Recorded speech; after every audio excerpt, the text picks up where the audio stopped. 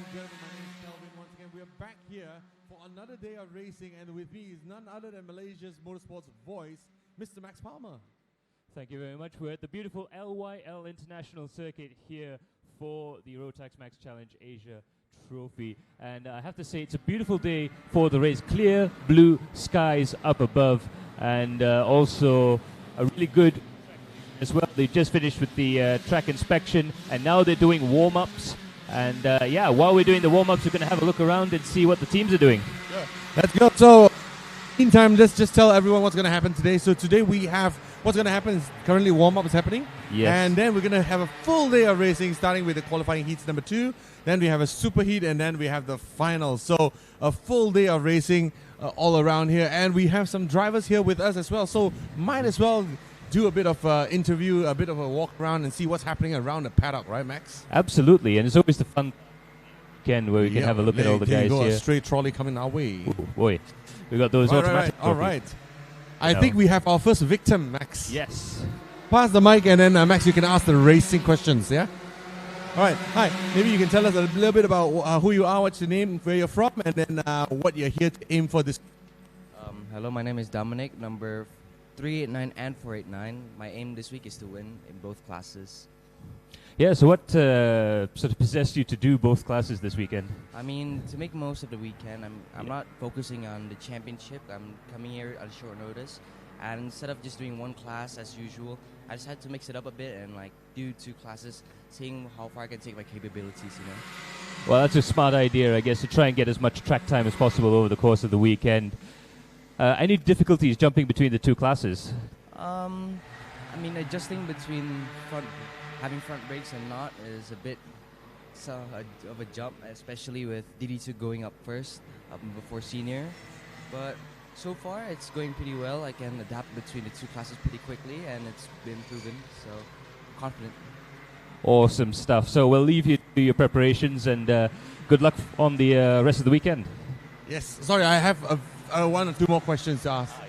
What's the biggest difference you think from the DD2 to the senior max karts, perhaps?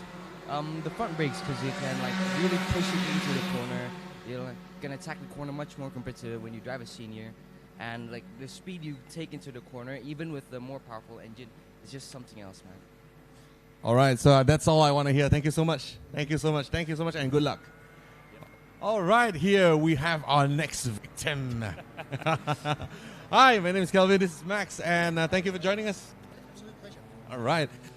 I'll Sure thing. So, how are you finding this this track? It's a fairly new track, and I think it's the first. I believe it actually is. I've actually raced it on this circuit before, and as I said in my last interview, I had some success. I feel that it's probably just a little bit bumpier than what I remember it to be. So definitely bumpier under the braking areas. Yeah, it does look a little bit bumpier than the last time I've actually been at this track. Does sort of change the way you race with these karts? Well, it actually sometimes it's actually hard to pick your brake point. Yeah. So do you drive over the bumps? Yeah. Then brake, or do you brake before the bumps? Yeah. It's just a matter of just trying to modulate that. But yeah. I'm finding it with the DD2, it's not so bad, but it's quite severe being front brakes as well. That's why. Yeah. So that was the other question I was going to lead on to. These are four-wheel brakes compared to the seniors and things like that. Correct. What would you think would be easier around here? Well, around here at the moment, I'm enjoying the front brakes. I was going to say a lot. I'm enjoying the front brakes a lot. In a single brake, it's a much more squirmier as well. But you can really stand on the brake and point it, and it does take away a little bit of steering though when you're on the front brake, because it takes that steering away. Yeah. But other than that, they're great to have. Yeah. So there you have it. I guess for now the D2s have it when it comes to enjoyment around this track, and I think we could see that from the outside as well. It's a little bit, I wouldn't say easier, but it is better to have that. Look, totally agree. I really agree with you. And that first race was fantastic. Like there was 4 of us just nose to tail. It was really good. It was nothing between us all. Yeah. Other than Dominic, he's in another league at the moment. I don't know what he's on, but I'd like to get some. But he did really well, and we'll be just chasing him, I believe, all day. But the 4 of us are doing really well. So look, if you're out there and you have a DD2, definitely grab it out of the garage, come down, race Rotax. Awesome. It's been fantastic. Yeah, absolutely, and I'd have to second that as well. I know a few DD2 owners that might pay to go and have a bit of a race, a bit of a drive around. Well, it's certainly well worth it. Yep. He says, pointing at the DD2 owner. Oh, okay. Well, you're going to have to make sure you come down next time. Yeah, we need to make him a little Next month. A little less casual. All right. Look, be definitely looking out for you. Look, it's an absolute pleasure being here. Weather's fantastic. The hospitality's awesome. That's why I come all the way from Australia to do this. So I'm actually contracted to race in Asia all year. So I'm doing multiples of series. And yeah, I'm loving the Rotax. It's been awesome. Awesome stuff. Thanks, mate. All right, thanks. All right, thank you so much. That is Darren Hollywood. And we also have our next Malaysian driver here as well with us, of course, in the DD2 class as well. We have Kenny Young performing really well this weekend. Hi, Kenny. This is Kelvin and Max, and he's going to have some questions for you. Yep. So first of all, we saw quite a bit of entertainment with the first qualifying heat that we had there. What were your sort of recollections of that race? I think I make some mistakes before the chicane, so I got slide outs, and I managed to catch back, but it's already too late for the race. And I think we have some problem with the setups, so we have completely changed yesterday with today, so let's see how it goes. So it's a little bit of an unknown now for you to go out there and just to see if the setup changes work or not. Yes. So So in any case, what are your expectations now that you've got virtually a different kart coming into this? I think we are in the correct directions, so it should be okay. Just have to test it out. Yep, just make sure that you're all ready for the rest of the heats and the final. Yeah, just to go back to that, what have you changed on the kart, if you can share? Everything. Everything from the seat position to the tent. Yeah, we were just going to say. The mechanics in the background have just perked up. The only thing he hasn't changed are the numbers on the kart, I think. No, I haven't changed yet. Okay. Yeah. So just before we head off and let you get your helmet on there, what has been the hardest part of the track? Because we've seen a couple of trickier places, a little bit trickier than when this track first launched. I think it's more on the inner parts, like the chicanes, the uphills, bridge. That's were quite challenging all the times. Yeah, we're definitely seeing that in the stream as well. It's that it is a little bit of a in the midfield as well, in the middle of the track there, and that crest. It's got to be a lot of fun going over that. Okay. Yep. Right. Yep. So all the best. We'll leave you to it and let you guys get ready for your session. All the best. You take care. Alrighty. All right. So let's move on now. Yeah. I think we'll move on to the other categories for now because DD2 will be going out. We're just going to move out of the way and let the drivers head out on their warm-up sessions. So we haven't started the racing yet, but all the teams and all the categories will get a warm-up session, a little 5 or 10 minute warm-up, just to make sure that the karts are running properly. Yep.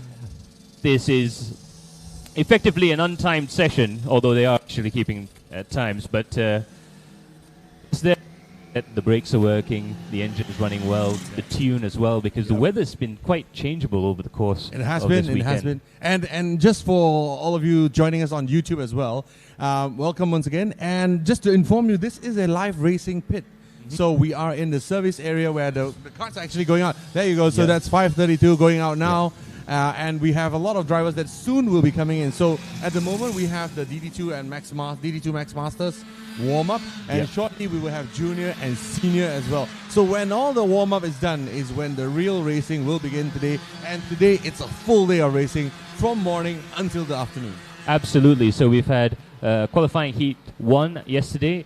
Today, we'll start off with qualifying heat 2. Then the other two races, the Superheat and the Superheats and the finals as well. So there's a lot of racing that's going to be happening this weekend. We're going to let the next group of guys come into the pits and try to ask some questions. Yeah. All right, so we have the next group. These are our Junior Max carts coming in. I think they'll be out in a while, so maybe we just go on over there. So let's go on over there and see if we can catch some of them for some questions. Yeah, absolutely. And this was an exciting race yesterday. The qualifying heats for this event was quite entertaining. Yep.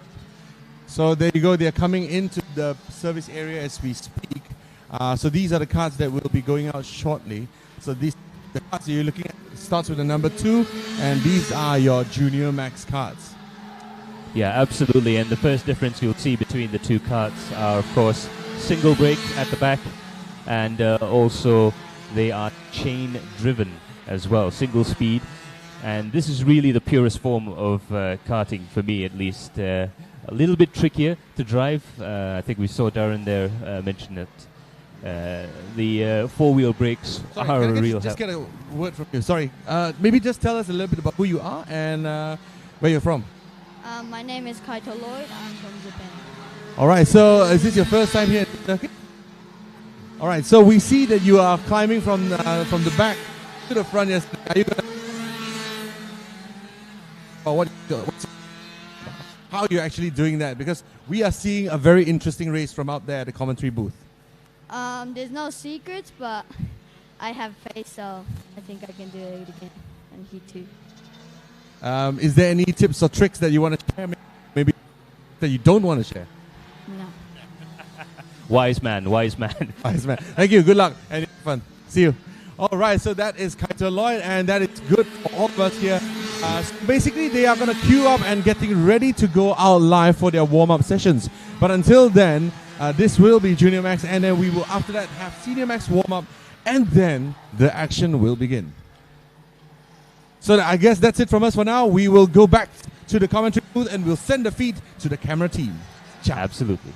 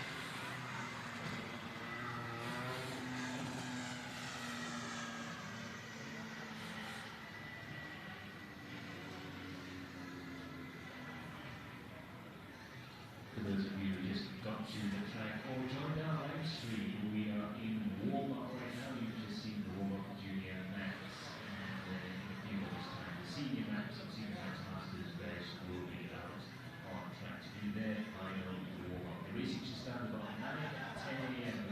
local time. We'll begin with the private matches and move on down the list.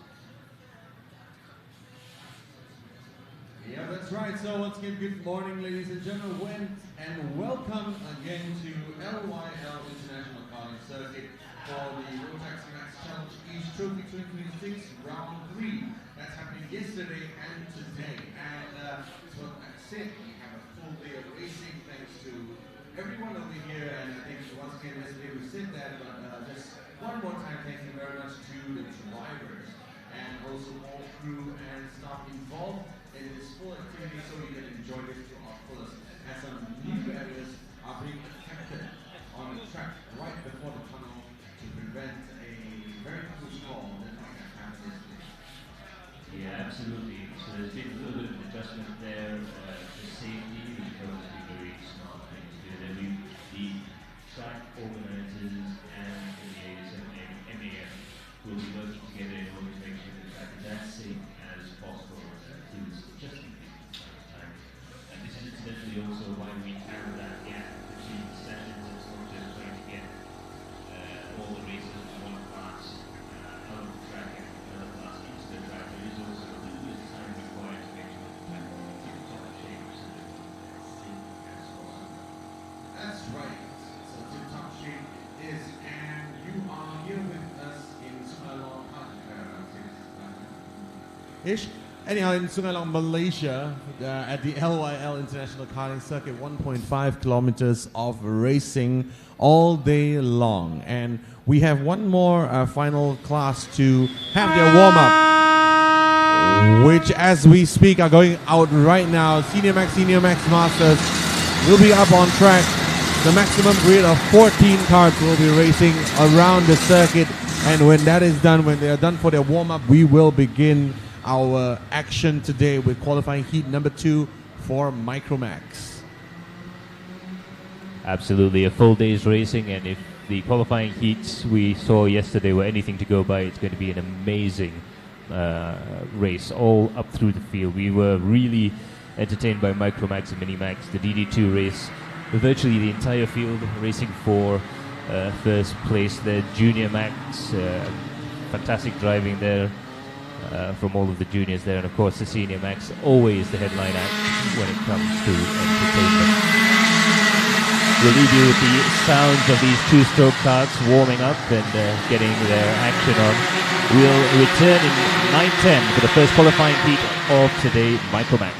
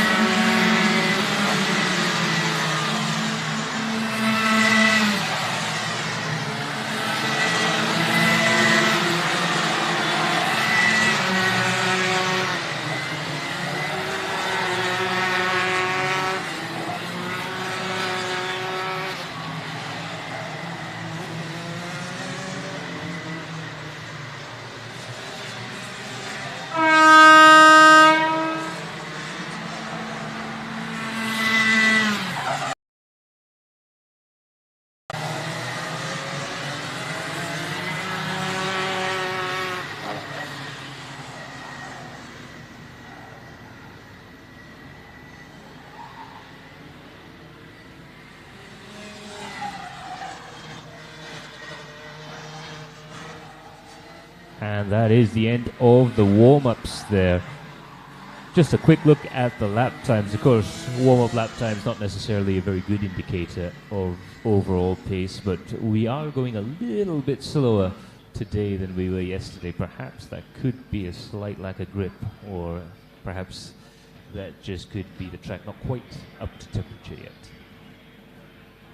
But for those wondering, Kian Shah is in front at 107.5. Krish Gupta also with 107.5, and Miguel Quinones 107.8. So that is still very, very fast lap times expected this weekend.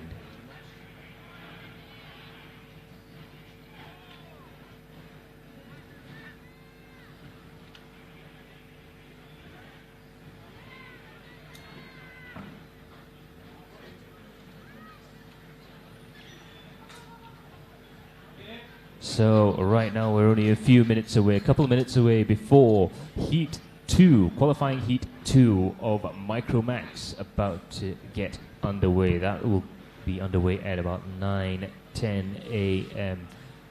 And just have a quick look at the entry list there. Jacob Rafael Ravinia of Mercedes Driver Development driving the number 7 car in. Number 11 is Michael Bishev in number 18. Number 11, Michael Bishev of Stratos Motorsports. Number 18, Tanataj with RL Karting. Number 19, Panapat for Stratos Motorsports. Number 28, Tamtaj of MRC Racing. Sherboen of Golden Racing Team. We also have Patapon in 59 with Stratos Motorsports. And 92, Adam Harris for FSA Racing. And while this is the smallest class out there, to be honest with you, sometimes it can be actually one of the most entertaining races. Yes, I do agree, because you don't really have the horsepower to out-horse your mistakes if you have any. So this is purely a momentum kart that requires you to maximize every single kilometers per hour that you carry on the track. So in fact, I would say this is one of the most best way to learn how to race, because you absolutely have to have a basically you have to have your throttle application, your brakes application. Nothing has to go to waste. Any single amount of speed that is unnecessarily scrubbed off will result in you having not so much of a good day. Yeah, absolutely. They're having a look at the starting grid now. Jacob in pole position, Michael Bishev second, Tanataj in third position, Panapat in fourth, Tamthaj in fifth, Sherboen in sixth, Patapon in seventh, and Adam Harris in eighth place. But that could change at virtually any time, as we learnt in the first qualifying heat. That's right, I'd agree. So let's have a look-see on what these guys will actually deliver for us. A little bit of new barriers being installed, I see, on the track. I think yesterday we have had quite a fair bit of chicane excursions over the course of the qualifying heats. That's when, you know, the stress gets turned on, and then basically you get more aggressive, take a bit more risks. So we have seen a bit of upgrades to the track, and as a result, I will see that I think this will be a more exciting race today as well, because obviously you have some changes and some adaptation required and some difference in lines required as well, I think, going around this track. Yeah, absolutely, and I have to agree with the adaptations there. Safety, of course, always the number one priority when it comes to running a successful motorsport event. Also, worth noting is just to the naked eye, it does look like the karts are sliding around a little bit more than they were yesterday. Perhaps there might have been a little bit of moisture overnight, a bit of dew, or perhaps even a little bit of rain to clear the track up a bit. It'll soon rubber up, but during the first few races, during the qualifying heats especially, they might have to keep an eye out for that. But yeah, I have to agree, the Micromax and the Minimax are so much fun, because it's one of those categories of karts that's so sort of underpowered. You make a mistake on the entry into the corner and you stew on it for the entirety of the next corner and the next straight after that. And I think half of the next lap too, you know? Yeah. So to be honest, yeah, I think you're absolutely right, because every mistake is punished heavily here, and every single kmh that you lose making that mistake is it costs you a lot to basically make it back. So this is good discipline training. This is very, very good tenacity training. And I think the drivers that actually race in this series, in the Micromax series, come out very strong. Become really good competitors in the advanced series to come. Absolutely, especially when it comes to corner entry, which is where Micro and Minimax sort of come into their own. You really do have to brake just enough and enter the corner at just the right speed. Otherwise, there is no way of recovering from that situation.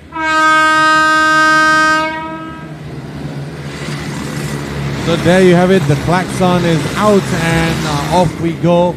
Micromax is now heading on track to start off today's racing with qualifying heat number 2.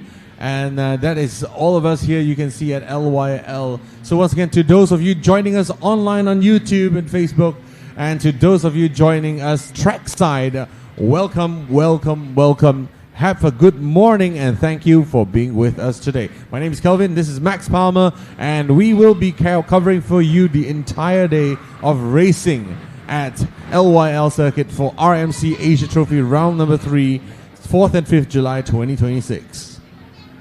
Absolutely. This is a critical part of racing, is the preparation, getting the temperature up, not only in the tires but also into the brake pads, into the engine, and trying to get the car to go as clean and as quick as possible. Sometimes if you mess up the warm-up a little bit, you might overheat the tires, as you almost did there. You're getting a little bit squirrely into the chicane. But also you can get into a situation where you don't quite warm up the engine enough and you develop flat spots, and that's really hard to recover from, especially if you start to foul the plugs and do all sorts of silly things. But we've got some professionals out there making sure that these things are working well. Yes. Yeah.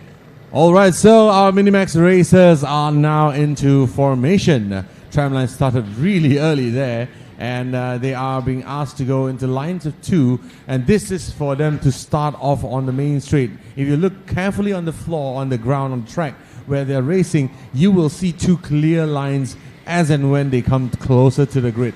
This is what we refer to as the tram lines or the grid lines, and this will guide the racers as they head towards the start-finish line and cleanly get away onto their race itself. Yeah, absolutely. I was just wondering about that because they are getting into position far earlier than they were in the last race. But in any case, we'll see how they go. They're coming around the final corner. You'll have a look at those tram lines there. The final slow sign is there. They'll build up the speed, and away they go.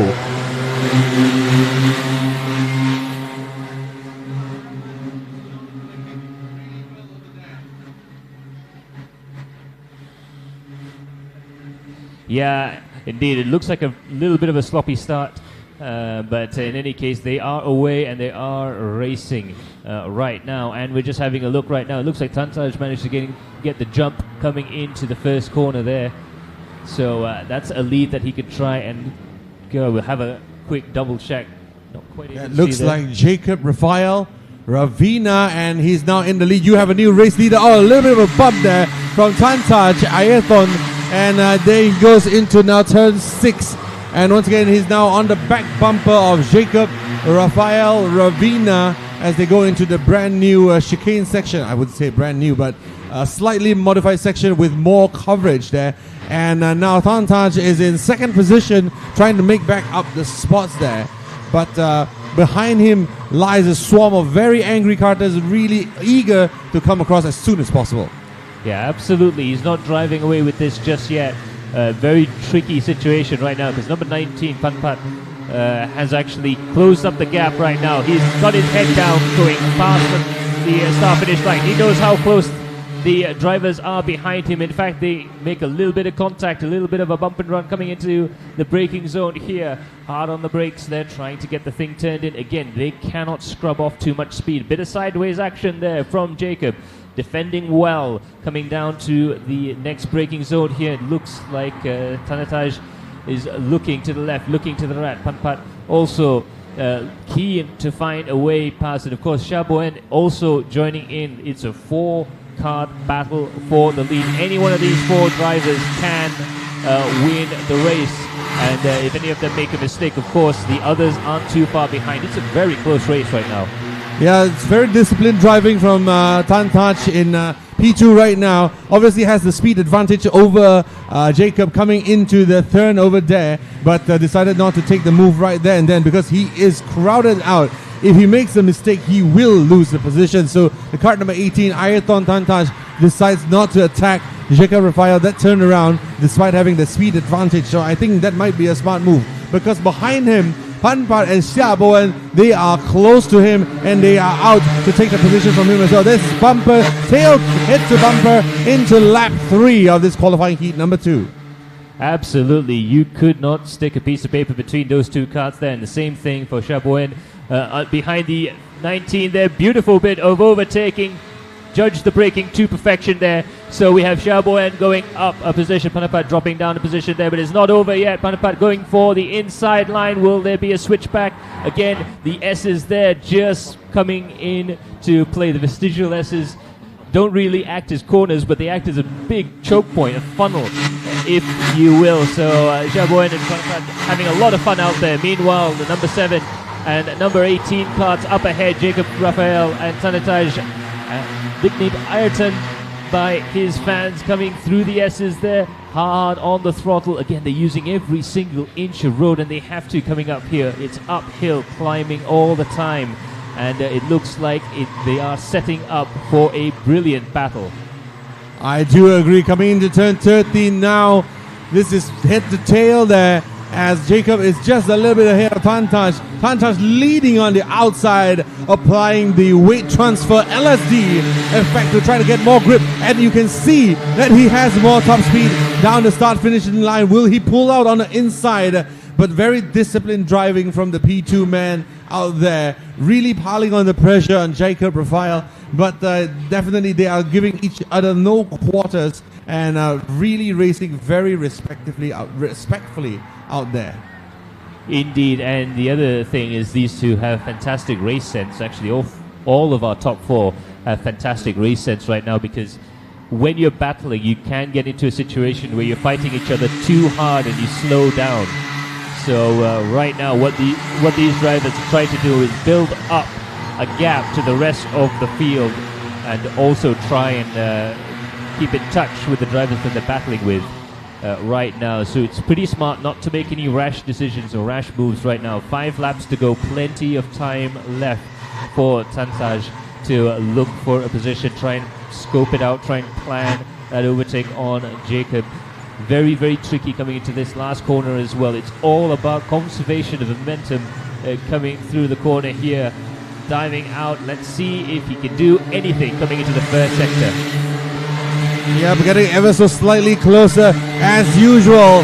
Tantaj's kart is very close to Jacob on the front main start-finish line as he goes into turn 1. Once again, still no move from kart number 18 despite being on the back sprocket box of Jacob for the past 4 laps now.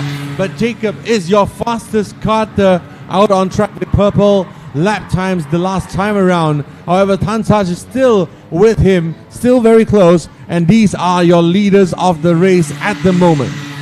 Yeah, right now Tantaj could probably tell you not only what make that bumper is on the back there, but he could probably tell you the serial number on the back of that bumper right now. But 7 still leads 18. Jacob still in the lead right now. All he's got to do is just keep the pressure off him. Try and keep his eyes straight ahead. What you don't want to be doing right now is checking behind you. That's one of the biggest mistakes you can make. You can hear the kart behind you. You know he's close. And right now, the only thing you can do, the only way you can defend in these karts is to go quicker through the corner than the other driver. Coming down to the start-finish straight now, they are nose to tail. In fact, they're pushing each other a little bit. And Jacob having to check just for safety coming into the braking zone here. It's a fantastic opening series of corners. It just gets tighter and tighter and tighter before coming into the braking zone there. And it looks like Jacob just managing to brake a little bit later there, but Tanataj getting a drive out of the corner here. It's very much swings and roundabouts as they try and find a way around each other. And meanwhile... Oh, there you go. That's a move by Xia Bowen on Michael Bischoff. And Xia Bowen is now in the podium places, coming as he was only 5th position. 3 laps ago, but now Xiaobo is back up into the podium places. And remember yesterday, he was duking it out with Tantaj right before he slipped to the back. So therefore, a battle is definitely coming. And ladies and gentlemen, this is only qualifying heat number 2. We still have 2 more heat sessions to go, being the super heat as well as the finals. So definitely more action to be seen there. Indeed, 3 laps to go there.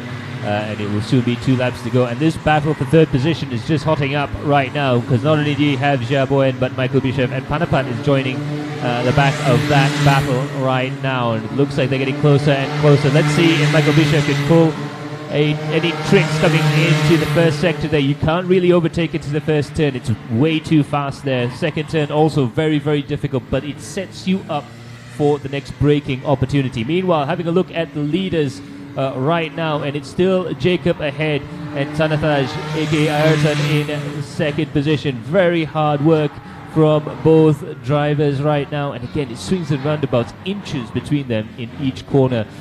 But right now, it's just a matter of timing. I'm sure that Tanataj is going to go for an overtaking maneuver there. Jacob pushing very hard indeed. You can see they are using all of the track and then some. All of the track and then some. I think he's using the rear bumper of Jacob as well. Tantaj, he is definitely pushing him down the straight. And these two are in a class of their own, building up a sizable difference, a sizable gap to the chasing pack behind.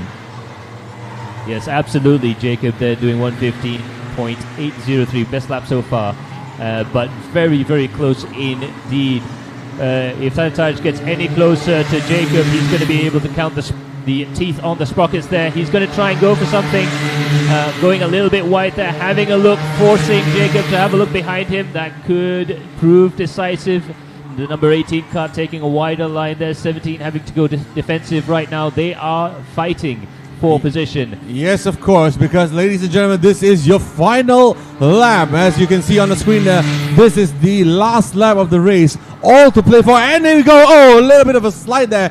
Tantaj in to Jacob there as they cross into the second half of the lap there. That's very close. They move into the hairpin now. This is turn 7 hairpin with Tantaj Ayrton right behind Jacob. He will have one last opportunity to make this stick. He goes on the outside now. Jacob goes on the defensive line there. They cross the chicane. Into the tunnel they go, and uphill they come. This will be the last opportunity. Jacob now moves on to the outside once again, establishing the racing line. And Tantaj now has the momentum, crossing the curb, crossing the crest, and now he has the outside line with more higher speed. Will Jacob be able to hang on the inside there? Tantaj has the higher speed, but Jacob has the racing line. I think this will be it for this race. Micromax, as they cross the line, it will be Jacob in front of Tantaj. Absolutely brilliant bit of driving there. They were on the limit the entire way through. Unbelievable stuff there. Big sideways moments from both drivers, but Jacob managing to come across the line. The difference, 0.80 seconds. Side by side across the line. Absolutely fantastic. What a great way to start today's racing. So just a recap of the results there, the unofficial results as of now. Jacob in first position for the Mercedes driver development team. The Tantaj, aka Ayrton for RL Karting, is in second place. Again, 0.08 seconds the difference between first and second. Michael Bishop has a good job there, getting it to third. Xia Boen in fourth place. Panapat in fifth. Tantaj in sixth. Adam Harris in seventh. And Patapon in eighth place. Now, for those of you unaware, there is a time system, or a points system between the first and second heats, which will determine the grid for the super heats, and the super heats will determine the grids for the final. So a lot more action to come here in the first qualifying heat today, Sunday, 5th of July at LYL International Karting Circuit. This is RMC Asia Trophy. This is Kelvin and Max as well. We're signing off for a few minutes. We'll be back with you shortly. Thank you.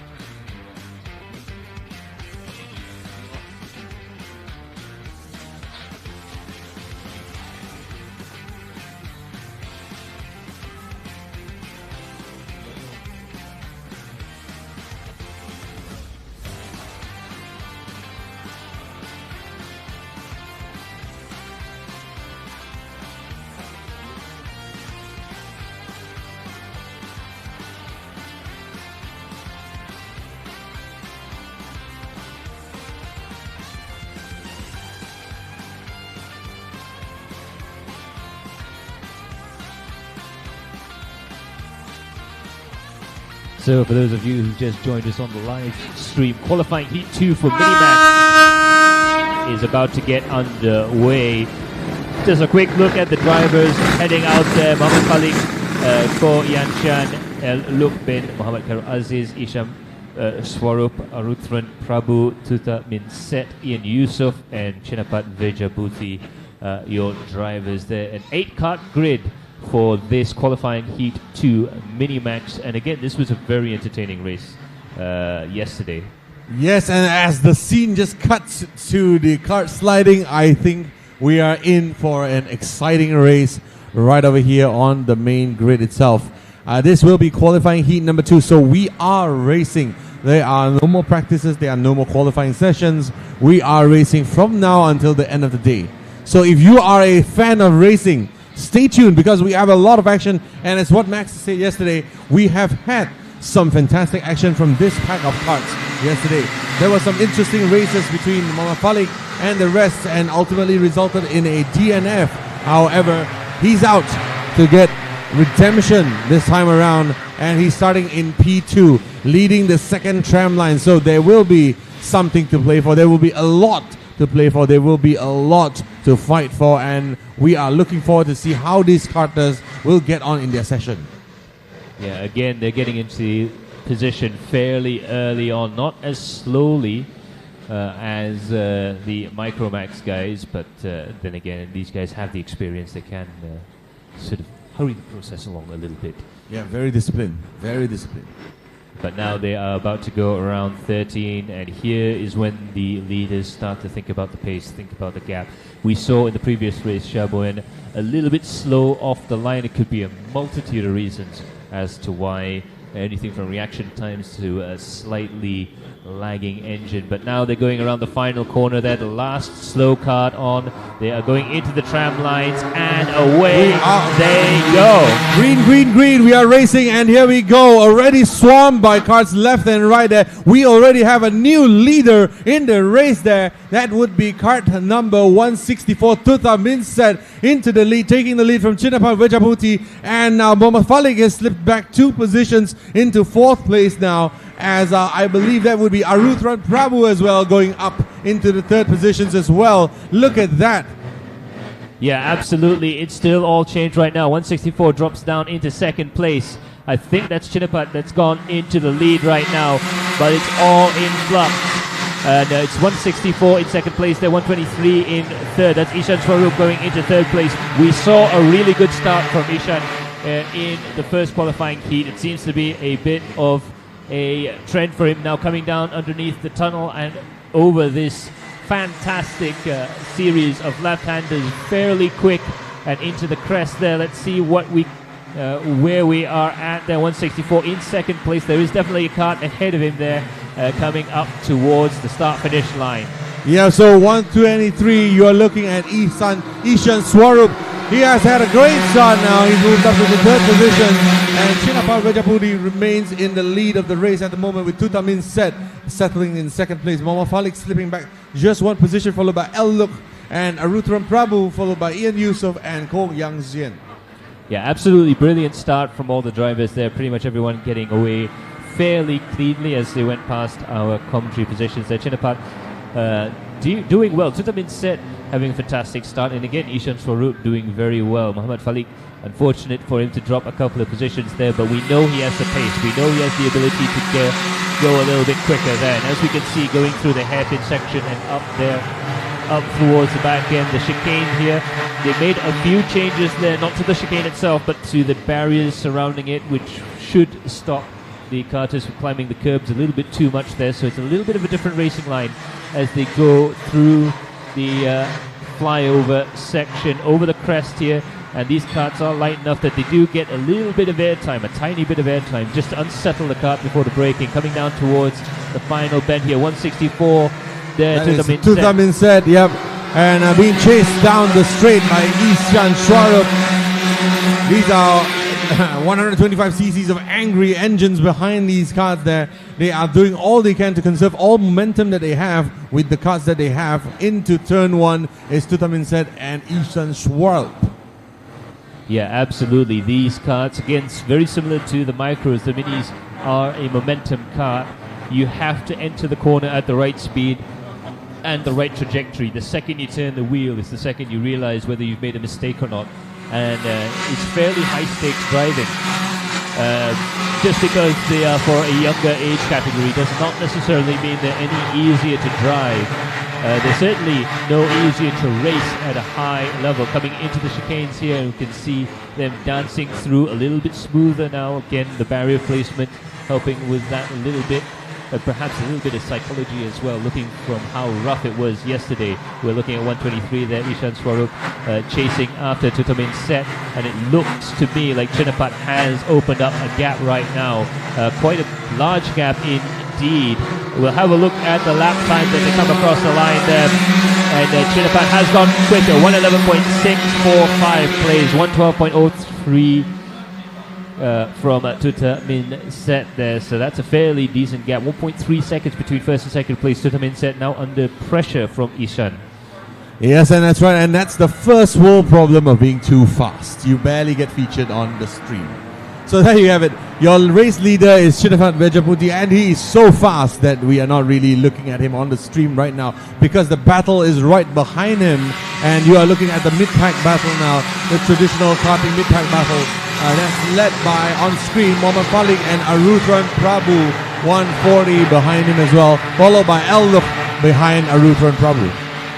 Yeah, absolutely. Chinapat doing a fantastic job to just try and build the gap. We'll get another check in with how big that gap is. But Tutamin Set Nation Farup looks like they're going to be bringing the battle also. 119 there, Eluk challenging Arutran Prabhu of Kart Crew Motorsports there. The two Kart Crew Motorsports guys are doing very well in this race, I have to say. Pushing very hard there. Arutran Prabhu slowly gaining on the kart ahead of him there. I think we might end up with a situation where the drivers might actually get closer to each other towards the end of the race. That's definitely good news for us watching at home and here at the LYL International Circuit. Yes, and one more purple lap from Chinafat Vejaputi as well. Your race leader has gone even faster, and he has now is firmly in the lead of the race. As we see here, this is the kart number 164, Tutamin Set and Ishan Swarup trying to chase it down and lock in the second and third, the final podium positions for this particular race. Yeah, we can actually see a slight difference in opinion in terms of racing lines between these two drivers, which makes it very interesting. Their lap times are quite close to each other, both lapping in the 111.9s right now. But you can see the slightly different trajectories. They're getting on and off the throttle at different places as well. It just goes to show that when it comes to the finer details, it sometimes just isn't the correct answer for all of these karters. Sometimes there's a little bit of a difference there. 164 gets onto the straight there. 123, that's Ethan Swarup looking for a way around him. He's quicker, a little bit quicker through the first couple of corners there.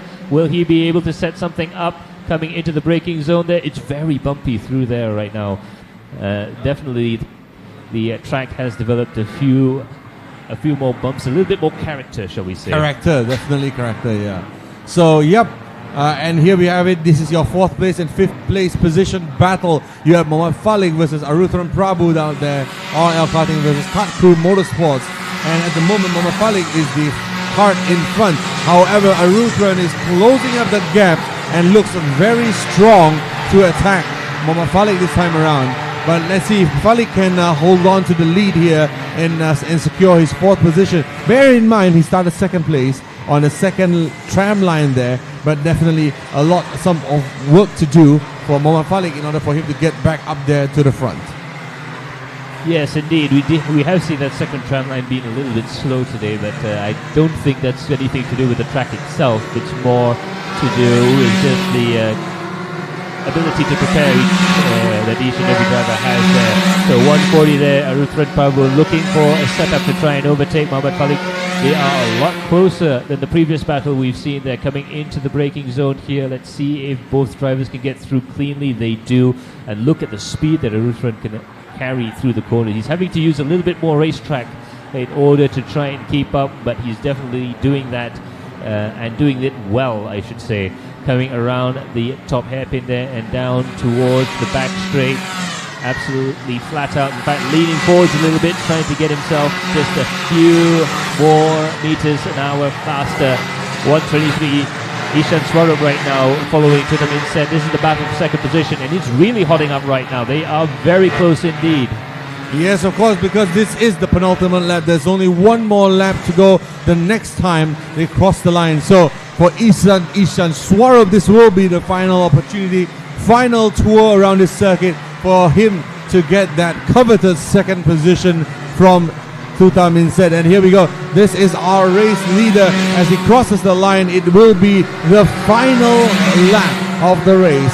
It will be the final lap. So here we go. Once again, the battle for the last podium place there. Sorry, the second and third positions out there is Ishan Swarup versus Inset. Different lines being applied, like what Max said earlier in the earlier Micromax battle as well.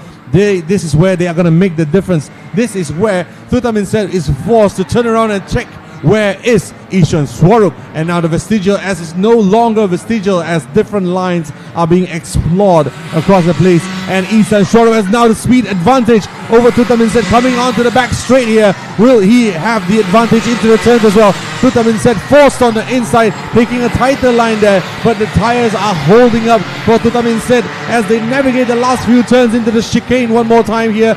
This is Ishan Swarup on the absolute limit on the attack on Inset there. Up the hill one more time they go, and as they aim to hit the crest there, it's Inset with the advantage out in front there. Ishan Swarup might just have to settle for third position. Yes, and as we see it coming across the line, Chinapat clean and clear in the lead. Chinapat Vejabuti takes home the win for this qualifying heat for DT Motorsports, and it looks like Inset just about able to keep ahead of Ishan Swarup, but not from a lack of trying from car number 123 there. Aruthran Prabhu doing a good job getting himself up into fourth position. Eluk bin Muhammad Khairul Aziz of Speed Karting in 119. He manages to finish fifth. Muhammad Falik of RL Karting in sixth. Ko Yang Shan in seventh position, and Ian Yusuf in eighth place. But I have to say, fantastic racing there from Chinapat, but also the second and third place battle was absolutely unbelievable. You have to say that Ishan tried absolutely everything. Nothing was left on the table. I do agree. So ladies and gentlemen, for those of you joining us trackside and on the stream as well, we are focusing on the card number 178. That is your race winner, Chinapat Vejabuti. He has deserved every second of your plaudits. He has deserved every single applause that you give to him. He has dominated the race from the start to the end. And this is your results for the Minimax qualifying heat number 2. In the meantime, Max and I will take a quick break, and we will be back with you shortly. Ta-da!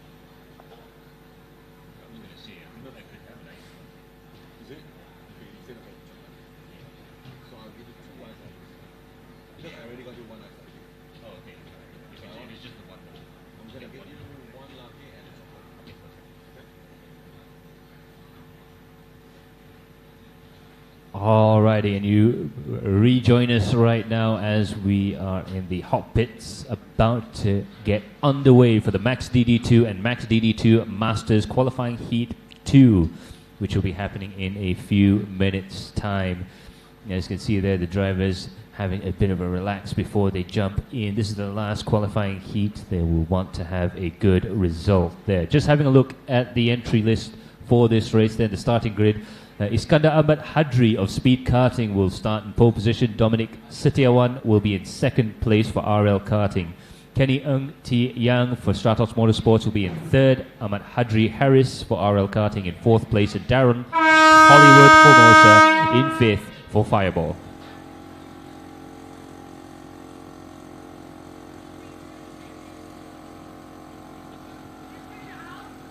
By my watch, we've got about 3 minutes left before the cars head out onto track there. It'll be another 10 lap race, and we expect that to take about 15 minutes, just like all the other qualifying heats so far. And I have to say, it was very, very entertaining, the race we had yesterday.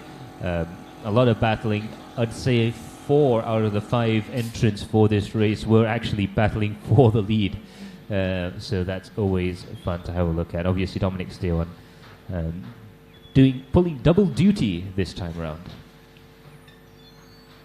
Yes, and as we have interviewed him earlier today, he mentioned that he would like to get as much seat time as possible. So he is in 2 categories, and that gave us a bit of a shock. Well, yeah, I mean, we did see him in both the races yesterday, so we made the assumption that he was pulling double duty. But as it turns out, he was, and it's quite interesting because on one hand, yeah, you do want to get as much track time as possible. He's not too worried about the championship. He is just out there to try and improve himself in terms of race results. He wants to get a good result out of here. But also, on the same time, we do have a slightly funny situation of the fitness. Is it going to affect him? I know a lot of guys do double duty in Europe and in Australia in the cooler climes, but here it's a bit hot, it's a bit muggy. It can affect you as you go on through the day, but perhaps he's been training hard, so he is hoping. Physical conditioning at its peak, one would assume. But definitely, yes, not an easy car to drive, and definitely, I would say it's harder to, it would be very hard to do Cinemax and DD2. They're essentially different carts with different equipment, different braking styles, different lines, and Dominic has been performing quite well, being at the front of his respective categories in both DD2 as well as Cinemax. So kudos to him, and obviously a man comes with fitness at its peak package, so I think no problems for him there, but we are definitely looking forward to see how this race will pan out, and we are about to go on track in approximately 20 more minutes time. So our drivers are strapped in, their visors down, and they are ready to go.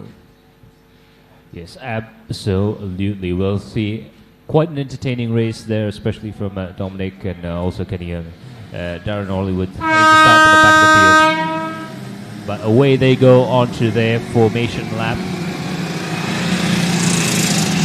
And it'll be a fairly quick one for these guys, obviously, with only 5 carts on the grid. I think Darren mentioned earlier there that they're definitely looking forward to more people getting into the DD2 category. And it is an interesting one. You've got the 4-wheel brakes, you've got the 2-speed gearbox, flat shifting, and different characteristics compared to all the single-speed stuff that we'll see in the other categories. But it's a great place to jump in, especially if you're perhaps not trying to go and be the next Formula 1 world champion, but to just have fun and really enjoy karting. Yes, but Max, I would like to I would like to correct a little bit about the enjoyment part. I guess it's enjoyable if you are reasonably fit, but for someone like me, I find this to be physical torture. Perhaps mental enjoyment, yes, but make no mistakes, it is physical torture. Well, we just have to get a bit more seat time in, and we'll be all right. But there you go. The drivers are soon to get into their 2x2 positions. I'm starting to think that they've actually moved up the 2x2 positions from turn 13 to turn 12. That's my what I suspect has happened. Each day of competition, the drivers will get briefed, and there'll obviously also be additional briefings for when drivers get into special situations when they change the track and things like that. But as it stands, it looks like they are actually getting into position a little later than the other categories we've seen so far. Yep, but make no mistakes, this group of 5 is ready to go. And all eyes are on our leaders there, which is the cards number 415, Iskandar Ahmad Hadri, as well as 489, Dominic Tiawan there. They are your DD2, Max DD2 drivers that will be leading the Max DD2 Masters out on track. As they go across the tram lines, we have the green flag and we are go. We are racing. This is lap 1 of DD2. Oh, there's a bit of a contact there, and Darren Hollywood is basically on the outside now after having a bit of contact on his rear bumper. So slight touch there from Darren Hollywood on the others as well, but he's now back to the he's now already back into 4th position as well. Yeah, absolutely. As you can see, I was about to say it was a fantastic start from all the drivers there, but obviously got a little bit too close for comfort there. But everyone is back up and running and at full speed there. We have a bit of a 3-2 breakaway right now. 3 cars up ahead and a small gap between the 2 cars behind there. It looks like Dominic Tiawan has managed to get himself up into first place. The car number 489. RL karting machine there. 415, Iskandar Ahmad Hadri is in second place, not too far away as well, really pushing hard right now. Kenny Ng in 3rd position, 532, also closing up the gap there. It looks like second position could be a battle in and of itself, and the 2 cars further behind are also getting fairly close. Yep. So if you're joining us online, you will hear the screaming sound of the 125 DD2 angry engines on the back of these carts, screaming all the way into turn 1 as we follow the back of the cart of 569 right now. But as our cameras focus on the battle between Darren Hollywood as well as Ahmad Hadri, we now get to see the front as well, as Dominic Tiawan is trying his very best to open up a gap between himself and Iskandar as well. But Kenny Ng and Iskandar are holding close in close formation, and we are anxious to see how this pans out between all these drivers. Yeah, make no mistake, we have Dominic Tiawan out there, a very, very quick driver. He's in the senior class. He's in the big class this afternoon. But it just goes to show these DD2 carts are going fairly quickly right now. He's managing 108.3s. Compared to warm-up 107.5 in the senior kart, so you're not losing out on a lot of performance at all with these DD2 karts. And despite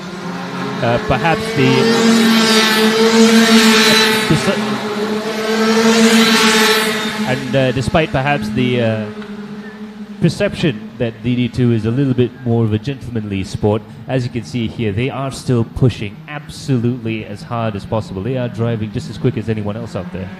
Yep, I completely agree.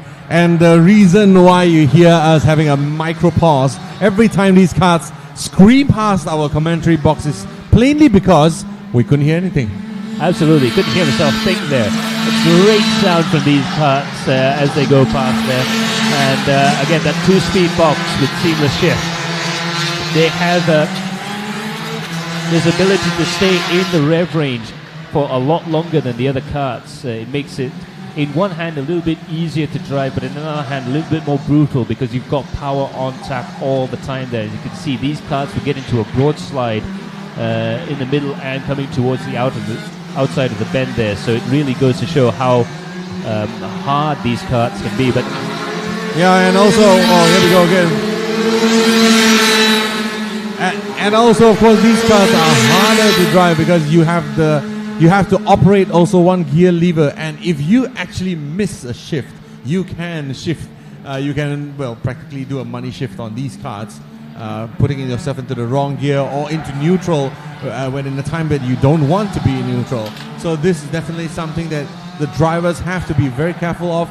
There are much more things to operate on this kart compared to a senior kart, for example, and this is a very big challenge for these drivers out there, because having gears means that you get out faster, means that you don't have any resting time, means that you are always on the pipe, as what Max said.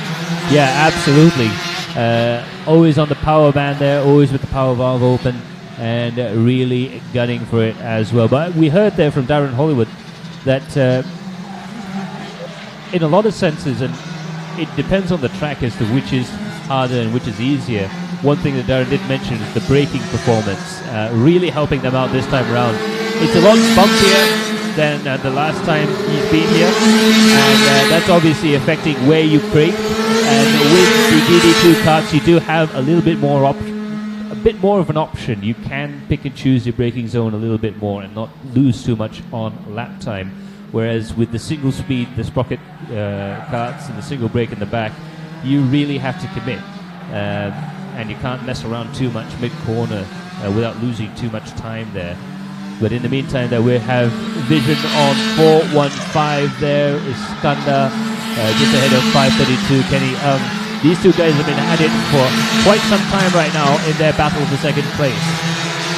That's right. So Dominic Stewan has moved off into the lead, 3 seconds ahead of this pack here. But Kenny Ng is really piling up the pressure on Iskandar there, because Kenny Ng is posting identical lap times compared to Iskandar, and these two are still together as well. So Darren and Ahmad Hadri also in the battle of 4th and 5th position, also clocking lap times within 1/10 of each other, and this is common across the entire grid. We are seeing everyone in lap times separating themselves with only 1/10 per lap. Yeah, absolutely, but we just started to see that Dominic is, of course, starting to pull away in the lead there.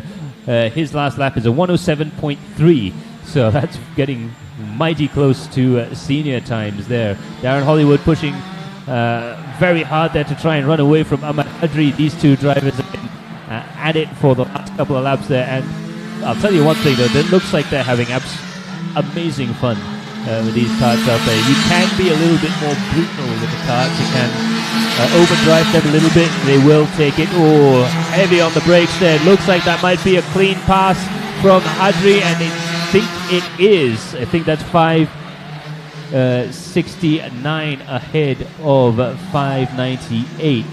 So that is an overtake for position there. We'll double check that as we come across the line, but I'm pretty sure Darren won't stand for that. I think it's a great move from Ahmad Hadri Harris into Darren Hollywood, taking on the inside line there, clean and clinical as well. So there you have it.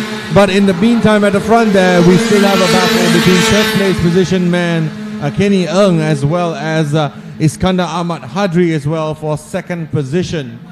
You can see there on the front that this is your battle for second and third position, and Kenny has ever so slightly getting closer and closer to Iskandar. Yeah, absolutely. They're within the position where the drivers are starting to affect each other's lap times there. 3/10 of a second between Iskandar and Kenny Ng right now. 4:15 place 5:32 there. 4:15 Iskandar. He's pretty quick in the center section, through the middle sector there. But you can see there, I reckon there's not as much grip today as there is yesterday, although of course the track will rubber in. It will get a lot better by the time we get into the super heats and the finals.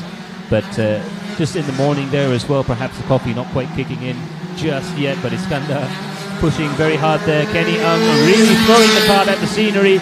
Broad slide going through the final corner there, and he is pushing as hard as possible. Meanwhile, that is 4:89 Dominic Setiawan cruising into the lead with a lap time of 1:07.202. That is an amazing lap time in these karts. Yep, indeed. And that is your race leader, Dominic Setiawan, now in first position with a lap time that's approximately 7/10 quicker than the rest of the field there. And that shows because at the moment Dominic is in a class of its own, and he is leading the race with a significant gap now. But the battle is on still between Iskandar and Kenny Ng. Yeah, these guys are having a lot of fun out there. Kenny not quite able to close up the gap like we saw with the smaller karts there, but having said that, he's just made a liar out of himself there. Going through that chicane, he could get any closer. 5:32, bravery on display there, pushing very hard over the crest.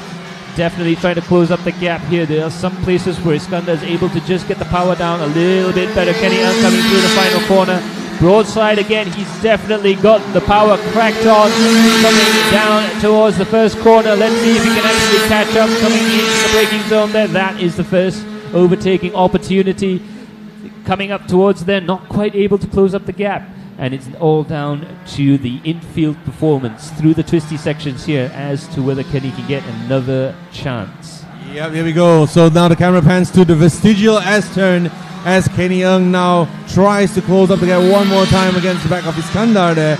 But as of now, it looks like the gap is ever so slightly widening between the two cars. And we are into our penultimate lap as well. So this will be the second last time that they go past these bends as well. So Kenny has to make the most out of it. But he has been really strong out of the chicane area as we look at our race leader, Dominic once again in the cart number 489. A comfortable lead for him as he crosses the crest and into turn number 13 out here. Yeah, 2 laps to go. This will be 1 lap to go when he comes across the line there. And he's got a fantastic lead of almost 5 seconds there, 4.995 seconds between first and second place. Only 1/10 of a second between second and third place as we see Kenny again trying to look for a way around.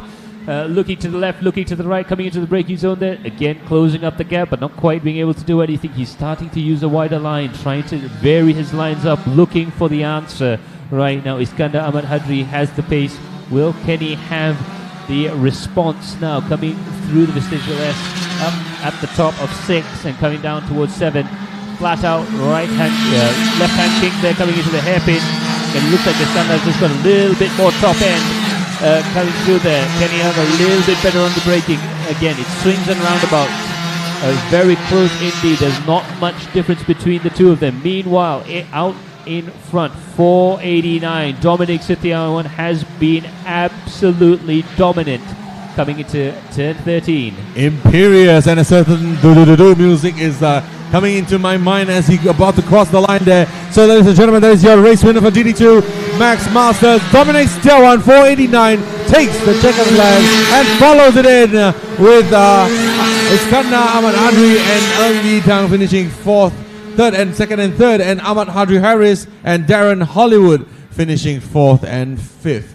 So this is your DD2 class qualifying heat number 2.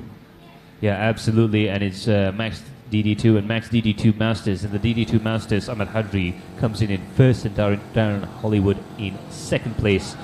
But that's going to be it for them. They will be preparing for the super heats later on. This was the first 10-lapper of the day. Right after this, we'll have Junior Max in a few moments' time, but for now, we'll have a look at some highlights and we'll leave you to the nice sounds of two-stroke heaven.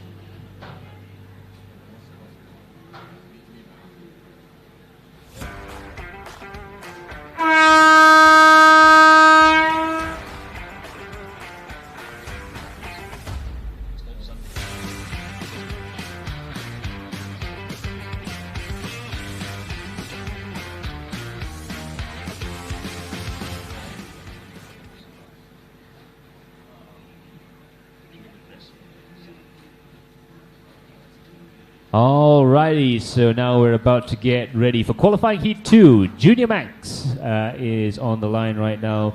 The starting list is Medina Zahra in first place for Premier 1 International Motorsports. Jaden Cheng for JS Karting is in second place. Putri is in third position for Speed Karting. James Hunter is in fourth place for 7 Racing. Patapol of RL Karting is in fifth. Kaito Lloyd is in sixth for Gold Motorsport Thailand. Tanawarat is in 7th place for DT Motorsports, and Kitinun Sapat is in 8th place for MRC Racing, and Sirapat is in 9th place for Stratos Motorsports.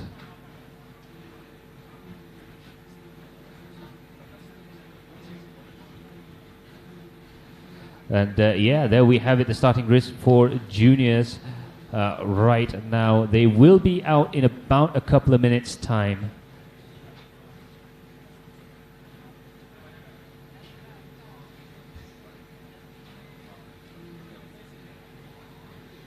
But yeah, I would have to say, judging by the first heats that we had yesterday, the Junior Max race is very, very entertaining indeed. The race will go live in a couple of minutes' time. 8:10 is the start time for the Junior Max qualifying Heat 2. It'll be a 10-lap race just like the previous one.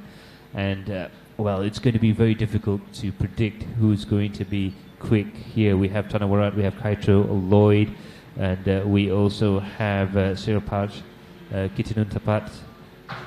Basically, half the field could win this race. I agree.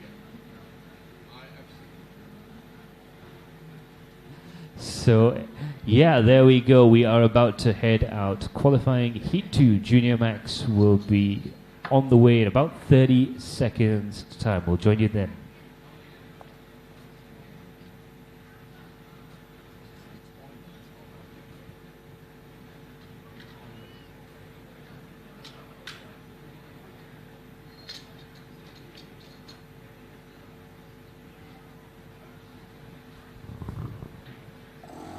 So that's right, ladies and gentlemen. We will be back shortly with qualifying heat number 2 for Junior Max. And if I may say so myself, keep your eyes on cart number 223. That's Kaito Lloyd coming up from the back there. He should be a sight for us to take a look at, and should be a person of interest in this race. As Lloyd will start from the back yesterday, and he has started from the back yesterday and has given us one heck of a performance. That he was basically P2 by the end of second lap, and he took the lead in the third lap. So something interesting out there to see, and that is card number 273, Kaito Lloyd. Definitely a threat when it comes to the performances in the finals. Now, to give you a quick rundown of the format, a little bit more info on the length of the races there. This is the qualifying heat. They're only doing 10 laps this time around. The next race they'll do is a super heat, 14 laps. That's about a 20-minute race. And then the finals will be an 18-lap, 25-minute race. So these guys will be absolutely pushed to the limit for quite some time. I think for those of you guys at home who may not have raced cars before, if you try and do a 20-minute long session in a quick rental car, it starts to tire you out a bit. In a race car, you really do start to get arm pumps. You start to get neck. Your neck starts to get a little bit loose. Jelly necks. Yeah. Absolutely. Like I think I mentioned before, we had a good friend of ours go out and try a 2-stroke kart recently at Kranji in Singapore, just before the KF1 track closed down. And his onboards, he had a camera on the helmet, and it looked absolutely hilarious. It was absolutely jellified. The neck. Absolutely gone. But that shows you how much endurance and fitness you have to have in order for you to be successful in kart racing, because the G-forces that are going through every single bend is just ridiculous, and these athletes out there are performing really, really well. But that's a bit of a weird tramline happening up at the front there. So that's between 257, and that's Patapol, versus 277, that is Tanawara Vejabuti. And these are your current leaders at the moment. But look out for 273, that is Kaito Lloyd there. He's at the back there. They are going down straight the line. Timeline. It's green and go. We are racing now. Already immediately squeezed out on the inside as well. We have Patapol in the lead now, but now here we go. Kaito Lloyd is trying to make his way from the back there, but in the mid pack, everyone is compact this time around. It will not be so easy, but we have a new second position driver there, and here we go. That's Wejabuti now back into second position. He got his place back, but in first position is still Patapol. He is still leading the race, so first, second, and third remains in order now. But here comes the 273, and he will be looking to make up the gap very shortly. Yeah, they're still in a very tight group right now. Too wide going into the hairpin and coming out of the corner there. A little bit of a bog from the drivers up ahead. It's a very, very tight pack. It's very hard to predict who's going to be where until they get onto the start-finish straight. They're coming through the tunnel section and climbing up the hill. It's all about maintaining pace there. 277 still in second place there. 257 in first position. So that is Patapol and Tanawarat in first and second place. They slide through turn 13 and push on towards the final bend. It's all about trying to hold your line there. The drivers very close to each other, but in a line as they come across the line there. Patapol still in the lead. Tanawarat in second, and Kitinun Tapat in third place. We might have a lead change now as Tanawarat is attacking Patapol fiercely into the beginning of the second lap there, but don't forget Kitinun Tapat is still there, and this fight for the lead will soon become a 3-cart fight, 3 wide into the vestigial S there. Oh, it's no longer vestigial as Tanawarat gets sent on the curb itself, and now it is a strictly 3-cart fight for the lead there, but Tanawarat has regained his position. He's now in P2 once again, and the pack settles into single file once more. Yep, you can see it was a 3-cart battle for the lead. It's become a bit of a 4-cart battle for the lead there, because I think I see Jaden Chen further behind there, and Kaito Lloyd also in there. Let me just double check and see. Behind 289, that's to 273. That is in fact Kaito Lloyd, who's gained a couple of positions there, and he's absolutely rocketing up the leaderboard. Yeah, but not as rapid as the first time there, but definitely he is already up there. He's urging for a fight, and he's right behind the car of 289, keeping on Papa now. So Kaito Lloyd already up in the fourth position, and he's aggressive on the inside now. Kaito Lloyd has the advantage on the inside. He's closing the gap to now second position man, Tanawarat. Kaito Lloyd up into the podium places. Absolutely, and it looks like he's got a fantastic chance right now. Closing up that gap.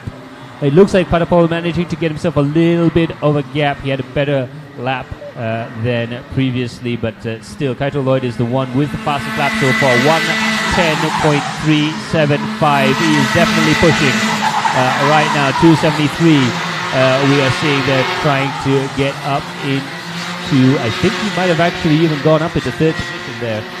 Might have missed that overtaking maneuver between Kaito Lloyd and Kitinun Tapat, and coming up over the crest here, and let's see if he can try and make another overtaking maneuver. He's been absolutely sensational through the qualifying heats so far. 8 laps to go, and it looks like he wants to be out front in the lead early.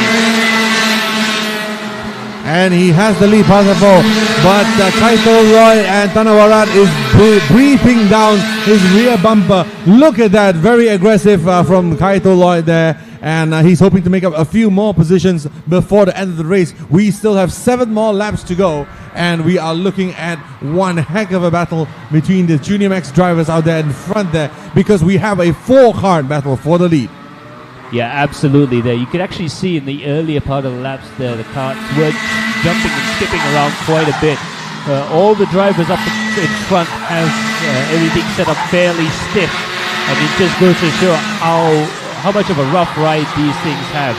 Absolutely zero suspension on the carts there. The only thing they can do chassis-wise is just to play with the stiffness of different components, namely the axles, seats, and all the other bits and pieces that you can adjust on these carts.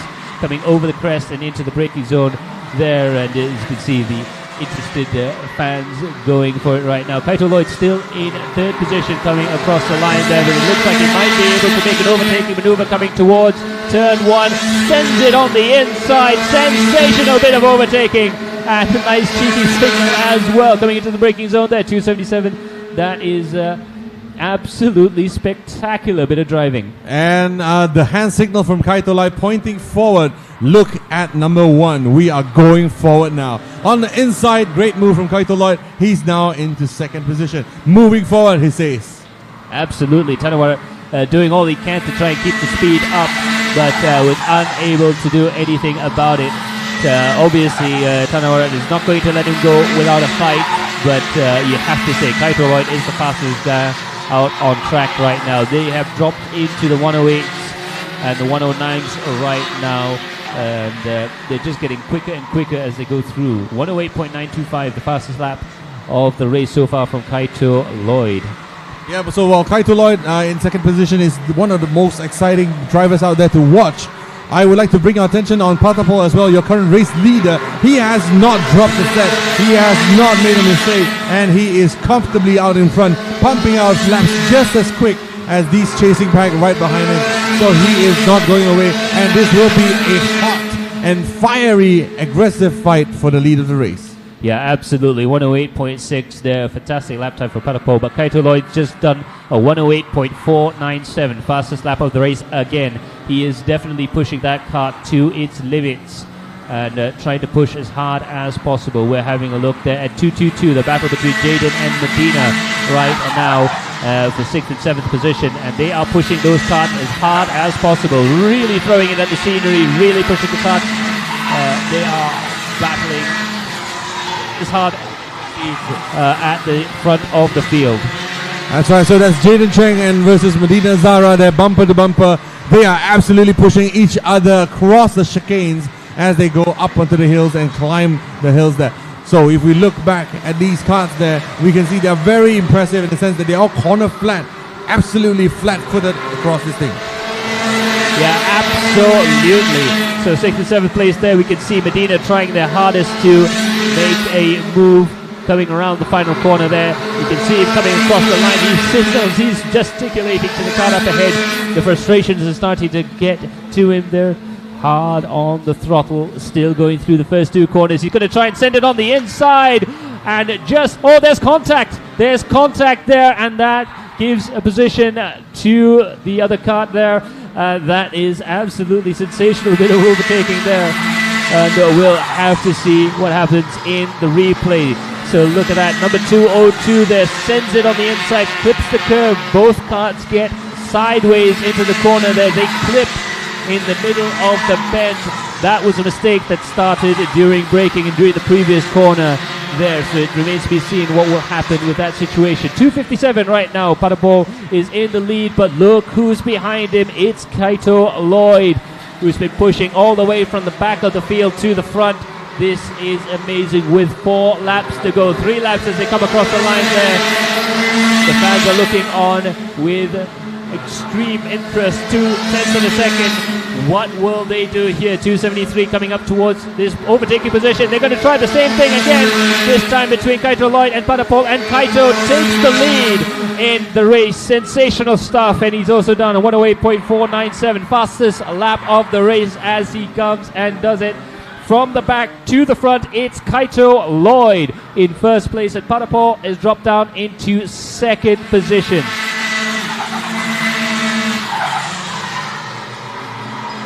And as you can see, now that he's got some clean air ahead of him, he's really putting the hammer down. That is Kaito Lloyd. Very good stuff indeed. We'll have a look at that overtaking position, and let me tell you something, it's maximum commitment. He has to get the kart somehow turned in, braked on the inside and into a position of claiming the corner before 2:57. That's Patapol gets into position. That is amazing bit of driving. Amazing bit of racecraft there from Kaito Lloyd, and he's now clear in the lead with 3 laps to go. 2 laps to go. Now, I do apologize. 3/10 of a second between Kaito and Patapol. That has to be one of the drives of the race there. Kaito Lloyd now in the lead. Patapol in second place with an amazing overtake.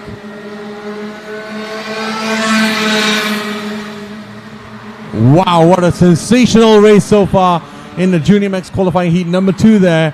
I basically did not have a breather, did not have a minute to rest here, because this is one of the most exciting races that we've seen here at the LYL International Karting Circuit.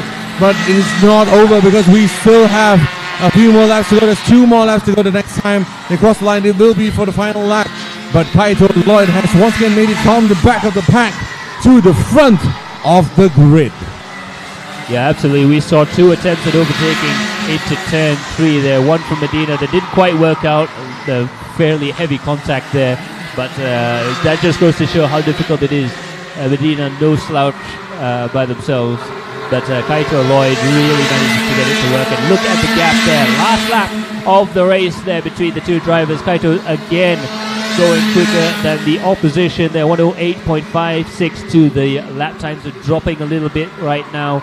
The tires starting to wear out a little bit, but it's pretty similar across the board there. Kaito in first, Patapol in second, and Kitinun Tapat in third position. Tanawara in fourth place. James Hunter in fifth. And I have to say, that has to be one of the most impressive drives I've seen in quite some time from a kart race. Yes, indeed. As our racers go once more, the final tour on this circuit for this particular session, qualifying heat number 2. It is the man you are looking at right now that is leading the way, leading the pack onto its final few turns. Kart number 273, Kaito Lloyd. He started from the back. He is now in front. And kart number 257 as well, Patapol. He has been really strong at the front there. But the might of Kaito Lloyd is undeniable. As he crosses the line, he takes the checkered flag and wins the race. Absolutely brilliant drive there from the Japanese driver, driving for Gold Motorsports Thailand. Kaito Lloyd is your race winner, and he also sets the fastest lap of the race. Well-deserved performance there. Patapol did everything he could for RL Karting. He finishes in second position. Kitidun Tapat for MRC Racing is in third place, with Tanawara in fourth, James Hunter in fifth, Sirapat in sixth place, Medina in seventh. We saw them really try hard to with that overtaking maneuver. Very unlucky for that not to come through. Putri Tihani is in 8th place and Jaden Cheng in 9th position. And that's only the qualifying heat. I can't wait to see what happens in the finals. I agree. And did anyone tell these guys the race is over? Just joking. Anyhow, ladies and gentlemen, this is your finishing grid. As what Max has said, we are proud to have been here with you for this race because it is absolutely fantastic. And someone call in the cavalry because we are going for a break. See you soon.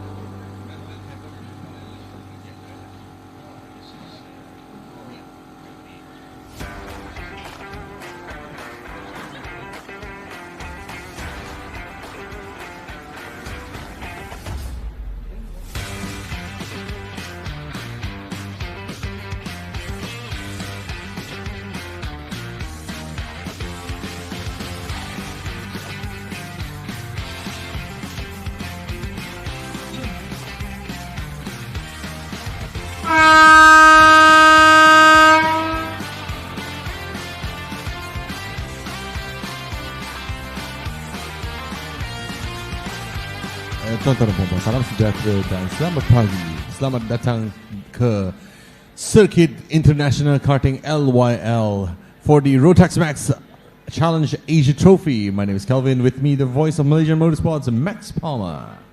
Yes, absolutely. And it's going to be qualifying Heat 2 for the Senior Max and Senior Max Masters. This is the race that a lot of the drivers have been waiting for.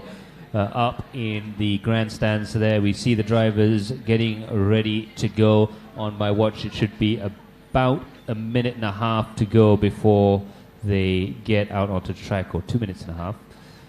And yeah, we have a packed field right now, a full grid of 14 drivers there. So let's have a look at the entry list for Senior Max there. Randall Ng is kart 301 for RL Karting. Panu Stien Monkong is in second position for Watt Motorsports there, 302. 303 Aiden Lim for JS Karting. Number 313 Naman Kukreja for RL Karting. Ethan Jai Singer is 317 for Stratos Motorsports. Kian Shah, very quick driver there, 320 for RL Karting. Shun Sekiguchi, 333 for Gold Motorsports Thailand.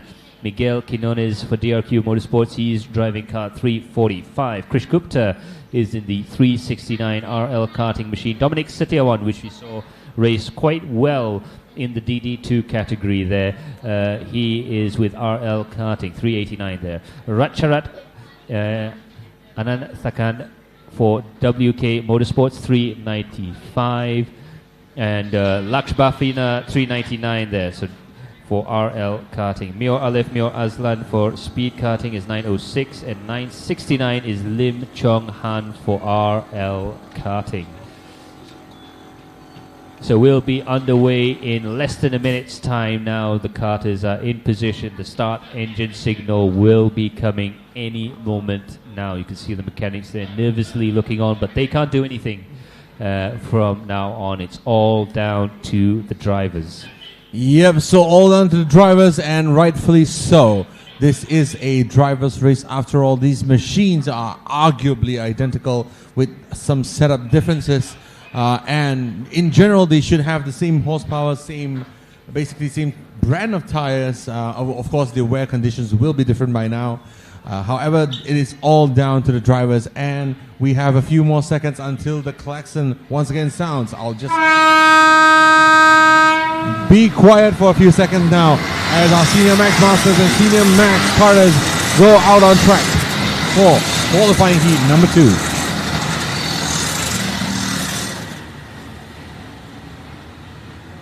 They make a hell of a racket as they come out of the pits, don't they? Absolutely lovely. This is what we live for, two-stroke karting at its best.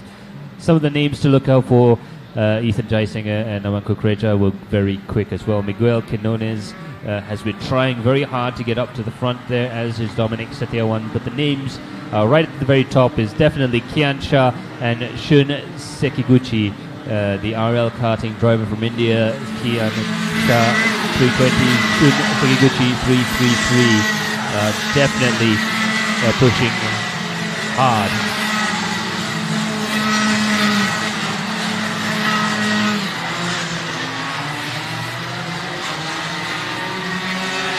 The karts are now coming on their formation lap, and as they're coming up around the formation lap there through the chicane, they will very soon start to line up 2 by 2 and get themselves into the positions for the tram lines before heading into the starting positions. And this race is probably the most watched category that we're going to see all day. Yes, and we have a full grid of spectators as well here joining us from the LYL International Karting Circuit as our racers get down into the deep end of the business end, right? So the two guys are the guys that you're looking at are our race leaders and first 2 position finishers out there. That will be Kian Shah as well as Shun Sekiguchi. But a few more names to look out during this race as well, as we also will see Aiden Lim hoping to make up a few positions out there as they go into the tram lines now. Revving up the game. We are green as we are off racing into turn 1, lap 1 here. Shun Sekiguchi in the lead of the race there. Kian Shah once again slipping back just a little bit there. And now into P2. I believe that will be Aiden Lim already in P2. I'm sorry, that's Dominic Stiawan in the 389 into P2 right now. Yeah, absolutely fantastic starts there from Dominic and from Shun Sekiguchi to get himself up front there. But we'll have a quick look around there. You can see that the positions are still chopping and changing, especially further back in the field there. Pretty spectacular bit of driving from all the cars there. As you can see there, nice and clean through there. Oh, big overtaking maneuver there. Almost the cart off further back behind the field. It's a feisty start right now. 10 laps to go. And they're driving like it's the final lap. But that's what we love about the Senior Max guys, is that they always bring the heat. 389 there behind 320. So that's Kian Shah in the 320. 389 is Dominic Setiawan. They're just about starting to set themselves up. We've got our protagonists up at the right end of the field right now, and it's all down to how quickly they can catch each other. That's right, so as they cross the line again, this is for position. So we have a new order in position now. We have Shun Sekiguchi in the front, followed by Kian Shah, followed by Dominic Setiawan, Miguel Quinones, Panustian Mongkol, Ratcharat Anataran, Aiden Lim, Laksh Pafna, Krish Gupta, Randall Ng, Naman, Ethan Jai Singh, and Lim Chong Han and Mio Olive rounding up the entire pack there. But last race, our last qualifying heat number 1, the winner was a certain Kian Shah in the 320 kart. So he is now chasing down Shun Sekiguchi in front. Will this be a repeat of qualifying heat number 1?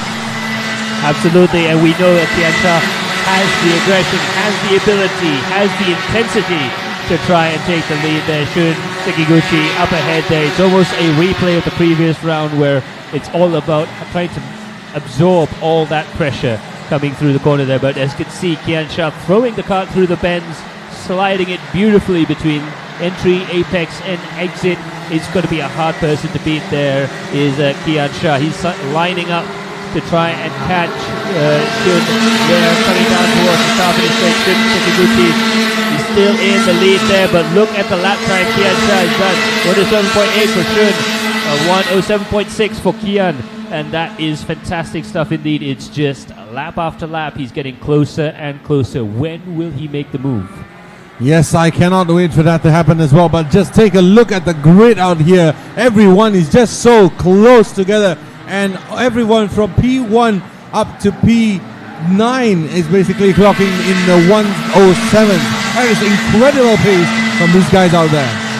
Yeah, absolutely. The top half of the field is lapping within half a second of each other.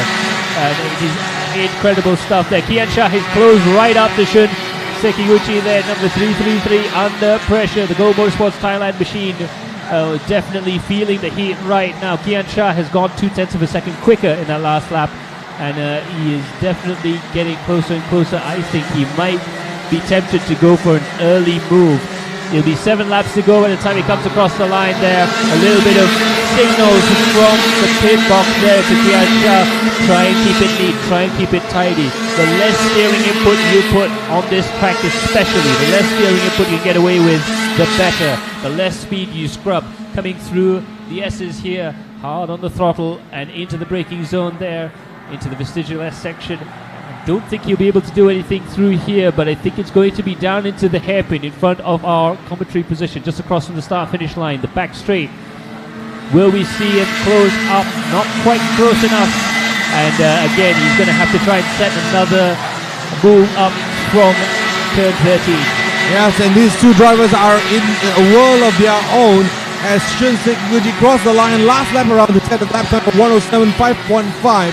That was the fastest lap until Kian Shah, just a split second behind him, set the new fastest lap, 107.450, that you're looking on the screen right now. So that's how close these two are. And a big move from Kian Shah onto the back straight now. They are now on the start-finish line, a little bit of a bump there. Kian Shah and firmly now in the lead of the race. Shun Sekiguchi to catch him in second place right now. That is the race on. This is for race lead, and Kian Shah is your new race leader. Absolutely, that was a perfect maneuver coming out of 13. Like I said, he was going to try and set something up. I didn't think he was going to do it that early. It's a scary corner to try and overtake that final bend. You're carrying so much speed, especially towards the end, but Kian Shah is fantastic when it comes to just taking the first opportunity and running for it. Like I say, he's aggressive. He's very inspired, obviously, this weekend to do well. He wants to do well for the championship and also for winning the race. And he is doing a brilliant job. 107.2 on a lap where you've overtaken for the lead. That is fantastic bit of driving. Right now we're looking at 3:45. So that is Miguel Quinones fighting with the karts around him. Dominic ahead of him. And Panu behind him. The Watt Motorsports driver really pushing him quite hard. Panu Stien Mokong looking for a way around. Will he be inspired to go and try the heroics that he's seen in the previous overtaking maneuvers? As one more time, Kian Shah has put in the fastest lap of the race, 107.076. And Max, I think you're a bit right in the sense that the track is a little bit slower than what it was yesterday because the lap times are still in the 107s at the moment. And look at that close distance between the cars of 395 and 345. That's Miguel Quinones versus 395 Ratcharat behind him as well. Wow, that's exciting racing. Yeah, absolutely. They are battling 345 and 395 there. Ratcharat and Miguel Quinones swapping positions right now, pushing as hard as possible, coming down underneath the tunnel section and throwing it into this long left-hander triple apex over a crest, coming down towards the braking zone here. This is where we see things getting set up. You have to have a good final corner in order to try and make an overtaking maneuver work in the next braking zone. They are nose to tail coming across the line there, and 345 is going defensive. I think he might have been defending a little bit too early there, but he still manages to get away with it. Miguel Quinones a bit brave, sending a block up on the inside, but I think he knows something that we don't. Coming out there, he's not quite able to hang on to it, and it looks like Panu's managed to get that position. Brilliant bit of driving from all the karters there, and 303 is now pushing very hard indeed. That's Aidan Lim joining the fight. This is starting to look very nice indeed, and as you can see behind it is more karters joining him. This is absolutely amazing. Yeah, so cut to a replay there. What a great and clean move there from the car of 395. That's Ratcharat. That is a clean move on Miguel Quinones there. That's for position, and he takes the position cleanly from Miguel. Brilliant bit of driving there, especially from Ratcharat, definitely showing his maturity in these high stress positions. It's a very opportunist move, if I can back in there. But yeah, absolutely brilliant stuff indeed. 369 now is the man in vision. He's also going fairly quickly indeed. Krish Gupta leading this little back lower midfield battle right now. But we pick the battle for the front up again, and that is Shun Sekiguchi trying to catch up to Kian Shah. Both drivers with almost identical lap times. Yes, but our momentum firmly in the path of Shun Sekiguchi right now, as he has clocked the fastest lap of the entire race at the moment, and indeed the fastest lap of this entire morning as of the time that we are speaking of it right now. Shun Sekiguchi definitely the fastest man on track right now, but what can he do to close the gap? And don't forget, the karts behind Dominic Stiawan and Panu Stimonko is right behind him as well. So this fight is all but over with 3 more laps to go. Absolutely, the guys up ahead really don't want to make any mistakes because they know that the karters behind them are not far enough behind to do anything. You see them coming into the braking zone here. Let's see if Panu can try something. In the meantime, we see some action all up and down the field right now. Panu looking for a way around, but not quite close enough. Dominic Setiawan is clocking the position of Panu, trying to see where he is on track. Does he need to defend? I don't think he needs to defend quite just yet, but sometimes you'll see them try and just cover their bases and make sure that there isn't going to be an opportunity for overtakes. Yeah, so 2 more laps, and they will be the last lap the next time they cross the start finishing line. you are looking at the battle for the final place on the podium. That is between Dominic Stiawan as well as Panu Stiamonkol. And this is the fight for P3. But for P1s and P2, up in front, your leader is Kian Shah, followed by Shun Sekiguchi. So we still have that battle between Dominic and Panu. Ratcharat and Miguel are also fairly close to each other. It could all come down to the final lap for a lot of these races. Shun has gone quicker still, 107.007 on our timing screens. That is a sensational lap. 0.5 of a second between first and second place. I'm not sure if he can do anything in the final lap here.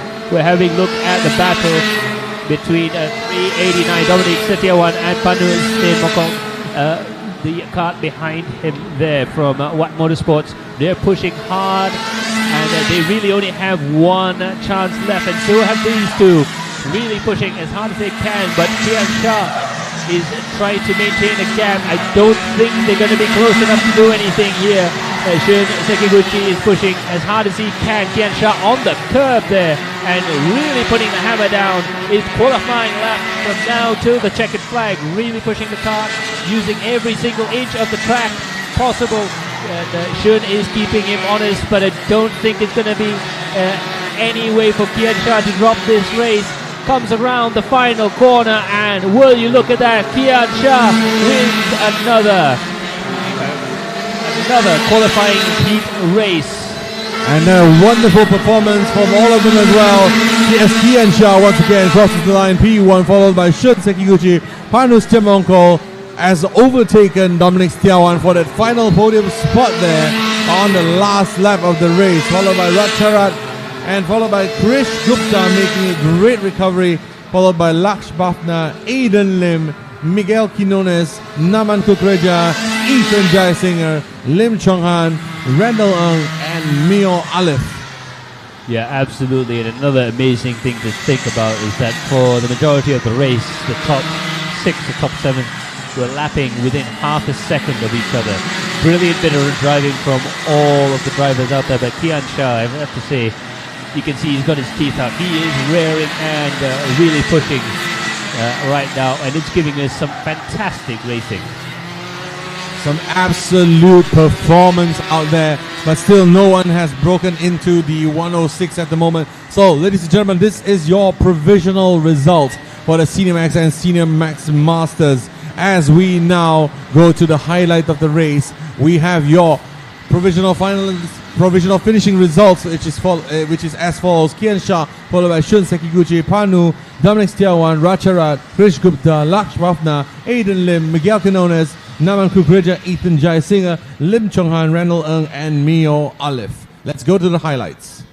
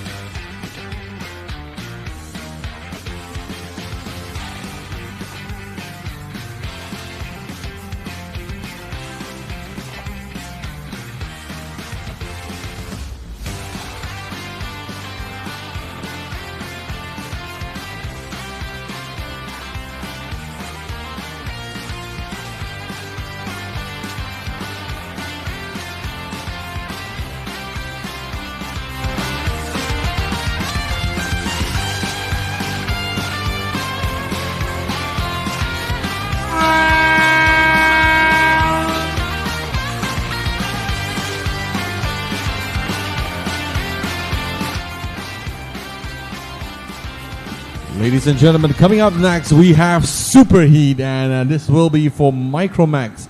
But before that, we have an interview with one of the Micromax drivers out there. So, Max, tell us who is it going to be?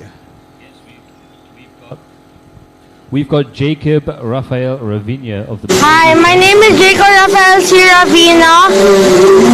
My category is Micromax. My cart number is number 7. In heat number 1, it's a bit difficult because I don't have any select stream, so everybody keeps on catching up to me. I really want to be first, but I think I can be first or second. For this events, like in this RMC Asia, in LYLs, the track is so like hard, but it's easy. For my team sponsor, WK, thank you for supporting me, and Fireball, thank you for giving me the front bumper. For all followers for me, please cheer me in this race.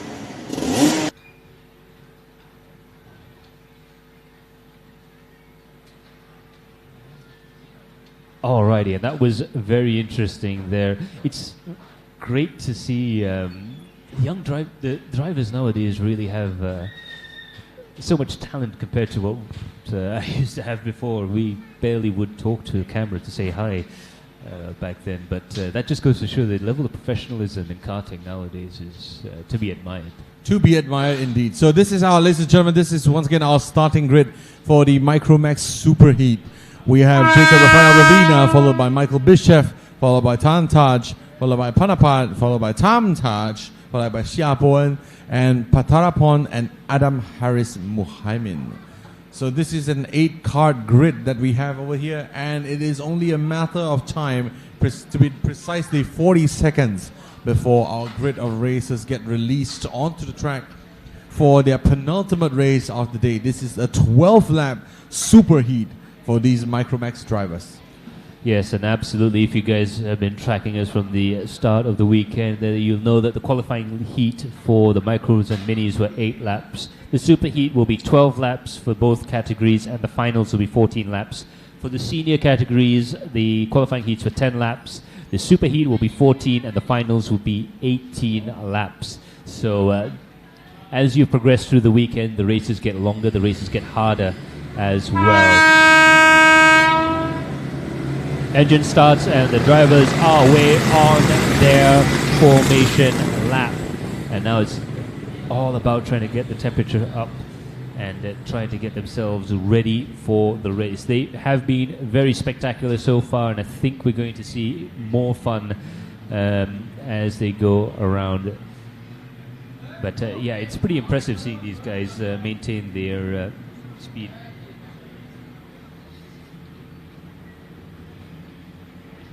All right, so as our racers go out on track, this is going to be RMC Asia Trophy here live at LYL International Karting Circuit, Malaysia, for round 3 of the rotaxmaxchallenge Asia Trophy.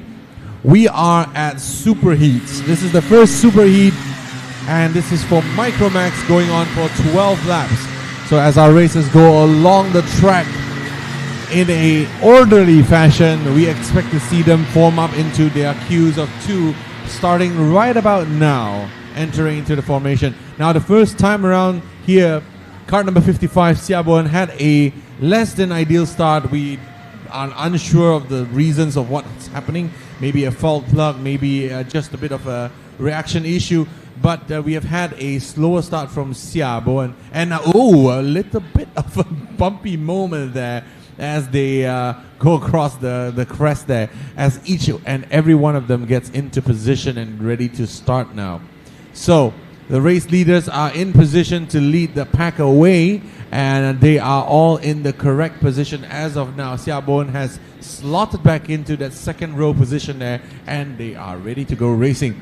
But the race leaders at the front right now, the men to watch, the races to watch, is cart number 7, which was just in our interview just now, Jacob Rafael Ravina, as well as Tamtaj Ayrton cart number 18 out there in the front as well. So these two are the men, are the racers to look out for, are the boys and girls to look out for as they go down the tram lines. It will be red for now. Are they going to go racing? It is green, green, green, and off we go. We have the race leader now in the front there, getting a slight bump from the back there. And cart number 7 just sliding back ever so slightly. The second row of the start has always been the less advantageous position to be in. And Siap Bowen has now established his position in P3 right now. And the fight at the front now is between Michael Bishev and Tantaj. Yeah, it's definitely a little bit of redemption there for Sherborne, who's managed to get himself up into 3rd position there, and it got himself up into 2nd, sneaking through on the way up into 6th place there. So that's definitely a much better start in the second qualifying heat than he had in the second qualifying heat, I should say. Number 18 though is still in the lead, Tantaj for RL Karting, pushing as hard as they can, diving down underneath through the tunnel and coming up the other side, climbing all the way up the hill. And as you can see, again, it's a momentum race. The more you slide these carts, the more they sort of slow down. Yeah, so Shabon will be under attack by Jacob now, and a recovery drive so far from Jacob up into 3rd position back again after he slid back in the start now. Oh, and takes the curb, forcing Shabon a little bit wide there. Taking 2nd position is Jacob Rafael Ravina. Yeah, absolutely brilliant overtaking maneuver there. And you can see it's still a back and forth race right now. Sherborne going on the inside, following the leader through the corners there, hard on the brakes there, a little bit defensive to try and claim that position, but that's Sherborne going into 2nd place right now. But there's still a lot of action there. Ooh, carts getting nudged around a little bit, and they are all over the track behind them. 1st and 2nd managing to make a clean breakaway, but they are now pack racing towards the back straight. And it could be all action further back there. We've got 1st place Tanataj, 2nd place Shabuen. 3rd place is Shabuen. 2nd place is Shabuen. Now he's back into 2nd place as well. This is there's a musical instrument that you like to use, right? The what effect? There's a musical instrument that we use to describe this effect where they get all compressed and then they get released. Effect. The accordion effect. There you go. I normally use the concertina effect. 92 is out of the race there. Adam Harris having a bit of a trouble there, trying to push his cart off the track. Let's see if we can get some marshals out there to try and help him. He would be gutted right now. He is looking for some help there. Adam Harris, FSA Racing. We're not too sure where he is out on track, but we do have waved yellows on the scene. That would be around turns number 9 and 10, we assume. Where the yellow flags are flying. Now the pack is still at turn number 2 and 3 there, so we have quite a bit of distance before the pack actually catches up to the scene of the incident right over there. As the yellow flags have now been put away, I assume that the cart, yes indeed, that the cart has now been moved on, and Adam Harris is back on track once again. But it will be a lonely race for him from here onwards as he tries to recover from that position, from that mistake, from that particular incident happening down at turn number 9. But I will tell you something, having been in that situation before, it is gutting when you're half a lap behind and you have no hope of actually finding the rest of the field. You're sort of just running the laps to completion, but at the same time you'll never live it down if you don't try and continue the race. You know, if you just quit because you're too far behind, you tend to sort of sit there in the pits and just go, well, I could have just finished the race. There could have been another finish, another chance to get some seat time. Speaking of drivers that are getting some seat time there, Shabwan getting very close to the leader right that now. Is so good on the inside there. That's cart number 55. He's absolutely pushing the 18 in front of him ahead. And he's now at the inside line. Shabwan goes for the lead. He takes the lead, and now Tantaj has had the result a little bit of a bump on the rear bumper of Shabwan. Tried to push him forwards and tried to regain the lead. But now we have a new race leader. Tantaj now taking an aggressive line into the vestigial S's there. And now Shabwan firmly in the lead of the race. Yeah, absolutely brilliant stuff indeed. And I think that is Jacob has managed to get himself back up into third position. Let's have a look at the replay there. And again, it's that turn 3 hairpin. Really skipping around hard on the brakes there. And obviously the drivers are finding out that that is a ideal place to make an overtaking maneuver. A very sketchy one as well, because the kart is so loose on the inside as to make it very sort of uncomfortable to drive, but they do manage to make it work. As you can see, the parents are very nervous there, right? Some very nervous and hopeful parents out there, and I think this is very exciting because it's not done. Jacob is behind there trying to attack now. Tantaj is still there in second place, firmly in second place as well, but Jacob is looking very fighty and feisty, and I think ready to go. Here we go. Now Tantaj has the speed advantage over Xiaobon on the outside now. He goes. What will happen now? He's on the outside, he's on the inside, he's behind him now. Will he take the inside line for turns number 1 and 2? Here we go. That's a brilliant bit of driving there from Xiaobon. Trying to go defensive there, not letting the driver behind have that same opportunity that he had. A little bit of a bump and grind going into the hairpin. Very, very tricky stuff indeed, but you can see Xiaobon's kart is a little slow coming out of the corners there. I'm not too sure what happened, but he has managed to defend beautifully indeed. But I've been saying it is all about that momentum. If you don't have the momentum, you can be a sitting duck. He just about got away with it there, but Xiaobon still your race leader, barely, and the biggest loser out of all this is Jacob. Jacob slipped down to P4 as Michael Bishop had a very good and opportunistic move on the inside, took that position from him. So now Michael Bishop up into 3rd position. Yeah, absolutely there. Another change in position there. Michael Bishop looking very racy indeed. In fact, putting a little bit of a challenge to Tantaj further ahead. Wide open on the throttle there. It looks like he might be able to set up for an overtaking maneuver. Will he do it in the opening sector? Both drivers going for an alternative line there. They both catching Xiaobon up ahead. This could turn into a bit of a mess coming into the hairpin. Oh, look at that. Nose to tail. Any closer, and these guys are going to be able to read the sprocket numbers of each other's karts. I think they are doing that already. Oh, there we go. What a move by Tantaj on the inside there, trying to regain the lead. And now, oh, Michael Bishop with the opportunistic move on the inside. Now his 2nd position. Xiaobon's now still in the lead, still barely. But Tantaj with the move down has now lost the position to Michael Bishop, which has been looking the faster kart ever since lap number 4. And bear in mind, this is not the penultimate lap. In fact, if you know better, we have 7 more laps to go. Yeah, brilliant driving from Michael Bishop. He was obviously a little bit further behind towards the start of the race there, but now it looks like he's found his rhythm and he's pushing very hard indeed, challenging Xiaobon, our leader right now, Kart 55 Golden Racing Team. He was doing a fantastic job actually keeping the lead there. A lot of big challenges going up right now, but it's going to be interesting to see what's going to happen next here. Meanwhile, there's still a bit of a battle between all 3 of these drivers. Let's see what happens coming into the braking zone there. They're nose to tail coming in. Will there be some defending going on there? That's for sure. Xiaobon managing to defend. Number 11, Michael Bishop, also looking for a way around to the left, to the right, not be able to find a way through. Meanwhile, Tantaj is going to try and go around the outside, switch back, side by side. Makes it! Beautiful overtaking maneuver there. Perfect bit of rhythm disruption. Rhythm destruction field by Tantaj as now he looks to disrupt the race of Xiaobon, taking the outside line, taking the racing line now. He has the advantage going into the chicane. What will he do? He has now the speed advantage as we go into turn 9s and 10s into the chicane now. Will he carry this momentum across? Look at that, Tantaj is now on the move there, but Michael Bishop is by far the fastest karter on track right now. His fastest lap time is about 1 second quicker than those around him, so he definitely has the speed, but will he have the space to use the speed?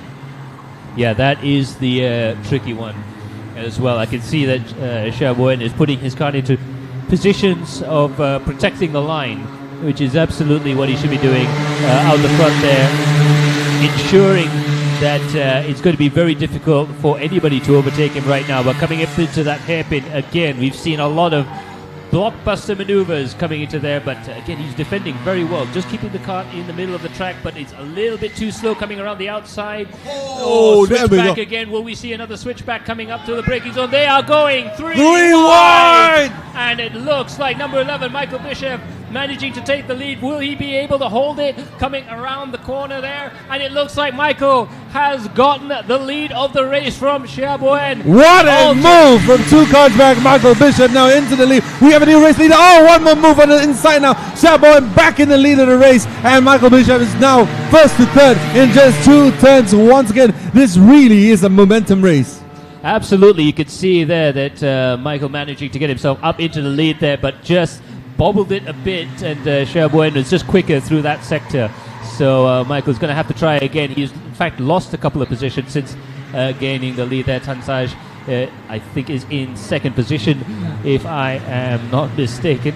But the positions have been swapping and changing so often. We're starting to struggle to see where all the drivers are. And trust you and me, the drivers behind are also pushing just as hard as before. But it's these 3 that are currently taking all of the limelight. Oh, there we go! Big contact! Big crash! A big hit on the curb there, and that sent one kart into another, and that's going to be a big yellow flag there. That's a big impact there. Patapon was involved there. It looks like Jacob is still running. Number 19 is still running as well. We will have a look and see what happened there. It looked like one of the karts went into the curb. Yes, and the biggest winner out of it is Jacob, which is now recovered from 5th position at the start of this lap to 1st position. So big winner there is Jacob, and Panapat, which was P6, is now P2. We have a lot of karts out of the track right now, and they are stranded. It looks like they have managed to get the karts off the track right now. There's a bunch of yellow flags. I'm going to be gutted for those drivers. They were having a fantastic race right the way through there. It's going to be a little bit of work from the mechanics, and hopefully all of the drivers will be okay. These guys have the best of the best safety equipment as well. But number 7 leads number 19, but not for long. If Panapat has anything to do with it, Panapat and Jacob pushing as hard as possible, coming up into the braking zone there, and turning in, really feeding onto the throttle there. And Panapat, you can see the kart moving around a lot underneath Panapat, but he's pushing that kart hard and driving it well. Jacob still trying to hang on to the lead of the race there, but you can see that kart behind is looking every which way. He's going to try and overtake that kart left, right, or center. I think, yes, he's going to try, because they now went from P5 and 6 to effectively the lead of the fighting for the lead of the race. As we take a look at the replay once again of what's happened. Look at that Tantaj on the outside there, Xiaoboen on the inside, and that's Michael Bishop running in P3 right before the incident happened. And this is what happened. Oh, a little bit of a lift from Tantaj on the back of Xiaoboen. Yeah, he lifted his kart, hit the back of Xiaoboen, and they all went into the outfield. Yeah, you can see what happened there was that he actually hit the curb on the inside. And once you hit the curb, if you hit the curb too hard, you lift both the front and rear wheels off. You're out of control at that point, and at that point there was nothing any driver could do there. It just turned into a bit of a bowling alley. That's very, very unfortunate indeed. It looks like they've gotten all the assistance they need out there, so that's good stuff indeed. Meanwhile, we still have a battle for the lead, and it is a big one between Jacob and Panapat. Yeah, looking at that, Panapat from Stratos Motorsports not giving up the opportunity, because this is his chance to be a race winner, this chance to be a super heat winner, because he has Jacob Rafael in his crosshairs, and he is aggressive with him with the speed as well to come. Panapat there is the stronger driver for now with the faster last lap and the fastest best lap as well. Panapat has the speed, but will he have the time and space to go for the lead? With 2 laps to go, pretty soon it'll be the final lap of the race. If Panapat needs this, wants to get this race win, it'll be now or never. Jacob managing to open up just the slimmest of margins going over the bridge, coming to the final corner there. It's all about the drive.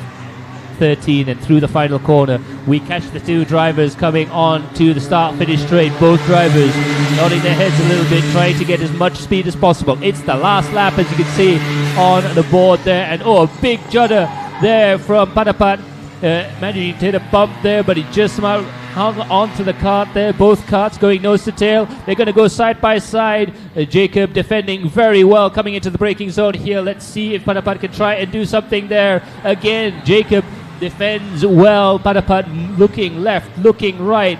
Just don't have the momentum or the engine power to pull him out of it. Panapat has obviously the more advantageous racing line there, and he has the speed now. Oh, there's a bit of a touch on the rear bumper of Jacob there as Panapat tries to make his move. A desperate move, tried to go down the inside of Jacob, but just decides to back out of it at the last moment there. This will be for the superheat win. This is going to be the last lap, the last few corners for them to make it happen. Is Panapat's opportunity to make that happen for himself to be a superheat winner. Absolutely, and that's going to help him coming into the finals as well, because that's what sets the grid.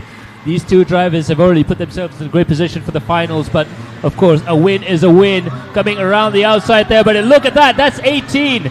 18 is coming through, that is Tanataj, who is coming across the line there. Number 7 comes across. Jacob Raphael takes the win. Tanataj sneaks home in second and Panapat in third place. We were looking for a battle for the lead. We didn't realize we were looking for a battle for second place there. Brilliant bit of driving from all the drivers there. And I'm very unfortunate for Michael Bischoff and Patapon and Shia Boyen there getting involved in that incident, but they will hopefully be able to live to fight another race. Yes, that's right. As Charles Leclerc once said, an incident has happened on track. And as a result, we have had a bit of a shuffling of the positions around. And ladies and gentlemen, this is your superheat winner, Jacob Rafael Ravina. A calculated and perfect race from him, sitting in 5th position, taking the opportunity of the incident, moving up to 1st and finishing in that position as well. So Jacob Rafael Ravina, your superheat winner. And you have to give it up to Tantaj, number 18 there for RL Karting, who managed to finish in 2nd position despite not really coming into his own until basically the final corner. We weren't looking for him to be battling for 2nd place. Pretty sure that Panapat was going to try and challenge Jacob for the lead there, but again, he just managed to snuck it in. He saw an opportunity, and instead of lifting off, he just went full gas, no brakes into the final corner and made that move stick. And that's the kind of split-second decision-making that you have to do in order to sort of succeed in karting nowadays. Correct. So this is your finishing position: Jacob, followed by Tantaj, followed by Panapat, followed by Tamtaj, Siapoan, Adam Harris, Michael Bischoff, and Patarapon Pangan. So this makes up your 8-kart grid for Micromax. We will go to the highlights and see you in a while.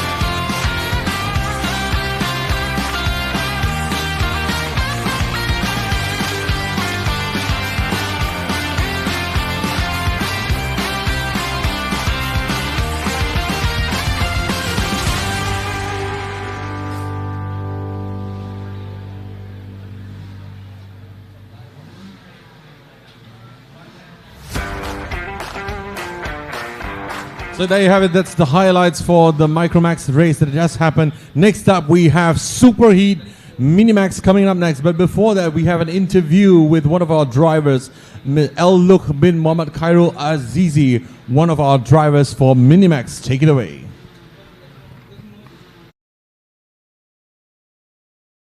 Hi, my name is LYL. You can call me L, Minimax category. My card number is 119 and I'm very excited for today. I wish this race is safe too and get the best.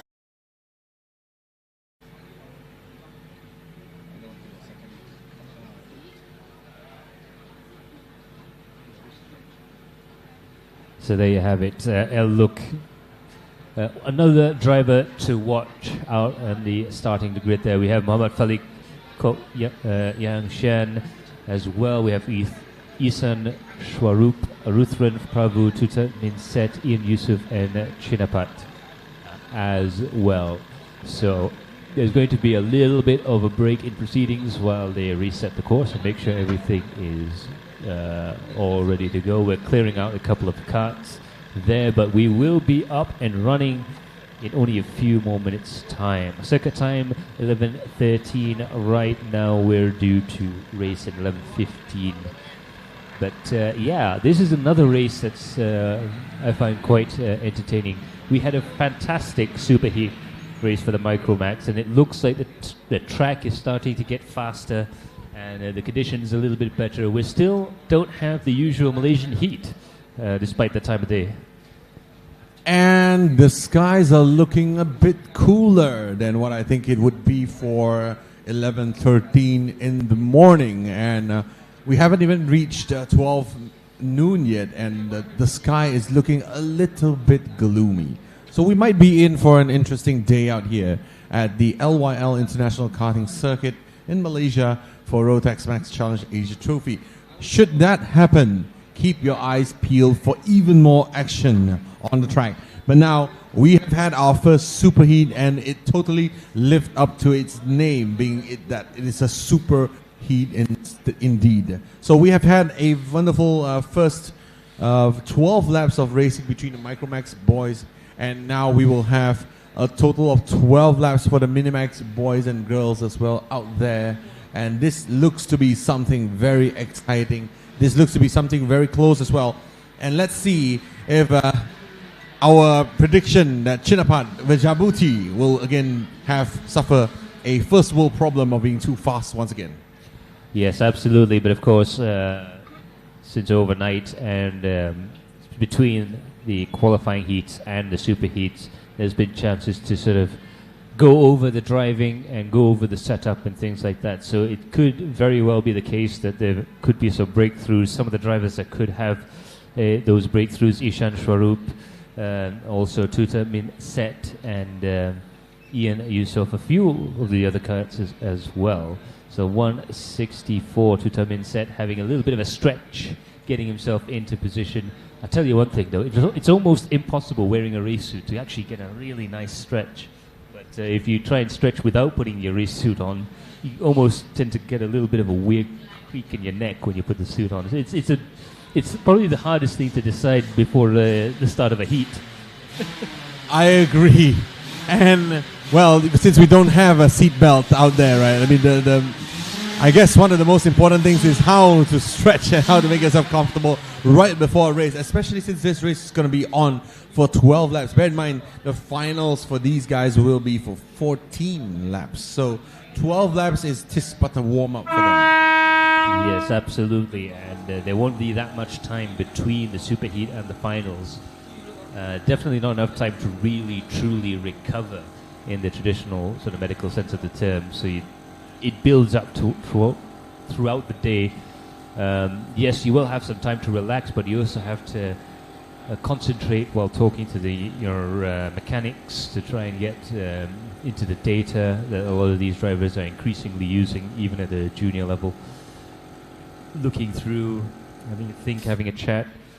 Some of these guys also have coaches that they're talking to as well. And it's pretty full on. It's like a proper track and field athlete. You don't really have that much of a break between heats. And that is the challenge of the modern go-kart athlete, race future racing drivers as well. So you are looking at absolutely the future of Asian motorsports here.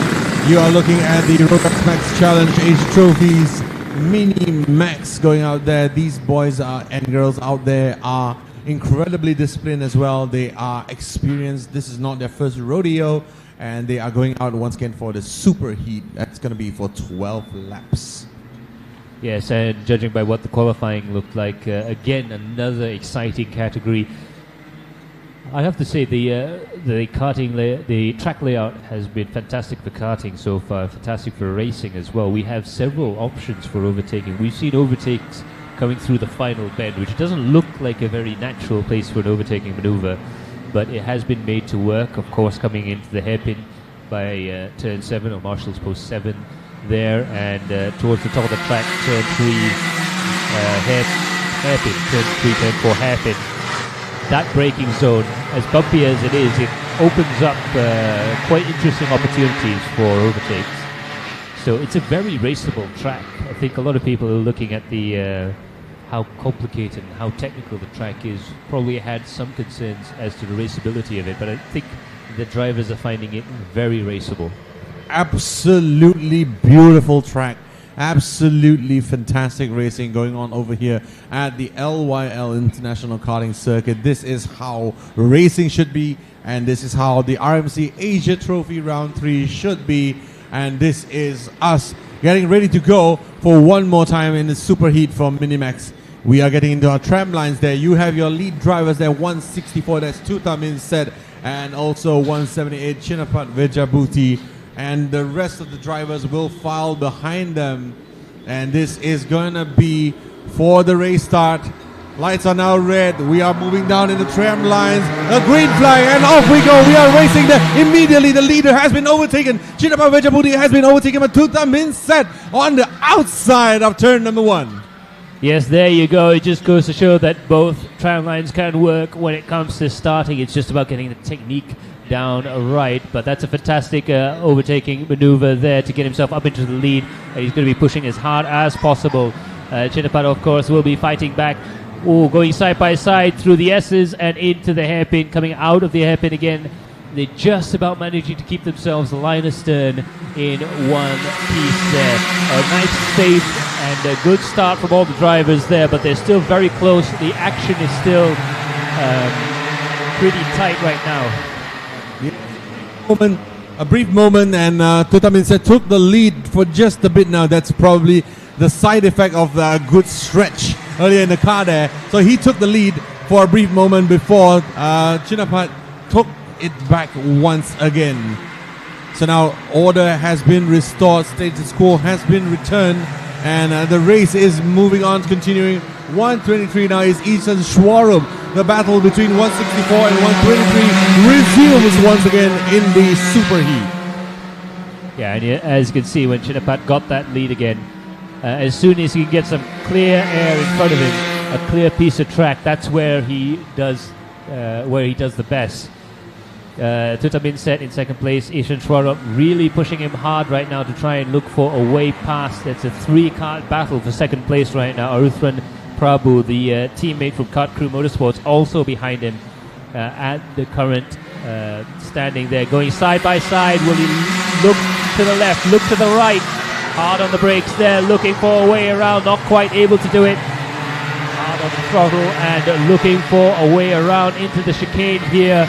It's super important to be as accurate, to try and keep the speed up. Again, these guys are in momentum karts. They're very, very hard to try and overtake under power. You're going to have to get them under brakes or on the cornering speed.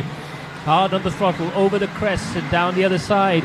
Very close again still, Ishan Swarup looking for a way past. They're going in on the inside. Look at that. Number 123 gains a position, but not able to hold in. They're side by side coming across the line, and Tutamin Said just about able to hang on to second place, and now 140 is challenging Ishan Swarup. His teammate Aruthran Prabhu is looking for a way around. This is absolutely spectacular stuff.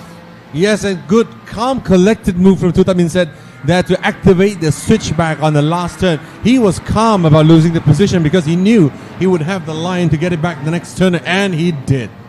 Yes, it's very difficult to try and predict coming around that final corner, especially with these karts. There are a lot of racing lines capable of doing. Coming into the braking zone here, let's have a look and see what he can do around there. They are nose to tail through this section. I think Tutaminsett will again have to be defending from Ishan Swarup. Number 123 Kart Crew Motorsports coming into the braking zone here and pushing as hard as possible. Coming up the hill again, it's all about not trying to lose too much speed. Climbing up the hill here, coming into the braking zone, throwing the kart in, using all of the track and then some on the exit. 123, will he be able to do anything on the exit there? There is a lot of leaning going on there, a lot of weight transfer coming into the first corner there, and this is another place we've seen overtaking maneuvers. Will we see another one here? It is a matter of moments before an overtaking maneuver is attempted again. Very important time for Isan Swarup. He has to make this move stick if he wants to go chase down Chinapat Vejabuti. But then once again, Tutaminsett with the switchback once again and holds on to that second place position. This is frustrating. I was in Isan Swarup's position there. It's frustrating because he has the speed. He has the speed over Tutaminsett, but Minsett is just able to hold on to that position much better than Ishan at the moment. Yeah, absolutely. I'm not too sure if Ishan was trying to actually make a legitimate overtaking maneuver on Tutaminsett, or if he was just trying to send it up on the inside to try and put the pressure on him. It looked like he went very deep into the corner there, but that is part of race tactics, is to try and get yourself up into the leaderboard. And also we see number 118 and 119 battling behind there as well. Let's look at Ko Yang Shen, that is currently battling for position just behind him as well. And as you can see, they're pushing very, very hard indeed. And they're also closing up to the battle up ahead between Tutaminsett, Ishan and Aruthrun. Yes, on screen right now you're looking at Ko Yangshan versus LYL, which is our driver that was interviewed before the race start there. 119, 118 switchback once again into the vestigial S, which in this case is not vestigial because actually they have made a move stick on the left, on the right there. And now onto the back straight is Ko Yangshan ahead of LYL. Yeah, as you can see, going back to this battle as well, which has really taken the headlines over the race there. Tutaminsett still managing to hold off the two kart crew drivers behind him with a fantastic black and white livery that those guys turn up. Always very well turned out karts from the team. They're coming over the crest and into the braking zone. Ishan Swarup very close. He can try and send it on the inside. Not quite close enough, not quite fast enough, more importantly. Going to have to try and get the drive out of the corner there. And car number 140, Aruthrun Prabhu, also gaining on these two. It's now or never, I think, when it comes to 123. Ishan Swarup coming into the braking zone, not quite able to do it. And now is coming into that central section. Going through the side twisty stuff in the midfield, in the middle of the track, that is very difficult to do anything. Yeah, the gap is indeed opening up between Tutaminsett and our race leader, Chinapat Vejabuti, and that's what the reason why is because they have been dueling at the back there. Isan Swarup versus Tutaminsett has been going on for the past 4 or 5 laps now, and they are still at it. Oh, there we go. A great move from Isan Swarup on Tutaminsett into the chicanes as well. But now Tutaminsett has no more momentum to keep up. He has to now look behind to Ishan's teammate Aruthrun Prabhu in a 140 kart behind him. So defense mode it is for Tutaminsett. You have to say that was what I'd like to call a heart attack maneuver there. Very, very high risk, very easy to find yourself off the track there. But he managed to make it stick. And that is just a sign of pure talent. When it comes to overtaking that chicane, very tricky indeed, but Tutaminsett managing to find a bit more momentum coming into the opening sector of the lap and putting the pressure back on. Now the hunter has become the hunted, and it's down to Ishan whether he can actually try and make it over. try and prevent an overtaking maneuver there from Tuta Min Set. Yes, and ask any driver, and I tell you, they will prefer to be the hunter than the hunted. However, in this case, I believe Chinapan Vijabudi, your race leader, is happily sitting in the hunted position there, while these hunters are chasing him down. But Ishan Swarup has made a great move on Tuta Min Set the last lap around, and he is in second place with Tuta Min Set now trying to close up the gap between himself and Ishan Swarup. Yeah, absolutely. Brilliant bit of driving from second place on down. But Chinapat, you have to say that Chinapat is just leagues ahead right now. He's making the race look like a private test session at the head of the field, and well deserved. Right now he's basically half a second faster than the rest of the field. Ishan Swarup is the only one that's managed to do another 1:11. Everyone else is in the 1:12s at the moment, pushing very hard indeed. Further down the leaderboard here, you have El Look, who we heard from just before the race start there. Oh, big overtaking maneuver there. There you have it. Able to make it work, but he's still trying hard. And it looks like Tuta Min Set is going to try and send it around the outside and making it stick. Sensational bit of driving from both of these drivers right now. And of course, Arunthran right behind him, just waiting for a moment to pounce. Of course, the more these guys battle, the more they slow themselves down and the more they let Chinapat go away from them. But second place is still valuable. It's still a front row start in the finals.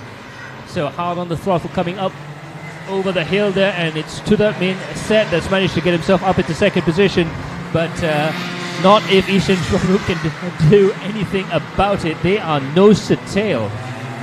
Yes, I agree, and here we come around the penultimate turn as well, going on to the start-finish straight to start another new lap as Ishan Swarup is now once again on the offense, trying to hunt down Tuta Min Set right in front of him, trying to put down the pressure, but Tuta Min Set there with a great line and great traction to keep his second place position totally safe this lap, this time around. Brilliant stuff indeed, but there you go, Tuta Min Set backing out into the 112s. Again, battling really does slow you down a little bit when it comes to chasing up the leaders. This is for sure a battle for second place right now. 4 laps to go on the clock. Arunthran Prabhu, a fantastic drive for him so far to just keep in touch with these two drivers. Again, he's in an advantageous position. The two drivers up ahead of him are going to be wearing their tires and slowing themselves down, and could work in the favor of the 140 driver, and also Ko Yang Xian in the 118 further behind, also beginning to close up. This could turn into a 4-cart battle towards the end of the race. 4 laps to go, and Chinapat still in the lead by a country mile. Tuta Min Set is in second position and in a much more precarious situation. That's right, 4 carts into 2 positions. This is shaping up to be a spicy battle indeed, as Tuta Min Set is now still firmly in the driver's seat for second position, but Ishan Swarup behind him is no slouch either, clocking a lap time similar to him the last time around, and they both have equally fastest laps. So these two are out to see who is the fastest driver, who deserves that position on the podium. So 4 drivers into 2 positions. There's 3 more laps to go until we are at the end of this superheat. Let's take a look at which driver will secure those precious podium positions. Yep, 3 laps to go, soon to be 2 laps to go, coming up over the hill. And as you can see, Ishan doing as much as he possibly can to try and maintain momentum going over the top of the hill into the braking zone. It's downhill from here through 13 and through 14. All about keeping the pace up, the speed up, hard on the throttle coming up towards the exit there, using all of the track. Can't really use the curb on the outside, they'll actually slow you down a little bit. Coming up into the hairpin. Hard on the brakes around about here, and it doesn't look like there's any position to be gained there. Ooh, a little bit of a look on the inside there. Ishan Swarup very close indeed. He could try and engineer a maneuver. He's trying to go around the outside, trying for the switchback, not quite able to do it. Through the S's and into the next corner, pushing very hard indeed. Will he try and do it on the back straight and into the hairpin? Has a look on the inside, has a look on the outside. Not quite capable of doing it, but he is pushing that kart as hard as possible.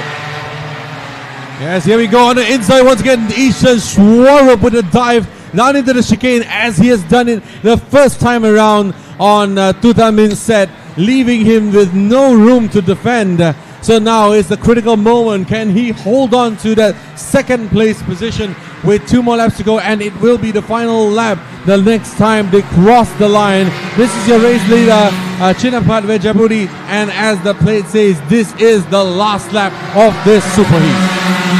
It genuinely does look like he's in a different session to the rest of the drivers there. Fantastic stuff indeed. And so coming up towards the end of the session here, and we've got just a few more corners to go. Ishan Swarup managing to get himself into second place, and Tutamin set now under a lot of pressure from Arutran Prabhu right now, putting a lot of pressure in that situation. Koyan Yangshan also in that place as well. We've got half a lap to go before the end of the race there. Brilliant bit of driving from Chinapat, who is so far ahead. He is in fact going to go over the top of the drivers we're seeing here and into the penultimate corner. And it looks like Ishan Swarup will be able to hang on to second position right now, but it's going to be Chinapat Vejabuti, your race winner for the Superheat in Minimax. Oh, whoa, what a great race winner indeed. Here we go, the fight for second in third position. And it crosses the line with Ishan Swarup taking second position, followed by Tutamin Set completing the final step of the podium with Arutran Prabhu, Ko Yang Shen, Muhammad Falik following right behind, and El Luk bin Muhammad Khairul Azizi and Ian Yusuf Muhammad Khairul Ikmal following at the back as well. So this is your race finisher, your race winner, and the race provisional race results for Minimax Superheat. Brilliant job there for Chinapat. Once he managed to get himself up into the lead, it was smooth sailing there. He had a little bit of a worrying moment there. Ishan Swarup, again, brilliant bit of racing between himself and Tutamin Seh. We were treated to a real racecraft, sort of a lesson almost, in defense and attacking driving there. So those two very worthy podium positions. Yes, so as we go to the highlights, I would like to call upon, based on the marshals as well, call upon drivers number 18 and 55 to head on to the SOM room as soon as possible. Once again, just calling drivers 18 and 55, that is Tamtaj and Xiaboan from the Micromax, to head over to SOM room as soon as possible. So ladies and gentlemen, until then, this is the results of Minimax Superheat. Let's go to the highlights.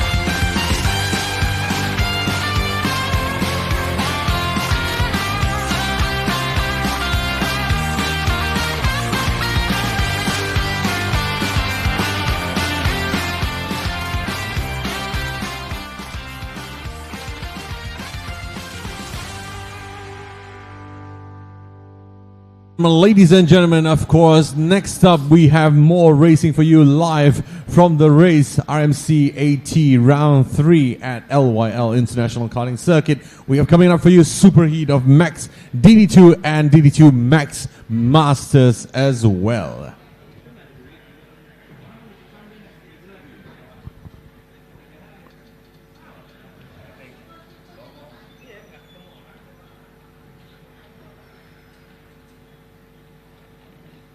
And there you have it, with 2 minutes to go before engine starts. 14-lap race this for the Max DD2 Masters and Max DD2.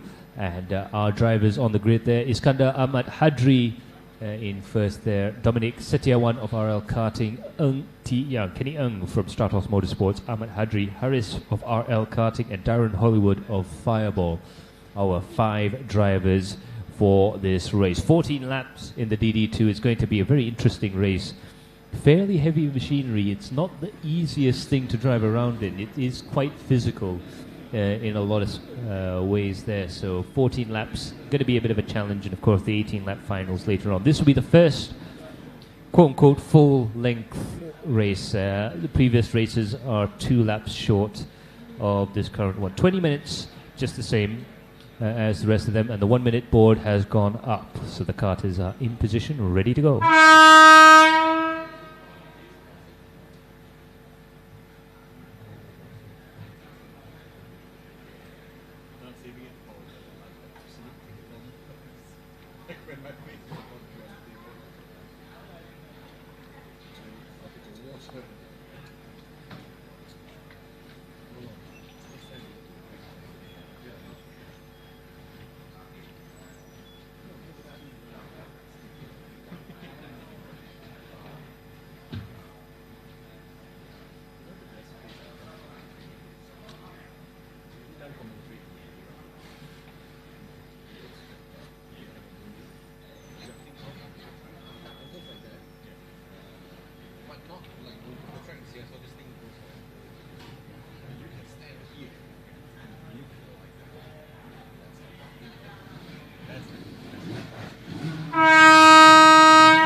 The engine start signal is out for the Max DD2 category. The unmistakable sound of angry 125cc engines out there. Yeah. Going out on track, we have 5 drivers, led by Dominic Setiawan out there, and followed by Iskandar Ahmad Hadri, followed by Kenny Ng Yitang, followed by Darren Hollywood and Ahmad Hadri Harris. Yes, absolutely, and these things sound pretty mean as well. They're always in the right sort of speed, engine speed there. They're 2-speed karts, direct drive, so without chain and sprocket, and of course with 4-wheel brakes as well. And as we heard earlier there from Darren, probably in some ways the easier kart to drive in these conditions, and in other ways a little bit difficult to drive because it is a heavier kart. But you do have the punch out of the corners. You do tend to drive these karts a bit more like a single-seat race car than a traditional car. Yeah, and as you can hear from the stream, as well as if you're trackside, if you can hear from the atmosphere around here, the ambient sounds, you will hear the gear shifting sounds of these cars, and they sound absolutely amazing. Mechanical symphony coming out of those 125 engines at the back there. They obviously have a different exhaust system. They obviously have a slightly different axle system because they don't have a chain. They don't have a sprocket, so to say. These guys are running solid axles, and these direct drive engines bolt directly onto the axle, hence the word direct drive, 2-speed gearbox. So these are very interesting machines. These are very fast, very heavy, slightly more heavier than the rest that we have. As a result, their lap times are slightly slower than of the senior karts, and you can see that's what you can do with a DD2 kart. You can rev it in the air without having it move. So that's something that the other karts cannot do, and this is something you can do with a DD2 kart. Yeah, and there is a reason for doing that, in fact. Instead of just showing off your ability to put it into neutral, but it also does clear the pipes up and make sure that it's ready to go. now as they get the signal to go. The red lights are out and they are racing, coming down towards turn 1 there, side by side, ducking on the outside onto the inside there, and it looks like we have a race leader hard on the brakes there. It's 489, Dominic Setiawan, who's been absolutely flying in this category right now. Iskandar is in second place, and Darren Hollywood has managed to get himself up into third place. Fantastic start from all the drivers there, and they're really pushing hard right now. Darren Hollywood in the very distinctive orange livery and orange Fireball. Yep, orange suit, orange cart there. Team Fireball racing right now, but it is Iskandar that's the fastest driver. It is Dominic Setiawan, the fastest driver right now for RL Karting, and Speed Karting has second place with Iskandar in the 415 machine. And Darren Hollywood is looking every bit interested in fighting for positions ahead of him as well. He is not content, having jumped up 2 great places in the first lap itself before even the first turn. He has now set his sights onto the back of kart 415. Iskandar Ahmad Hadri trying to take the position from him. However, the gap is slowly opening up between himself. I am keeping my eyes on Kenny Ng Yi Tang running at the back right now. I think he has more speed in him, and I think that's a little bit of a not so ideal start, but I believe Kenny will be back up there fighting for the third place position once again. Yeah, all of these drivers are fairly experienced in karting as well, so these guys all know a thing or two about trying to fight their way from the back or trying to recover from a bad start. But there you can see Darren Hollywood really pushing the kart hard there, trying to keep Kenny Young behind him, and it looks like there's a couple of positions changed as well, really pushing through the chicanes here. And this is where you can see the difference between this kart and the rest of the karts, is how they punch out of the chicane there and really have fantastic low speed response, and that is because of that first gear, that lower ratio that they can drop into just to try and get the push out of the corners. I would describe the acceleration as violent coming out of them, because when you are in first gear you absolutely have much more torque than if you were driving a single gear racing go-kart. This is actually a lot of fun, a lot of torque, but also very violent for the drivers as well. So accelerating out is very important, although with the lower gear it's much more easier to accelerate out, but mistakes are amplified. You can pull yourself out of it, but bear in mind, you will have to also bear in mind that your tires will bear the brunt of it, because you are more heavier than the other karts around you, and you will burn through rubber at a higher rate than most of the other karts. Yeah, in the meantime, having a look at Kenny Young, having a bit of a battle with Ahmad Hadri, who's definitely gone very quickly right now. He's picked up a bit of pace there. He's managed to get himself up into 4th position. So those two drivers are fighting away, giving Darren a chance to run away a little bit at the front of the field. In the meantime, Dominic Setiawan managing to get a 107.681. So we're looking at between 0.3 to 0.5 difference between the DD2 and the seniors. And for those of you who are wondering, we do in fact have 2 classes. That's why we mentioned the DD2 and the DD2 Masters. In the Masters category, Darren is in the lead, and Ahmad Hadri is in 2nd place. The 2 drivers there in the DD2 Masters category for the more senior drivers. Yes, the golden drivers. Absolutely. They're not driving like seniors, that's for sure. They are pushing just as hard as all of the youngsters out there. Trust you and me, these guys have quite the talent as well.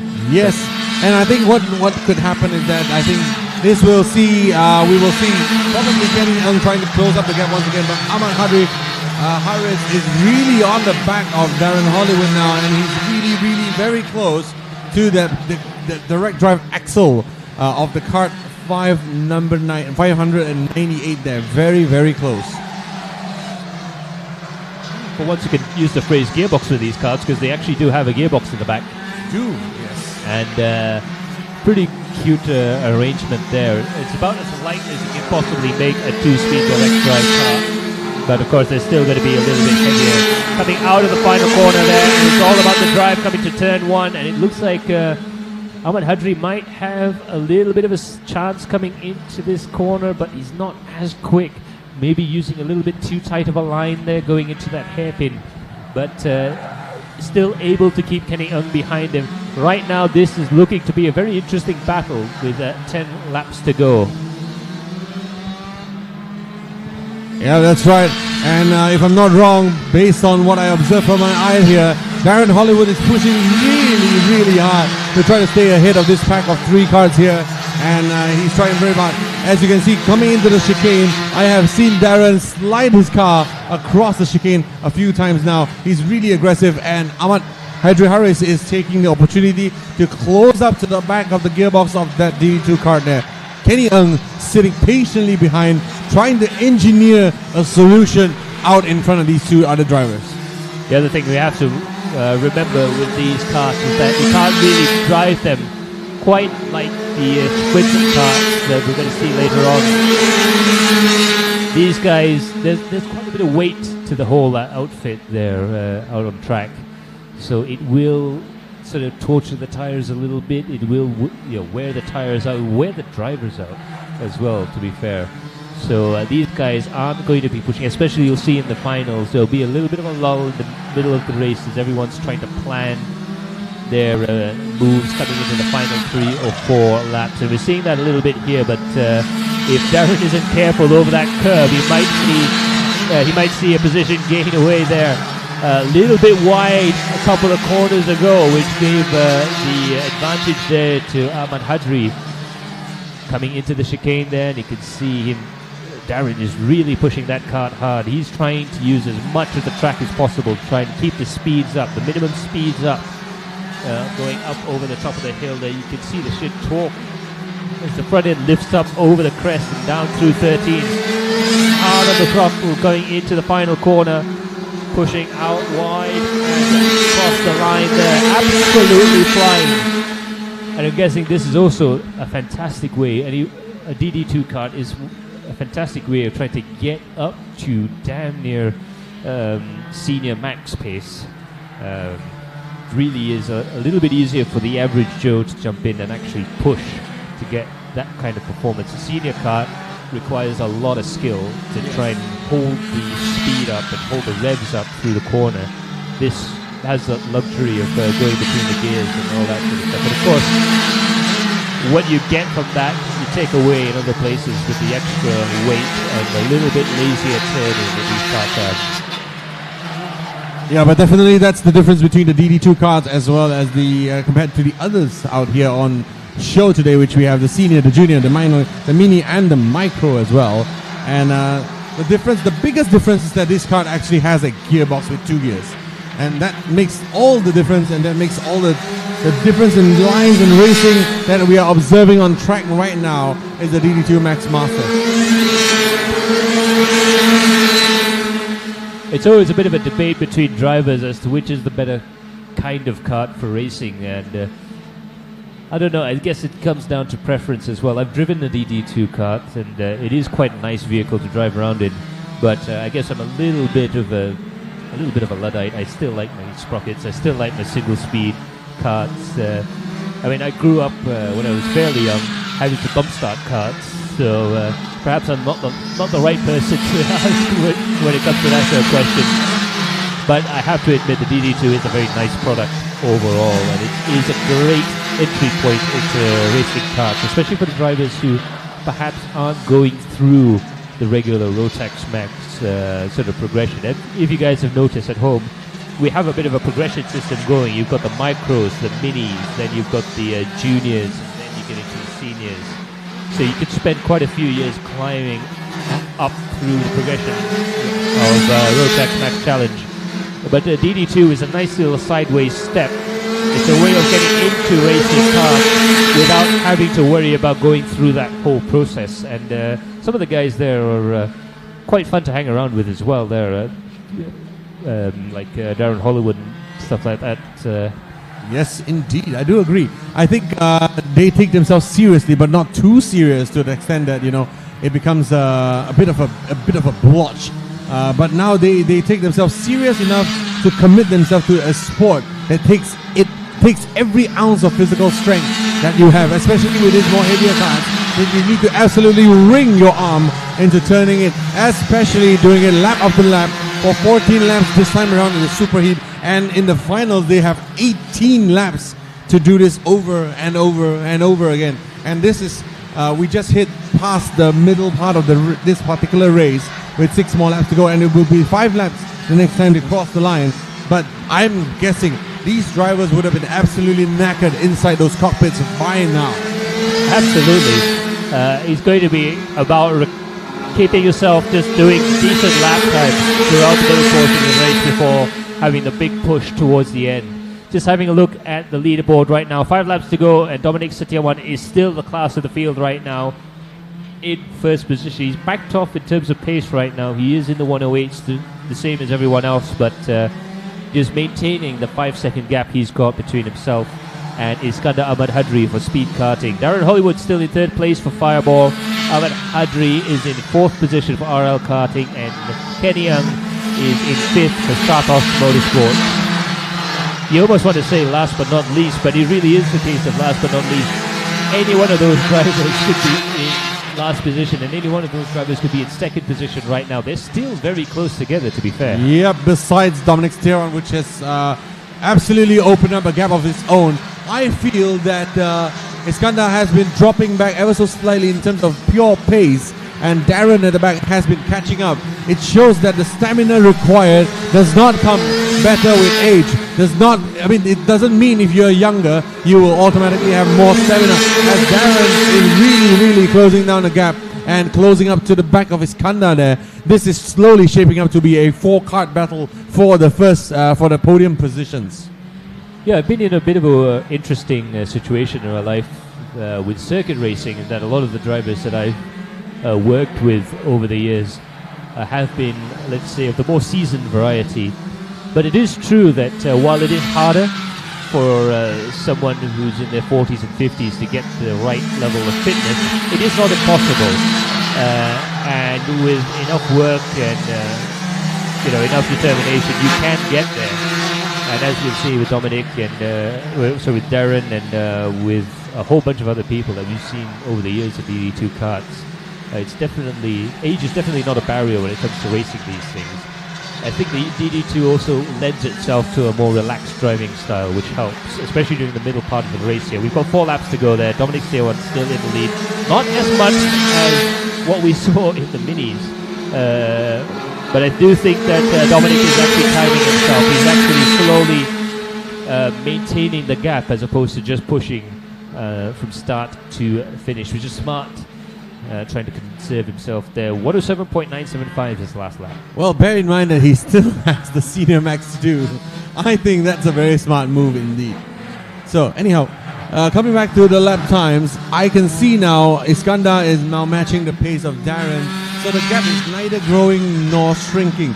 It is constant at a gap of 0.754. We are pretty much neck and neck on track right now. But the interesting part is that Darren has been slowly, ever so slightly, slipping back into the grasp of Ahmad Hadri Harris behind him.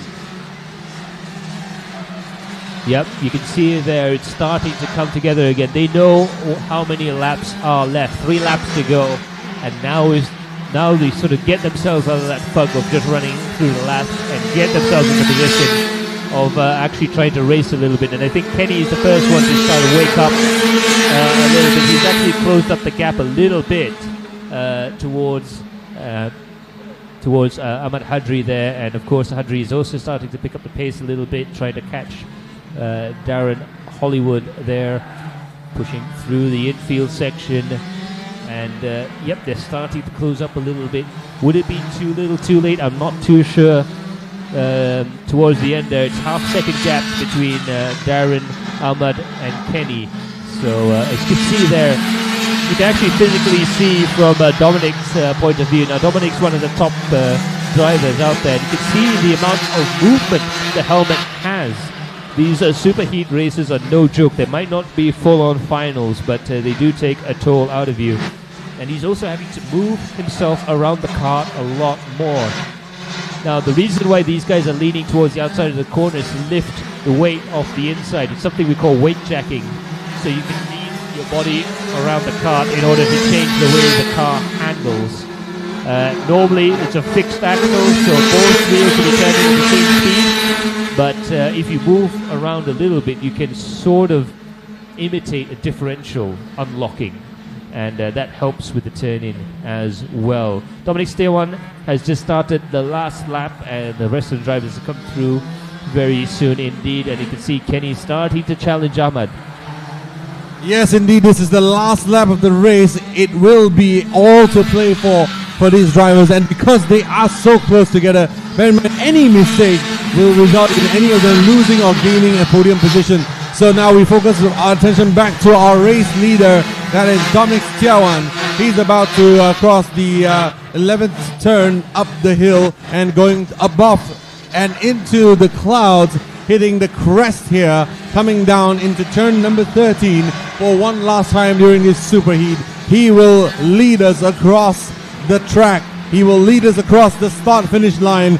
He is your race leader, and he is the winner for the superheat DD2 Max and DD2 Max Masters. Dominic Stewan, followed by Iskandar, followed by Darren Hollywood, Ahmad Hadri Harris, and Kenny Yitan. Absolutely brilliant drive there from Dominic Stewan, and hopefully he'll be able to have just that much more information in comparison to his competition now that he is doing double duty. So that's going to be it for Max DD2 and Max DD2 Masters. We'll have a look at the highlights of the race coming right up.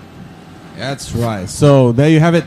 This is your final results, provisional results for DD2 and DD2 Max Masters. Once again, starting with Dominic Stewan, your race winner, followed by Iskandar Ahmad Hadri, Darren Hollywood, Ahmad Hadri Harris, and Kenny Yitan. Let's go to the highlights.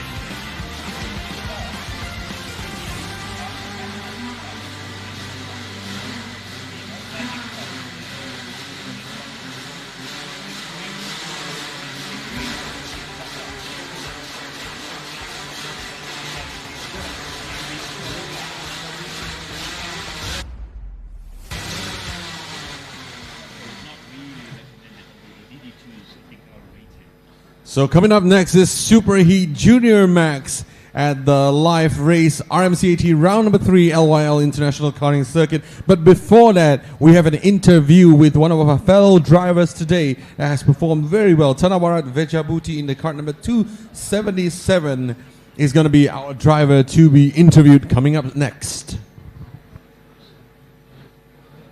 เด็กชายธนวรัตน์เวชภูติแข่งอยู่รุ่นจิวเนียร์เบอร์277ครับเตรียมพร้อมตั้งแต่การฝึกในวันพุธหรือวันอังคารครับแล้วก็ลองสเตอร์หลายๆเบอร์ลองเซตติ้งรถหลายๆครั้งครับยังไม่ค่อยดีมากครับเซตรถยังไม่ค่อยลงตัวครับวางแผนไว้ว่าถ้าเซตรถดีอาจจะใช้เซตรถนี้แล้วผมจะพยายามทำให้ดีที่สุดครับพยายามจะจบที่1เพื่อที่จะไปชิงคะแนนในประเทศไทยให้เป็นแชมป์ครับรู้สึกดีครับตื่นเต้นครับ อยากขอบคุณใครบ้างครับ ขอบคุณพ่อแม่โค้ชทีมช่างค่ะ Hi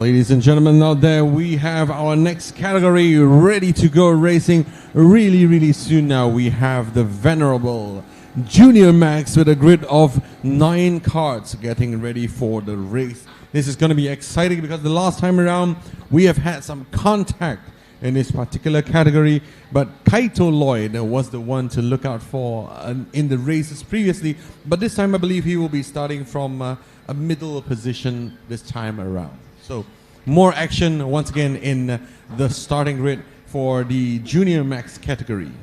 Yes, of course. We also have Medina Zahra there in kart 202 for Premier 1 International Motorsports. Jaden Cheng is driving for JS Karting in position 222.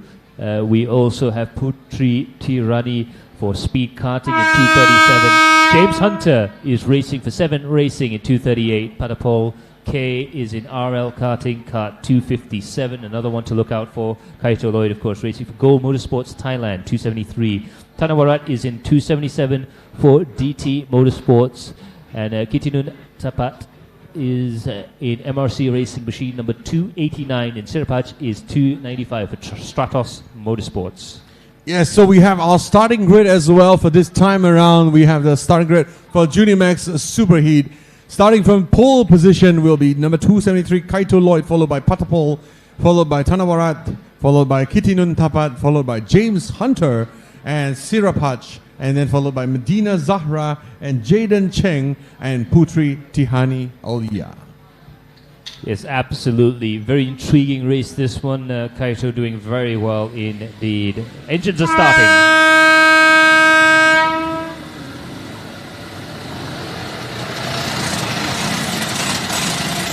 So pay attention once again to the front of the grid where you have your race leaders taking us away into this race. It will be number 273, Kaito Lloyd, leading away from number 257, Patapol. And Patapol has demonstrated that he has the pace to live with Kaito Lloyd as well. So this is something that I am looking forward to because Kaito Lloyd has shown that he is able to make up places from back of the grid, but will he be able to hold on to this grid for a long 14 laps in this superheat? Yeah, absolutely. We have our 2 favorites in the race, but of course anything can happen, as we saw in the Micromax event there. A fairly high-speed start to proceeding to the formation lap. I think a lot of the drivers probably will be worried about getting everything up to temperature because it is not as hot as it can get in Malaysia right now. We're still talking about 30 plus degrees Celsius out there on track, so not cool in any sense of the word, but definitely a little cooler in the Malaysian sense of the word. Yes, indeed. And our racers are already into the tram lines, very disciplined across, coming up the hill, and just about to drop past the crest as we speak. So your race pole position man is none other than Kaito Lloyd, followed by Patapol on the left side of him, which if you're looking at on the screens on the right side, the red Birol Art Kart is Patapol, and Kaito Lloyd is in the 273 multicolored kart on your left at the moment. So they will now head into the tram lines and prepare for a race start. I'll pass it over to Max for the race start. Yes, and we've got the 2 favorites at the start of the field. They're going into their gridding positions past the last slow card. the revs build, and it's all about timing the start there. And it looks like Kaito Lloyd's got a fantastic start right now. And Padapol looks like he's dropped down a little bit in terms of position going around the first corner there. And it's Kaito that has managed to get himself up into first place. And it looks like Tanawara has actually managed to get himself up into second. And Padapol into third place. Although coming through the infield section, it's still all changed further back, with drivers going too wide in some parts of the track there. Yes. But a brilliant start there from Kaito Lloyd. Yes, he controls the pace, obviously. And I think what happened was just Padapol was just accelerating a little bit too early, backed off, and then put on the loud pedal once again to try to make it up to the positions. But then, by then, Tanawara, sitting right behind Kaito Lloyd, has already jumped him in the second position. And now he has all to play for. Now the hunter the hunted has become the hunter, with Padapol now having to hunt down Tanawara and now having to hunt down Kaito Lloyd as well. And of course, if these two start battling... Oh, wow, what a move! Whoa, fantastic! Side by side going through into turn 13. Side by side and airborne coming into the second to last corner. And now through the last bend there, we can see that there is one guy who's looking back there. 257, Padapol is on the hunt right now. That is a fantastic maneuver. That is a determined move up into the crest and overtaking just as we hit the crest. So Padapol now, he is back into second position. He has now one target and he's locked firmly on the back of Kaito Lloyd. Absolutely brilliant stuff indeed from Padapol to get himself up to the lead. Of course, Tanawara is no slouch either. He's going to be pushing as much as possible to try and get back that position. But of course, all that battling has meant that Kaito Lloyd has a bit of a breather in front of him right now. So it's going to be all about trying to get their heads down and trying to get as much pace as possible. This is going to be a race that's going to be won on lap times. Yes, that's right. So if you're looking on the screens with us right now, you're focusing on James Hunter, part number 238. He's been performing really well this session. He's just clocked the lap to 1:11.797, and he's sitting comfortably in fourth position, looking up to chase up into the podium places. Is cart number 238 you're looking at right now. Yeah, absolutely. He's been getting better and better all weekend right now, and he's got a chance now to get a podium position. But of course, he's also under attack from number 289 at the back there, the MRC racing machine of Kitinun Tapat, really pushing very hard indeed to try and look for a position. And has managed to successfully take that position over right now. There you have it. It's very difficult to hold on to a position going through this race, especially during the early parts here. Everyone's just starting to get into their rhythm right now. Kaito Lloyd is actually opening up the gap right now with a fantastic lap time of 108.955. He's starting to put the pressure on the rest of the field. Padapol not too far behind, but it's still 1.1 second gap. His lap time 109.0.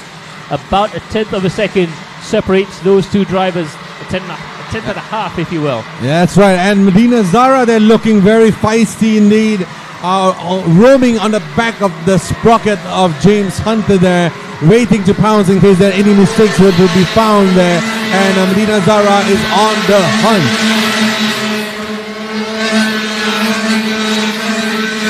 And there you have it. The position starting to just level out a little bit. There's still a bit of battle between 289 and 238 there. James Hunter losing a position through that last lap, but they're still fighting for places. Medina is also jumping into that battle right now, so it's a battle for fourth position between Kitinun Tapat, James Hunter and Medina Zara for that placing. So it's going to be a midfield battle, and these are always very fun indeed. Yes, indeed. And all of them separated by none other than 2 seconds in their best laps. So this is a very competitive, it is a very close pack. And at the moment, the driver in charge is none other than Kaito Lloyd, out in front there. Not in our cameras, of course. Is in front by 1.2 seconds ahead of Padapol. Yeah, absolutely. But this is where the action's at. James Hunter looking to the left, looking to the right, trying to find a way past right now, coming around the back corner there and racing onto the front there. We just seen them go past along with Siripat, Jaden and Putri Tihani right now. Coming into the braking zone here, not quite close enough. It's going to have to take a couple of laps to try and just build up the speed and build up the momentum to get past. Very hard to overtake in the midfield section. Not impossible, but you do have to wait to the back half, to the back straight, and that hairpin by turn 7 in order to have somewhere really reasonable to overtake. Yeah, I like what you said, Max. I think we discussed that a bit earlier in the day, right? That a move to overtake in turn 3 is set up in turn 30. So you have to really plan ahead, and I think that's what James Hunter is doing. He's looking very fighty as he tries to chase down Kitinun Tapat in front of him. Now they're going up the hill into the crest zone, and this is where you can set up the move for an attack into turn 3. It's going to take a few turns, but if you build it up and if you are patient enough, you will have the speed to attack come the end of the main straight. And Kitinun Tapat is also going to be aware of this as well, so he's going to be keeping tabs on the gap between himself and James, and also looking to defend once the time comes. So if James is going to try and get past him, he's going to have to try and catch him by surprise, because Kitinun Tapat very good in his defense so far this weekend. And a surprising fact, Tanawarat in running in P3 has dropped pace. He is now the slowest kart out of the 3 on camera right now. So both Kitinun Tapat and James Hunter are catching up to Tanawarat currently sitting in P3. So this is a fight for podium positions. Yes, a fight for 4th place has just become a fight for 3rd position. Not too sure what happened there with the number 277 machine, but it looks like they've dropped pace quite dramatically, I would say, just in the last sector alone. Perhaps it was a bit of a mistake. It looks like he's going quickly enough now, so I perhaps would think that it was just a bit of a mistake there, but it does mean that he's under a lot of pressure from Kitinun Tapat coming out of the final corner there. Tanawarat is going to be looking to try and defend, and it looks like they're going to go for a big switchback. Tanawarat managing to hold off Kitinun Tapat.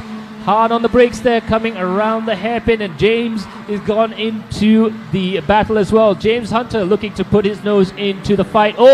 That's a huge slowdown. Yeah, huge slowdown from the 277 card. I wonder if there's a technical issue with the card, because Tanawarat is not competitive. And now here goes Kitinun Tapat. I expect they will overtake him in the next straight. Yes, and they are. But it seems like the card of Tanawarat has the top end, but does not have any low end torque. Yeah, it does a whole big impact there. They're going side by side.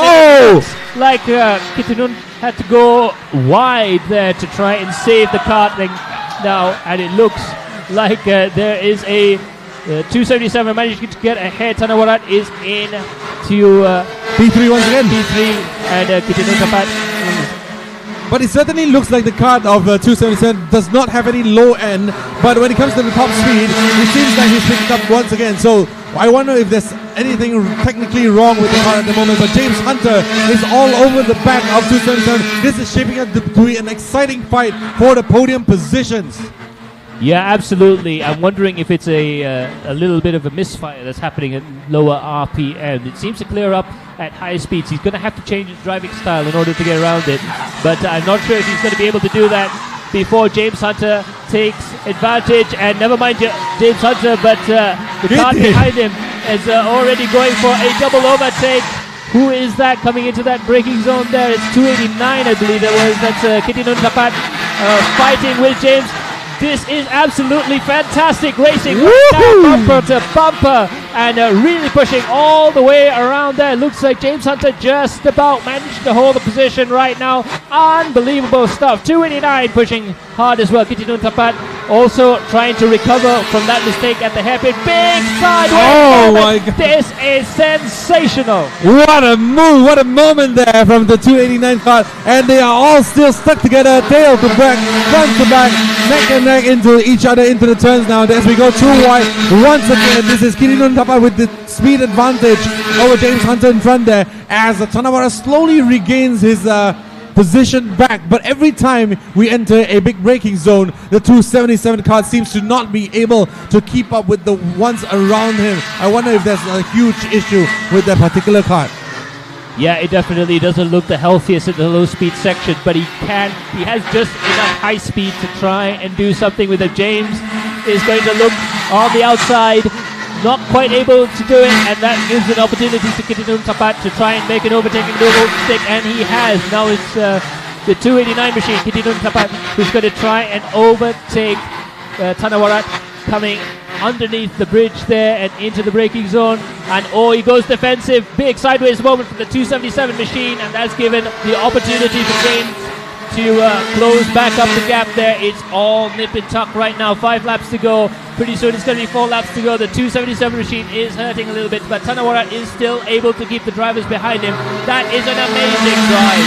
Oh, it's going on once again, going down the straight line. Here we go. Here's Kitinun Tapat on the outside now. Will he lock in this position? But then again, the 277 has enough top end to defend. But no, once and for all, he has taken the position from Tanawarat now, and Kitinun Tapat is now moving up into the podium positions. James Hunt is still behind there fighting, and also now Medina Zara joined the fight. This is a 4-kart fight for the final podium position. I have to say, this is what we live for when it comes to watching kart battles. Fantastic bit of racing there. James Hunt is still trying to look for a way around, but Tanawarat seems to be able to just about keep the kart going ahead of him right now, coming into the chicane there. This is where we saw trouble earlier on in the race, but drivers going through, no problems there. Coming up through the hill there, you can see the 277. There's just something missing a little bit there. It's definitely not driver, but there's something just a little bit missing from the engine there. It seems okay in the top end, which means that he has been able to keep James Hunter at bay, but James looking for a way around as soon as possible. Yeah, so Tanawaran has been off the pace ever so slightly, and he has managed to still hold on to P4 now, with James Hunter right up his bumper now. I can foresee that if Tanawara can build up his momentum once again, he might be able to take this stricken kart a bit to the podium positions, but because Kitinun Tapat is not exactly flying away after he's made an overtake. Yeah, and also I think whatever was going on with Tanawarat's kart seems to be a little bit better now, so I'm not too sure if he still has that issue that he had earlier. But in any case, James Hunter still riding nose to tail behind him right now as they're coming into the chicane. We've seen a lot of action going through this section. They've managed to get through nice and fine there. Medina, of course, in the perfect position to capitalize should there be a mistake up ahead. The 277 machine is using every single inch of the road there. Tanawarat making that kart as wide as possible. James Hunter looking to the left, looking to the right, trying to go around the around the final corner there. It's all about trying to get the drive into turn 3 and turn 4. Let's see if he goes up the gap there. He does. And it looks like he's setting up for a little bit of a move. Not quite able to do it just through the second part of that complex. It looks like Tanawara just has enough horsepower to keep him ahead. Enough horsepower indeed, just to keep ahead. So here we go. James Hunter still on the hunt now, and as he tries to close down the gap between himself and Tanawara there, that is the position battle for 4th place. But the podium position is not far ahead. In fact, it is within striking distance, within eyeball sight for James Hunter to be the hunted. To be the hunter, and for the rest to be the hunted right in front of him there. It looks like a battle that is very, very close, and it looks like something might just happen in the last 2 laps as they cross the line. Yeah, absolutely. They're getting closer and closer, and it's now just down to counting down the laps, counting down the corners even for James to try and make that overtaking maneuver work. It's still a fantastic battle so far. Kitinun Tapat still ahead. But just about managing to keep that car ahead. James getting very close into turn 1 and turn 2. Will he be able to do anything coming into the braking zone here? He's going to try, not quite able to do it. There's one more lap to go, one more opportunity to go after this. Hard on the throttle there. You can hear the tires working very hard indeed. Squealing all over the place. Most of the karts that are coming past our commentary position are howling their tires right now, so that's going to show that it is a high-tech circuit right now. The braking zone coming out again. Very, very close indeed. It's frustrating, really frustrating for James. Tanawara is going to do everything he possibly can to keep that car in 4th. Alright, there you go. This is your race leader, Kaito Lloyd there. We have not seen him for much. And Patapol has crossed in second position. There you have it. This is the last lap. But our focus, our attention is on the battle for fourth place now. This is between Tanawara and James Hunter. As Kitty Tapan has crossed the line in third position, starting his final lap there. James Hunter is on the prowl there. He might want to take this up with Tanawara in this last lap alone. This is the super heat. This is not the final race, but this is very close for all of them. So this is important positions up for place here. Absolutely. The higher up you can start at the final, the better your chances are. By any stretch of the imagination, the pole position is a huge help, especially around here, as we've seen from Kaito Lloyd in his start. This race around 273 is going to go over the crest for the final time.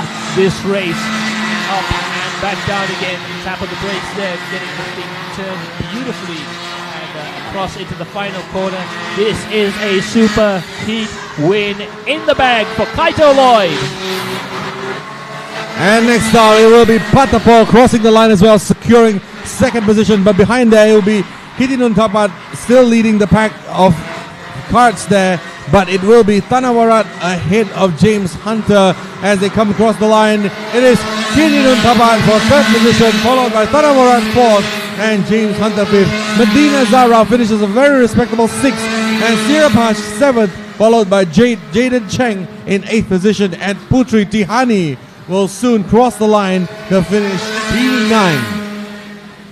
Absolutely, that was a brilliant race. A lot of action on the front and the back of the field. I'm pretty sure we missed a couple of battles further behind in the race there, but there was just so much happening out front that took our position there. But Kaito Lloyd, I don't think he'd mind us skipping for most of the majority of the I don't think so. Another win for him. 108.362, a fantastic lap time as well.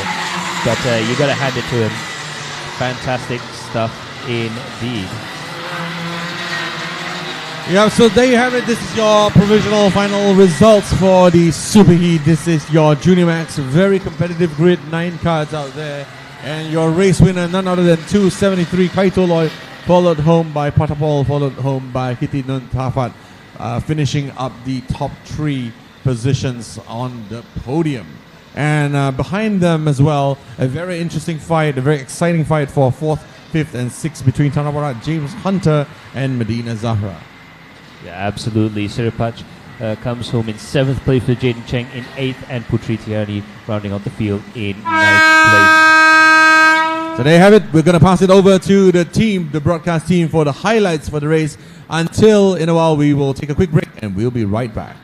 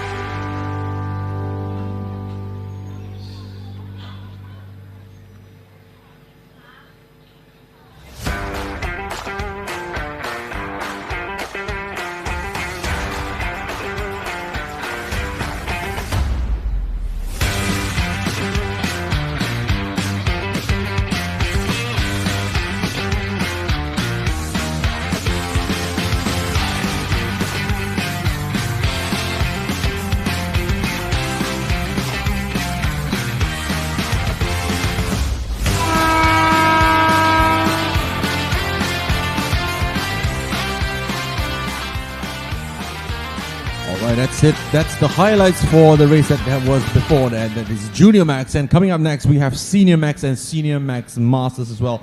But before that, we have actually two interviews from these two drivers for you out there. And the first one being driver number 237, that's Putri Tiani Alia Muhammad Faizul Iqmal from Malaysia, as well as cart number 395, that will be Racharat Anantakan from Thailand as well.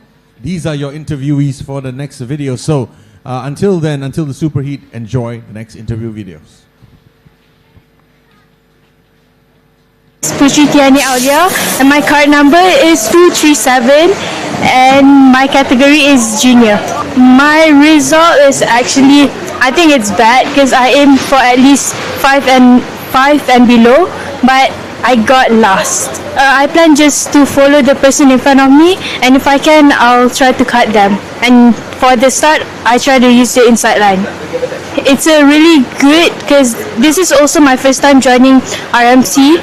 I'll say thank you to my family, my father especially. He bought me a new shoes, new rib protector, and the cart. This is also a Charles Leclerc's cart. This is my brother's cart, and thank you, Imran, for giving me to use the Charles Leclerc cart. And guys, please don't forget to support me because this is my first RMC race. สวัสดีครับผมชื่อนายราชรัตน์อนันตขานนะครับผมมาจากทีม WK Motorsport ครับแล้วก็อยู่ในรุ่นของ Senior Class ครับผมเบอร์395ครับมีความพร้อมเป็นอย่างมากครับผมเรื่องของการเซตอัพรถที่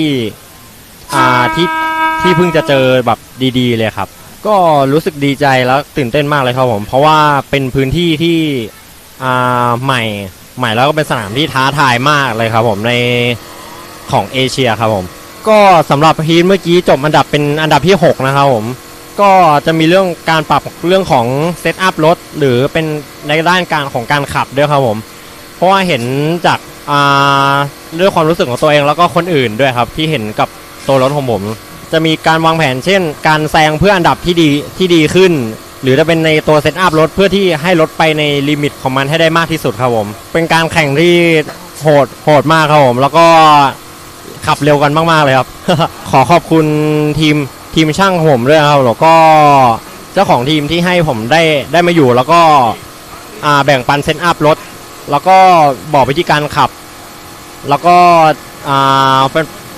แบบผู้สนับสนุนทุกคนด้วยนะครับผมที่คอยสนับสนุนผมครับผม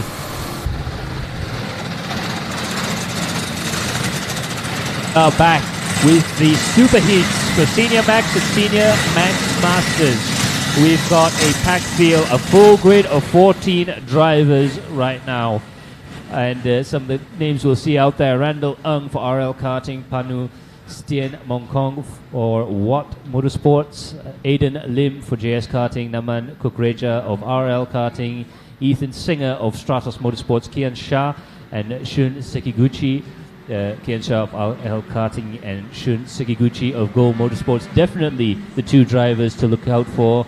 Another quick driver, Miguel Quinones, along with Krish Gupta and Dominic Satyawan out there. Racharat Anatakan was one of the drivers I think we saw during that interview segment for WK Motorsports. Lak Bafna will be racing for RL Karting, Neor Alif for Speed Karting, and Lim Chong Han for RL Karting round out the field.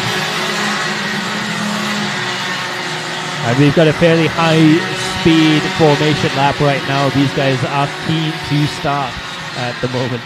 And we are about to get underway. This is going to be a lot of excitement, a lot of drama, and a lot of high-speed racing coming right up.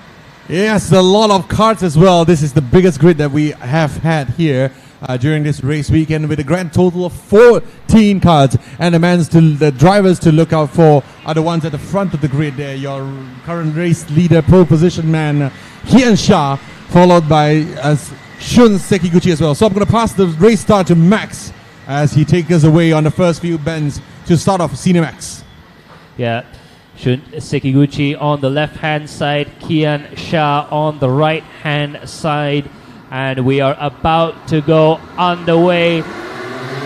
The lights go off and we are go with the drivers having a fantastic start coming into turn 1 there. A couple of guys going wide, but brilliant start nonetheless for all the drivers out there on the track there. But it looks like Kian Shah is going to be the drivers that manages to get into first place, and Dominic Setiawan actually managing to get up a position as well. He has got into second position, and in all of the races so far, the positions that the guy that started in second position has always dropped back on the initial lap. But here comes Shun Sekiguchi right back up into his second position as well, as the camera pans away for a short while before we get back on track once again.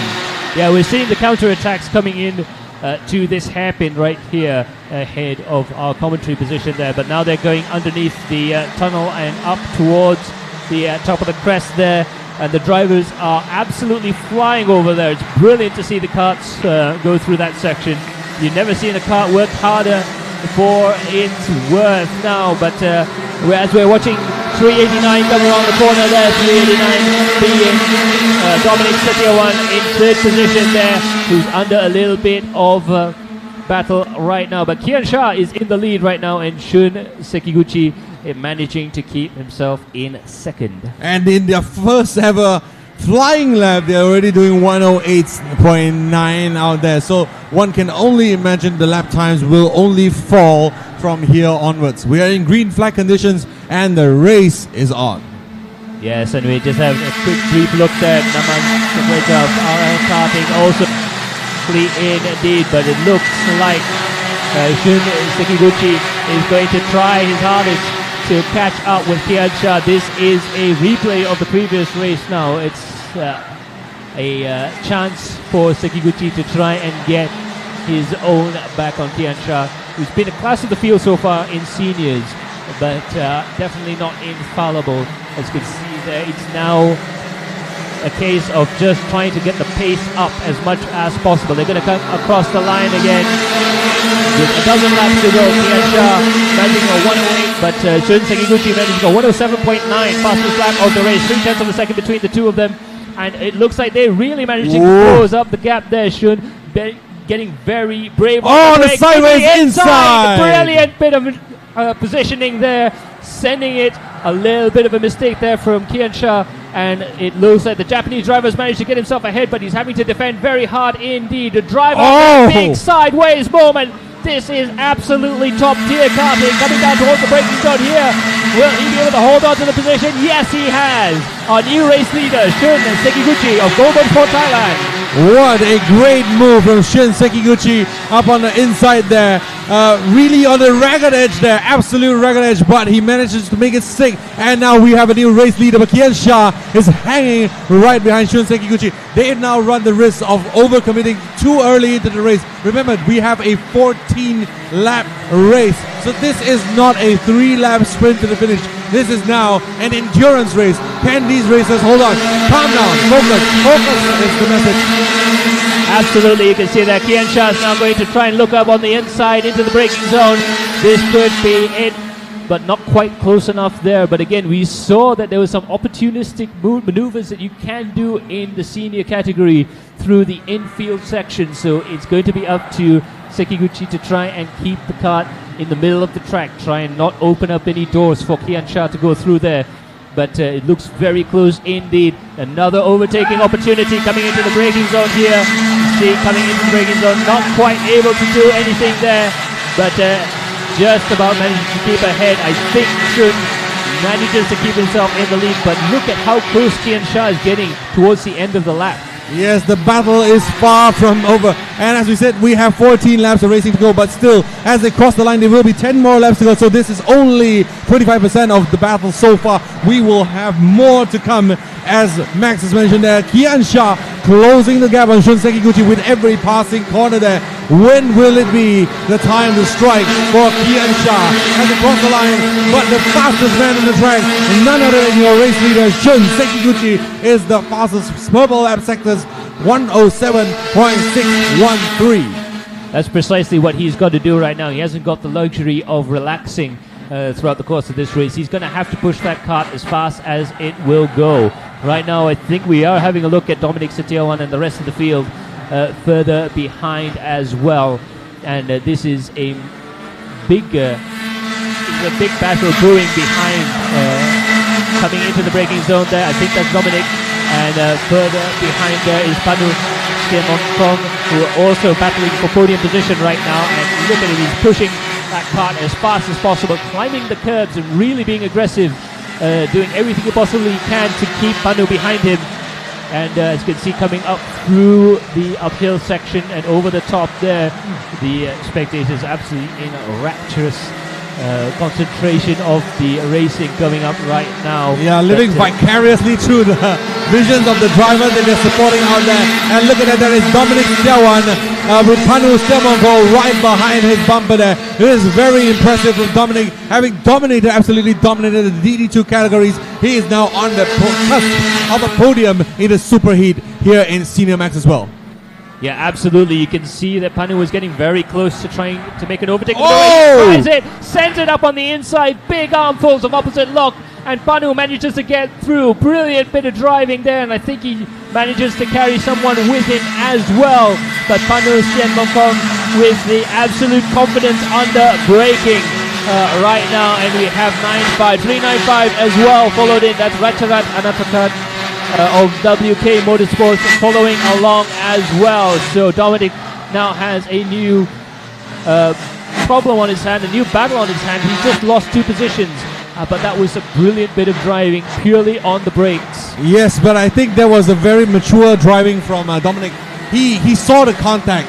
He moved out of it. He consciously chose to avoid the contact there and live the fight and live he does indeed. So he is still in the race to get the podium position, but now the 2 cars in front of him will have all to battle for the podium positions there. So the cut of 302 Panu is in the podium position for now, but it is all still to play for as Dominic sits comfortably in 5th position and will look to try to make up for those 2 positions that he lost the last lap around. Yeah, and Ratcharat is also looking very racy right now at the back. That WK Motorsports machine is doing very well indeed. He was very close coming into the first 2 corners there, almost nose to tail, touching even at certain points. So Ratcharat obviously having a very quick cart underneath him, so Panu has to drive out of his skin to try and keep that position. 3rd place is not going to be an easy one to hold on to as they throw it up the hill and over the crest. It looks like Panu is able to go just a little bit quicker through the back half of the track, but you watch as they go into the first sector how close Ratcharat can get. And at the front of the grid as well, we have Shun Sekiguchi leading the race away from Kian Shah. These 2 have been neck and neck, side by side throughout the entire series. But now it is currently score 1-0 to Shun Sekiguchi as he is in the lead of the race. But Kian Shah is no slouch either. He will be looking to close the gap as soon as possible, and that will be half a second only between Shun Sekiguchi and Kian Shah at the front of the grid. Absolutely. And yeah, this is one of those races where nobody, I think, will have the chance to back off. This is going to be flat out from start to finish. It's one of those races where you really earn your keep as a karting driver. Hard work all the way through, and the sun's beginning to come out as well. This is about to be the hottest time of the day there. There are some clouds off in the distance, but it's not going to be enough to save this race from being an absolute fire festival. I do agree. So here we go. Once again, the camera's trained on Dominic Satiawan there, and also Krish Gupta. Last now. Right behind him, trying to make up the positions. The RL Karting teammates there are now in positions 5th, 6th, 7th, and 8th, and trying to make it up, trying to get into the podium positions up there. Yeah, absolutely. Yeah, Panu is in the driving seat for that right now, but of course the gaps are just not big enough right now to do anything about it. Kian Shah has done the fastest lap of the race, but not by enough to make a difference right now. 107.353 was the last lap from Shun Sekiguchi. It's only a 336 from Kian Shah, only 100th of a second faster. He's going to have to try and push a little harder than that. but he is in sight, and that makes a huge difference psychologically when you can see your opponent ahead of you.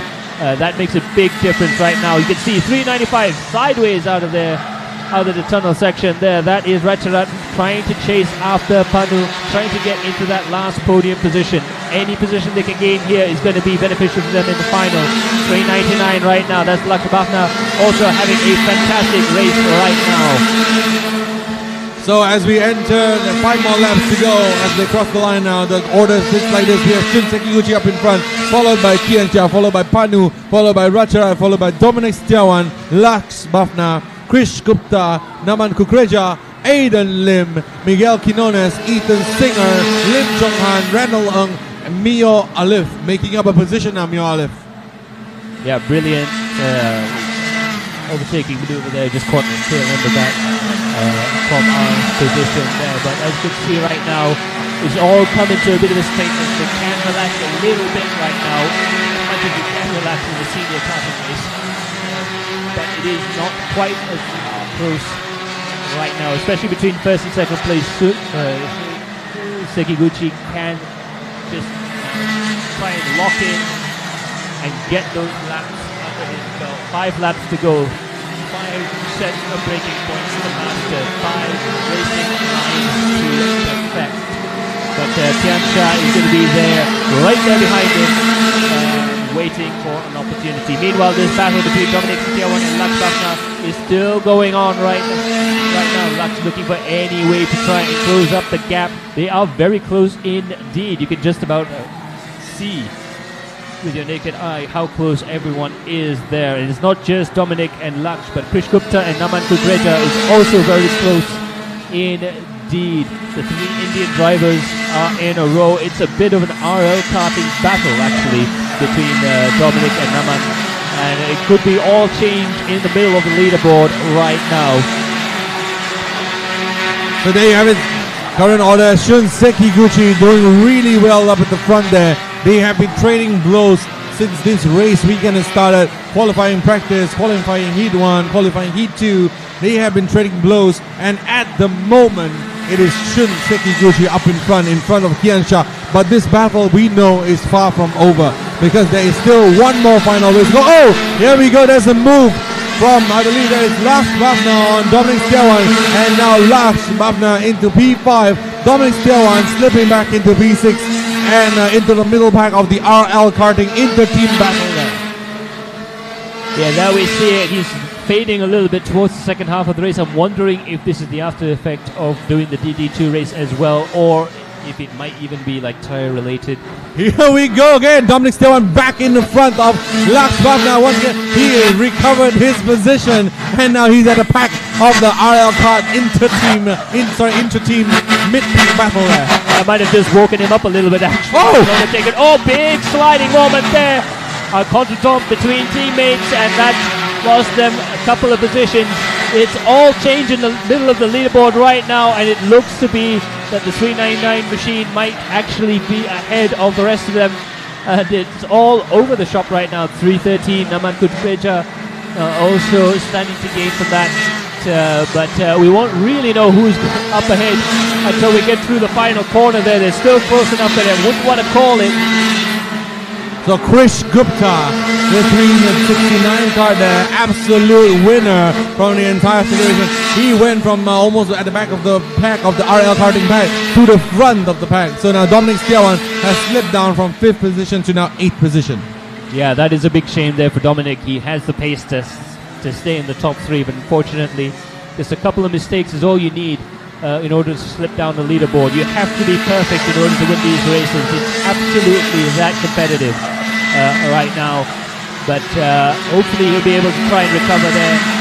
But I can tell you what, the 3 Indian drivers there, Krish Gupta, Naman Kukreja and also Lars Bafna, are not going to make it easy for him as they go through the infield section there. I predict this fight is going to get spicy as we enter, spicy and spicier, as we enter the final lap of this race, this super heat here. We have the race leaders about to cross the line to start the final lap, and there we have it. On the start finishing line, that is Shun Sekiguchi leading away from Kiansha to start the final lap. But on the back of this battle there. Like Paris Timonko, Racharat, and the rest of the crew there fighting out for positions 4, 5, 6, 7 in one straight line. Absolutely there. Shun Sekiguchi managing a 107.277, a little bit slower than the ultimate pace that we've seen these drivers do already, but the gap is half a second between himself and Kian Shah. Very difficult to see an overtaking maneuver work out unless there's a mistake from the front there. Meanwhile, in this midfield battle, it's still going on. 3-3-3, they're going through the chicane. Ooh, he's closed up though. Kian Shah has gotten a lot closer. He was very brave through the curves there. So it's now going to be up to who can get the drive out of 13. We go over the crest there, down into the braking zone, nose to tail, and up to the final corner. And it looks like Shun manages to keep the kart ahead. Shun Sekiguchi comes across the line and he takes the checkered flag. And it's Shun Sekiguchi comes across the line in first place. Kian Shah in second. Panu Sien Mongkong in third position and Racharat in fourth place. Krish Gupta, Laksh Bhavna, Naman Kukreja and Dominic Sityawan come across the line almost faster than I can say their names. And up next is Aiden Lim in P9, Miguel Quinones in P10, Ethan Singer in P11, Lim Chong Han in P12. And coming up to finish the line, coming up to the line in the next few seconds will be Mior Alif and Randall Ng as well. Brilliant driving there from Shun Sekiguchi. He needed to respond to Kian Shah this weekend, and he's absolutely responded perfectly there. This puts him in the best position for the start of the race. This puts him in a commanding position for the finals. So it's, I think, 2-1 right now in terms of racing between Kian Shah and Shun Sekiguchi. It's going to be all down to the final as to who will come out on top. Brilliant bit of racing from all the drivers there. And absolutely fantastic. I cannot wait to see the finals. That's right, I do agree as well. So as we end this race session, let's take a look at the provisional finishing results here that we have been calling out for many times now. Shun Sekiguchi with the clear victory this time around, but Kian Shah just a whisker behind, followed by Panush Timonko, followed by Racharat Anatakaran, followed by Krish Gupta, Laksh Bhavna, Naman Kukreja, Dominic Setiawan, Aidam Lim Xiaoyang, Miguel Quinones, Ethan Singer, Lim Chong Han, Mio Alif Mio Azlan, Randall Ng Ju Seng, making up your top 14 cards. That is a fantastic way to segue into the lunch break right now. We'll have a look at the highlights of the race, and there are plenty of them as well. And we'll see you all in the next section. We will have a lunch break of about half an hour between now and the Micromax finals, but from 1:30 onwards, it's going to be action all the way. The finals are coming right up. Stay tuned. See you then. Ciao.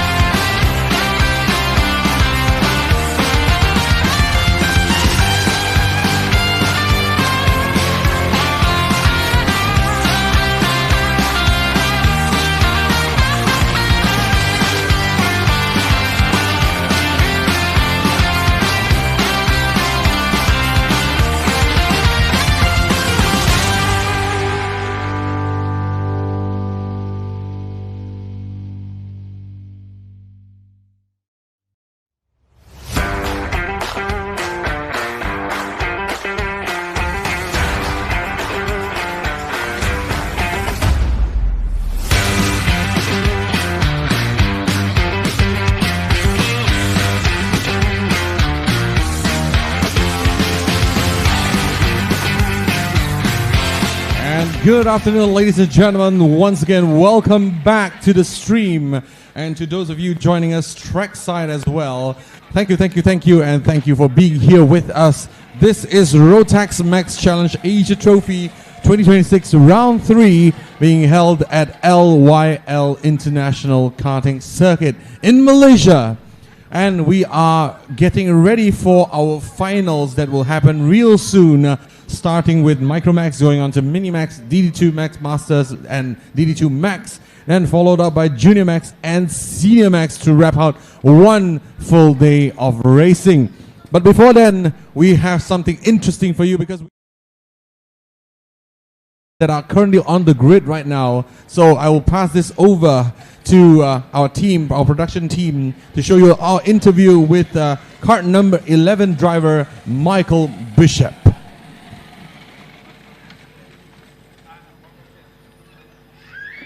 I drive in the Micromax category and my kart number is number 11. I want to get the pole position a lot. The results after heat number 1 were not very satisfying for me.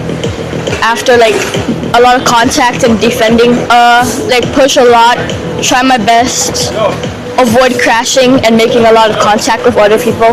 It's a great event. RMC Asia is very good and very exciting. Thank you to my family, coach, and my mechanic for helping me throughout this event.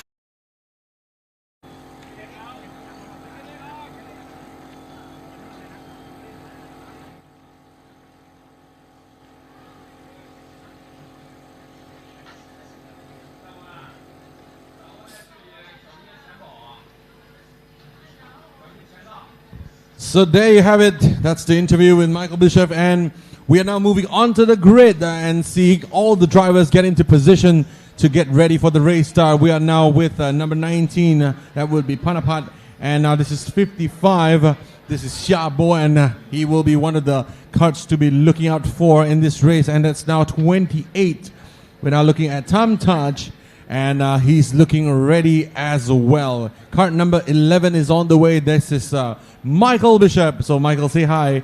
And Michael will be getting ready to go as well. He's very eager to go because I think that is some unfinished business from the Super Heat just now. And starting at the tail will be number 59, Patarpon Pangam.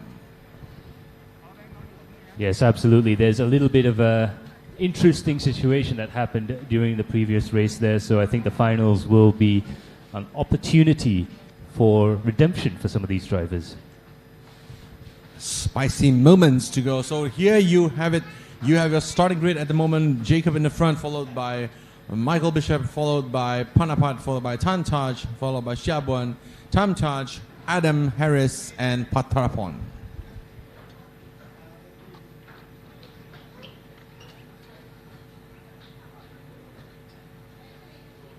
So there you have it, the 7 and the 18 on the front of the grid there, number 55 Shabuan just behind them, and the 19 machine of Panapat as well. So Jacob, Rafael Ravinia, and Michael Bishop a little bit further behind as well, but definitely those are the names to look out for. Jacob especially, and also Tantaj, and Shabuan was very, very quick during the course of the Super Heat. We're about to go live in about 30 seconds time, and as the marshals are about to send them on their way, they'll be doing their formation lap from the grid. This is where the pressure starts to build for them. Right, another 8 more seconds to go before we are at engine start, and here we go. We will be embarking on the formation lap. This will be it. This will be the final race of this particular segment, but of this particular class. Micromax will be racing for 14 laps. It was spicy, it was dicey from before, and we are expecting more of the same to happen in this final race. So once again, to those of you joining us trackside and online, once again, thank you and welcome to RMC Asia Trophy Round 3 Finals. My name is Kelvin T. I'll be your host and MC for today, and with me is the voice of Malaysian motorsports, Mr. Max Palmer. Absolutely, very happy to be here As usual, we have a wonderful day here, a little bit overcast up ahead, so this is going to be quite interesting to see. So it'll be a good job that we could try and get the Micro Max and Mini Max at the very least happening in dry conditions. As much as I loved driving karts in the rain, it can be a little bit of a bummer, and it will slow things down a little bit when it comes to the racing. The spray as well used to be horrifying. But there is a stiff breeze. The temperatures are falling. I do not see it raining before the end of the Mini Max race. But then again, I am not a meteorologist. Well, in Malaysia, you might as well call yourself a bomo if you want more chance at succeeding in that thing, right? So True. Give me 2 coconuts and I'll show you what I can do. We'll figure it out, but pretty soon they're going to be going into the tram lines around the final corner there. We will have our eyes on the starting line. Slow card coming out. The last slow card. The lights are on. The lights are off. And we are away. And it looks like a fantastic start there from the Chinese driver, Xiaoboen. Number 55 coming up into third position. Tanataj managing to get himself up into first position. Jacob Raphael is in seventh place. Xiaoboen is in third. But it looks like there's a change up in the leaderboard there, and Jacob manages to get himself up into seventh place.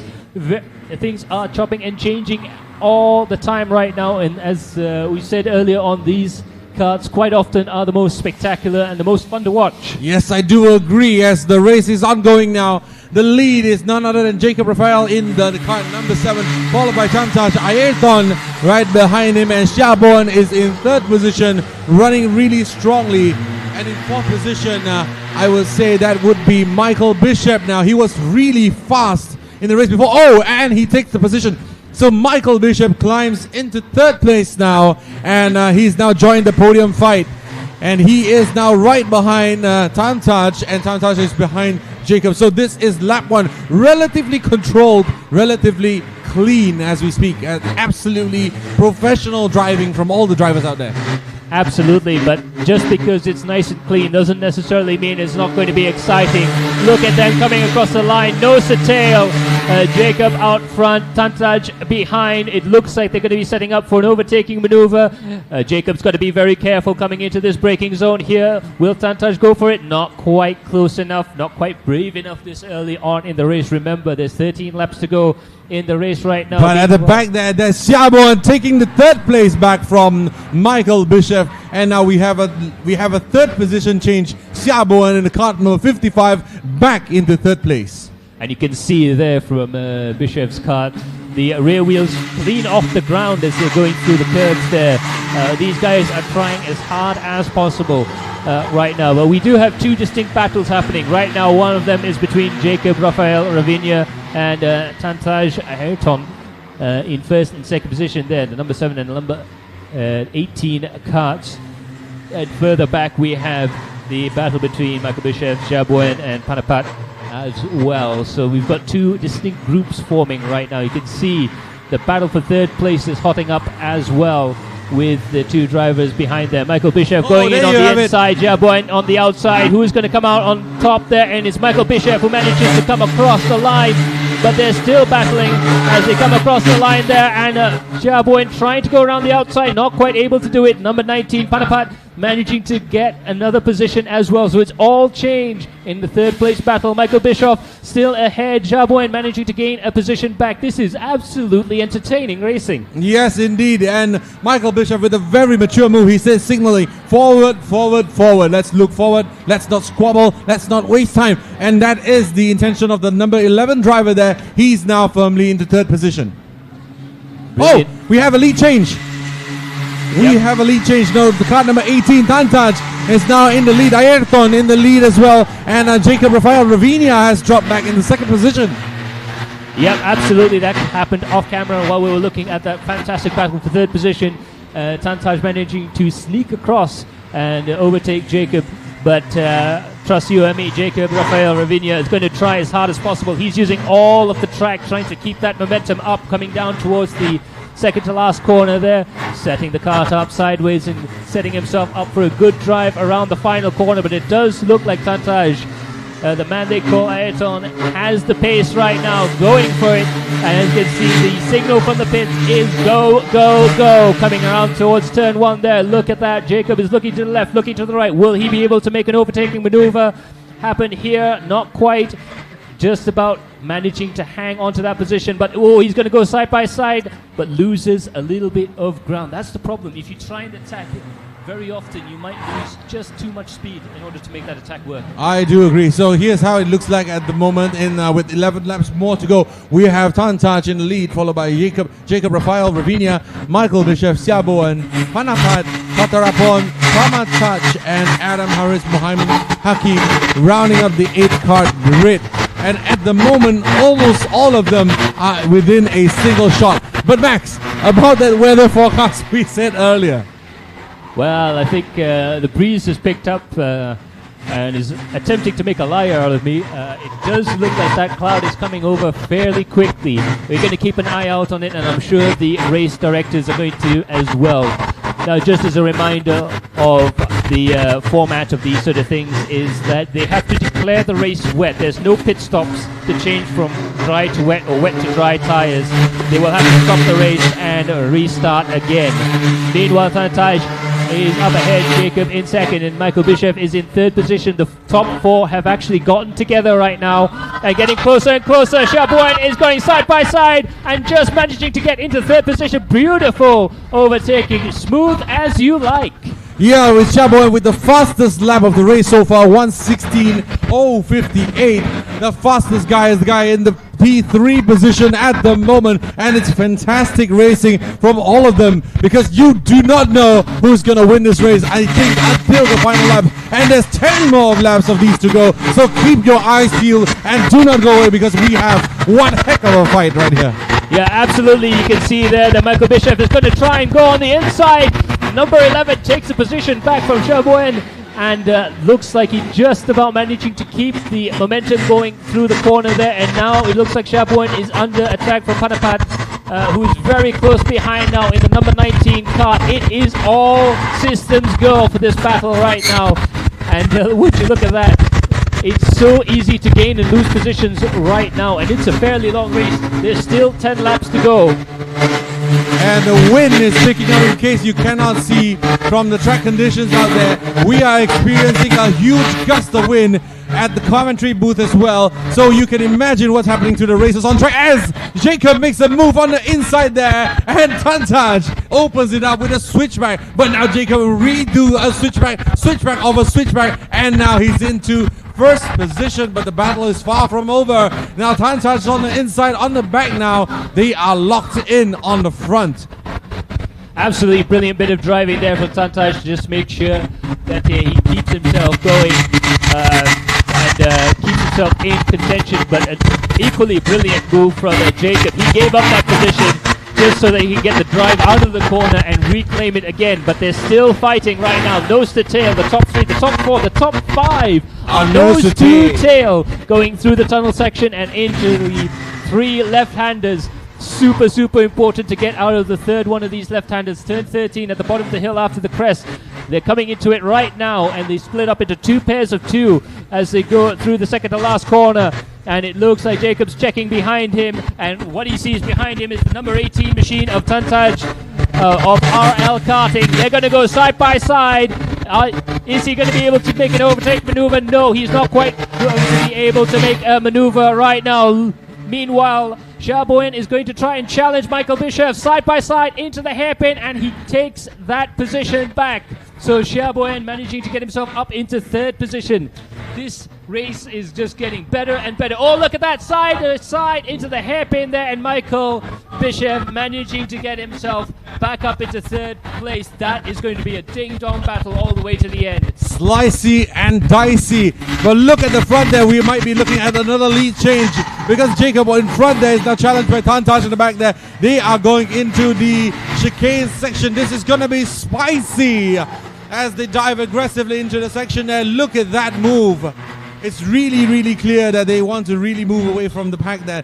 But the pack is just keeping them together because Michael Bishop is one of the quickest guys on the track at the moment in terms of lap time. He is as quick as your race leader.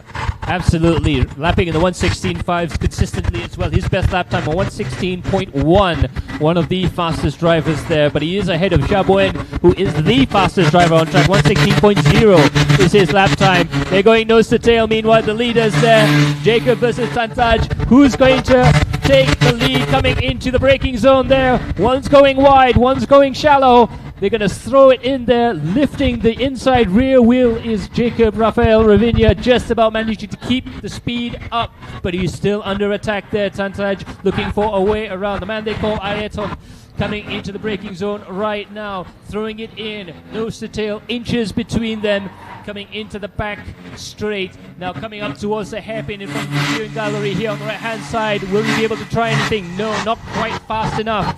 Now the next overtaking opportunity is going to be the chicane just before the tunnel section. He's going to go side by side, sends it in, not quite able to do it. Jacob just about managing to keep it in, but they're going to go side by side through the tunnel and up the left-hand side, and it looks like Jacob managing to keep a hold of the lead of the race, but there's still a lot of danger there for the lead coming through the last left-hander and into the right-hander that finishes the lap. Who's it going to be? It's going to be Jacob taking the lead for the moment, but what he has done is really eroded the lead that they have over Michael Bishop and Xiaoboen, and it's two-card battle into a four-card battle once again for the lead. Exciting moments there. Oh, here we go. Xiaoboen once again into the third position, podium places, signaling forward. Let's chase them down.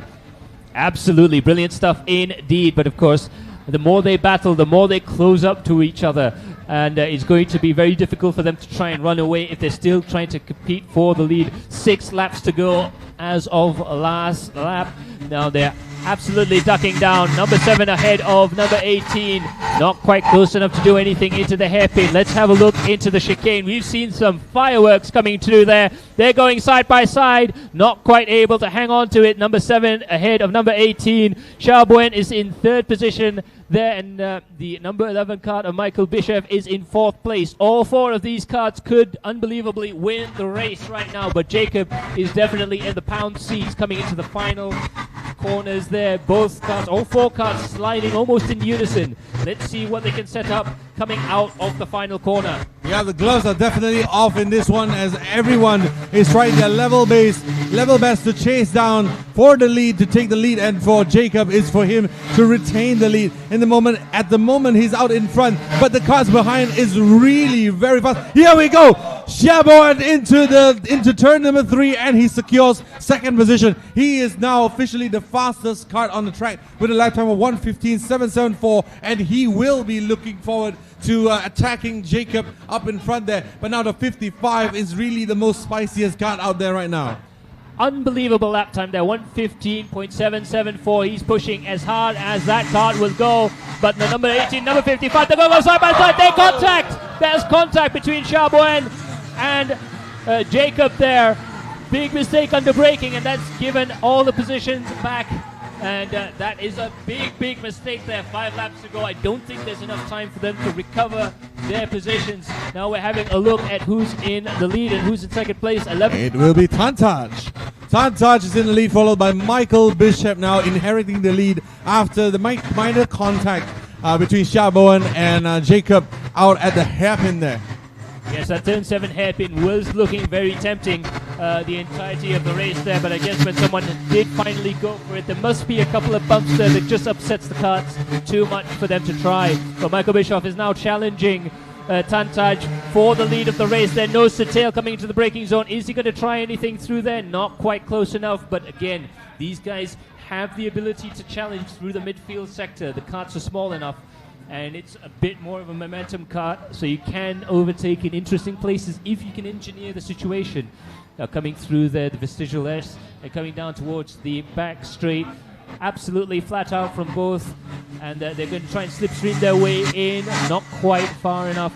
The gap is not quite close enough for them to be able to do anything through there. Let's see if they can do anything into the chicane section. This has been an amazing event so far. Tantaj again keeping his head cool. Michael Bishop also keeping his head cool there. Nice nose to tail through the tunnel, over the crest, and it looks like Tantaj might just keep the position at least for another lap. I do think so. But Michael Bishop is looking fighty, and he has, bear in mind, he has not yet won a single heat this time around. But this time around, he's looking spicy, he's looking dicey and ready to fight. And I think Michael Bishop has the faster lap time over the last lap compared to Tantaj. He's closing the gap ever so slightly, and he has a slightly faster best lap than compared to Tantaj in front. So advantage Tantaj for now, because having the position is advantageous, but Michael Bishop very, very close behind and looking to close the gap with every single turn. Absolutely, they're effectively running the identical lap times right now. Michael Bishop is in the wheel tracks of Tantaj, perhaps even hitting the brakes at the same time, hitting the throttle at the same time. Right now he's just looking for an opportunity. 3 laps to go. Now there's opportunity is running out. They are equal going through the hairpin and now coming up to the chicanes. That's where we've seen some action the last time around. Not quite close enough to do anything. It's all about setting it up for a pass on the main straight or coming into turn 3. Up the hill, they're just having to carry the speed, carry the momentum. This is where they set up those heart attack overtaking maneuvers into turn 3 there. Fantastic through the left hand side there and into the right hand. And as we're seeing this battle develop, Panpat is getting closer and closer to the back of this field. I was about to say that, Max, because while we are looking at Tantaj in front and Michael Bishop as well, do not forget in P3 we have Panapat. There you have it, the cart number 19, hiding in the back, lurking and ready to pounce. As soon as anything happens to these two, he will be there. Will we have a surprise winner for the finals of the Micromax there? It remains to be seen. It remains to be seen who will be champion of Micromax. But it looks like this is the 3-way fight for the race lead at the moment. Yeah, absolutely. This is the race everyone wants to win. And as you can see how hard people were trying and win the race. Coming into the braking zone there, and it looks like Michael's getting closer and closer to the cart ahead. I know you took a bunch of time there. Tantaj is under attack. Here we go, Michael Bishop on the inside. Into the inside there, managing to get into the front of the field there, and he's got the position. He's got the position coming up through the top of the hill. 2 laps to go. It'll be the final lap. When they cross the line right now, the final lap card is ready. Michael Bishop managing to keep himself up ahead, but he's not out of the woods yet. That number 18 card has a head on its shoulders that is wise beyond his years in terms of racing. Last lap, Michael Bishop is ahead. Tantaj is second. Panapat is in third as well, and all 3 of them have a chance to win. And what better way to take the race lead than at the absolute final lap? You're looking at Michael Bishop with the lead at the moment. It's so exciting out there with Tantaj trying to close down the gap with every single corner. Another 10 more turns to go. We are in the vestigial as for the final time for Micromax, and it will be down the back straight. Tantaj has the wider line. He should have the higher top speed. Will he try something? This is the final lap. Here we go. Dive down on the U-turn there. This is the hairpin there. Tantaj now on the outside, Michael Bishop with a small glance to the back there. They go into the chicane. This is turn 8 and 9 there. Oh, a bit of a gap is forming here. Yes, absolutely. We can see that Michael Bishop managing to carry more speed through the corner there, and now it looks like Panapat is putting Tantaj under a lot of pressure, which is just going to give Michael Bishop that breathing room that he needs. Coming down towards the second to last corner, throwing it through the bend. Through the final corner there, it's all going to be about the drive coming towards the finish line. It's going to be close, but it's Michael Bishop for the win. And what a way to win, I must say, Michael Bishop. Fantastic way to win the first time this weekend and to do it on the time that it really, really mattered. Congratulations, a well-made champion, Michael Bishop, your champion for Micromax. Absolutely, and you can see how happy he is right now. He knows he's just won the big prize. He is absolutely delighted, and who could blame him? Well deserved there. He kept the best for last, and he's definitely got a fantastic run there. Michael Bishop is first, the number 11 driver for Stratos Motorsports, followed by Tantaj Yuva Sakunrai, Sakun Krai, sorry, I do apologize, for RL Karting in second place. Panapat is in third. Panapat for Stratos Motorsports there. Shaboyan for Golden Racing Team is in fourth place. Jacob Rafael Ravinia for the Mercedes driver development is in fifth. Patapon for Stratos Motorsports in sixth. Samtaj for MRC Racing in seventh, and Adam Harris for FSA Racing in eighth. So what a breathtaking Micromax race it is, and once again congratulations to all of the podium finishers, separated by no more than 0.3 of a second. This is incredible racing between Michael Tantaj and Panpat, and they all deserve plaudits, but there can only be one winner, and for this time it is Michael Bishop. So now, until further ado, we shall take a quick break, but before that we will leave you with the exciting highlights of this particular race, Micromax Finals.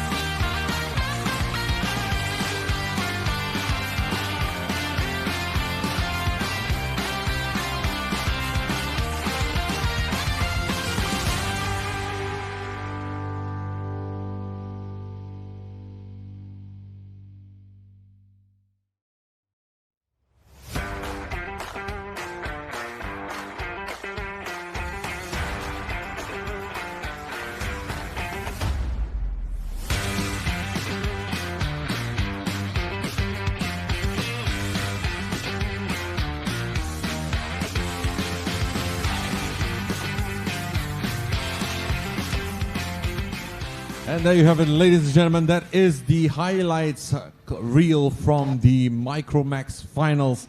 An exciting race from lap 1 until the final lap. And it was Michael Bishop that took the checkered flag provisional winner for the Micromax segment there. And coming up right next, we have Minimax as well. And before that, we have another interview with our fellow driver Chinapat Vejabuti of kart number 178. An interview with him to see how he's so quick around this track here, which is LYL International Karting Circuit. Take it away.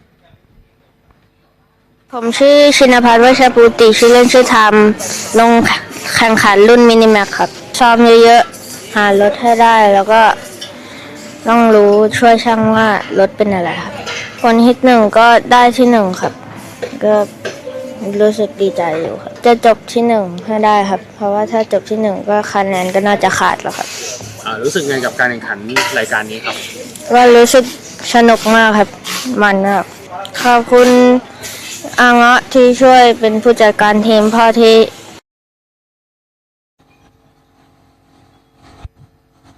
And there you have it. That's 178. That is your main character of the interview just now. That is Chinapat Vejabuti from Thailand, and he is on pole position, getting ready to strap in and do 14 laps of this track here, 1.5 kilometers times 14 laps there. So that's a lot of kilometers for running in, and this is Ishan Swarup. Very quick, and very fast. Next up, we have 164. This will be two-time in set as well. He jumped up into the lead in the previous race in the super heat, but didn't manage to hold on. But he will be looking to redeem himself this time around. He will be looking to hit on and try to attack the lead one more time. This is Aruthran Prabhu in the 140. He's in row number 2. And this is Muhammad Falik. He will be representing RL Karting and Malaysia as well. And he's in cart number 115. Next up, 119, we have Ko Yang Shen for Stratos Motorsports of Malaysia as well. And all the best to the drivers out here, proving that which one of them will be the fastest come 14 laps. Ko Yang Shen of Stratos Motorsports in cart number 118, ready to go. And next up, we have cart number 116, Yen Yusuf of Speed Karting, getting ready to start the race as well. And this is going to be another race that promises lots of action. 14 laps of racing. This will be the last reduced lap count race. Obviously, these karts are a little bit slower. We're still going to be looking at a 25-minute race there, but judging by how exciting that race was, it's going to be absolutely amazing. As you can see there, the starting grid, Muhammad Falik and Ko Yang Xian listed at the front there, but we will in fact have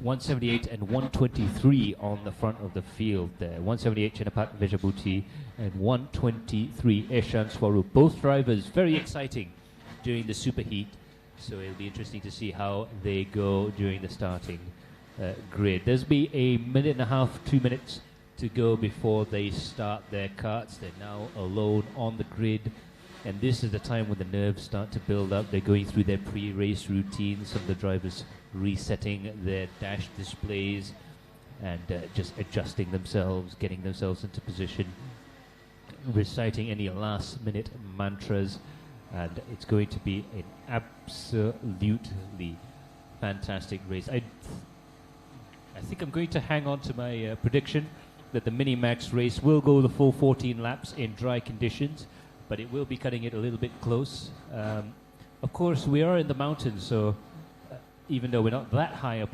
into the TT Wangsa ranges, we are getting into mountain weather, which means that sometimes, just sometimes, the weather misses us, and sometimes it comes in strange ways, to put it mildly.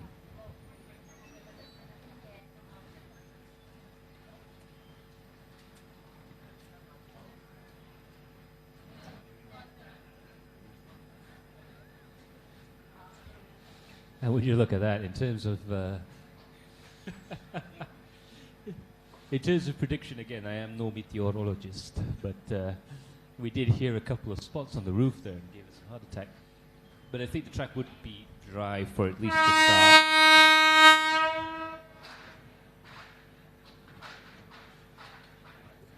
About a minute left before they start. Last minute preparations there.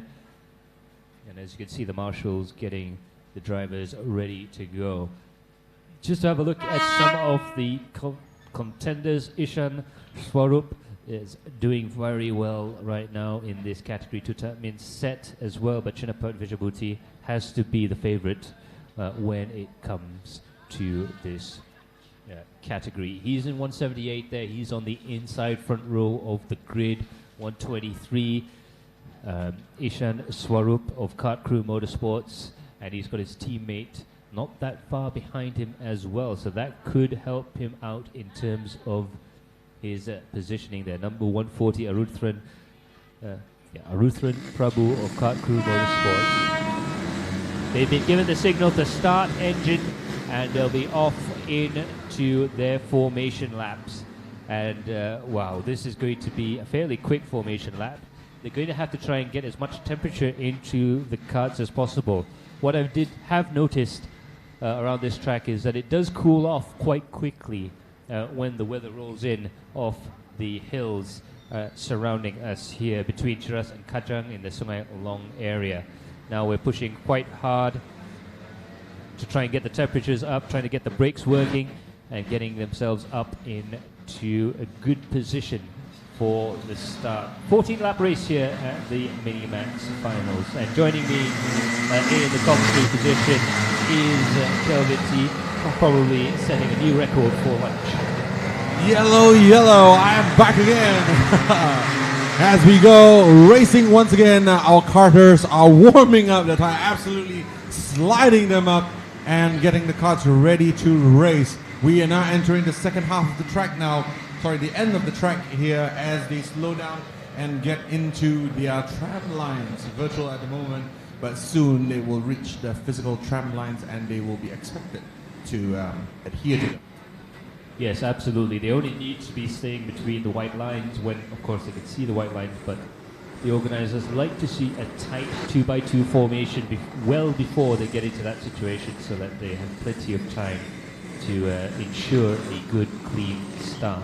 Now, of course, we've seen a couple of times that some of the drivers have had a little bit of a sluggish start, especially from the outside there. Number 123, Ishan Swarup, will be looking to try and break that curse right now. Oh, here we Hard go. on the front. Look at what he said. He's now opening up he's now opening up behind him. Oh, look at that. Ishan Swarup with the absolute speed on the outside now. But he's not been able to close it in. And Rutram Prabhu now behind him. But the race leader is still none other than Chinapat Vejabuti in the lead right now, followed by Tutamin Set in behind him. You are right, absolutely spot on, Max, in the sense that the second position guy on the leading line has the advantage over the second row. Yeah, absolutely. It's a really tricky situation. What it is you've got a much longer route to do when you're going into the outside tram line. So you do have to pick up the speed a little bit. But if you go too quickly, of course, you can pick up a penalty for going too fast before the final scoreboard there. Now, coming through the chicane here, you can see number 164.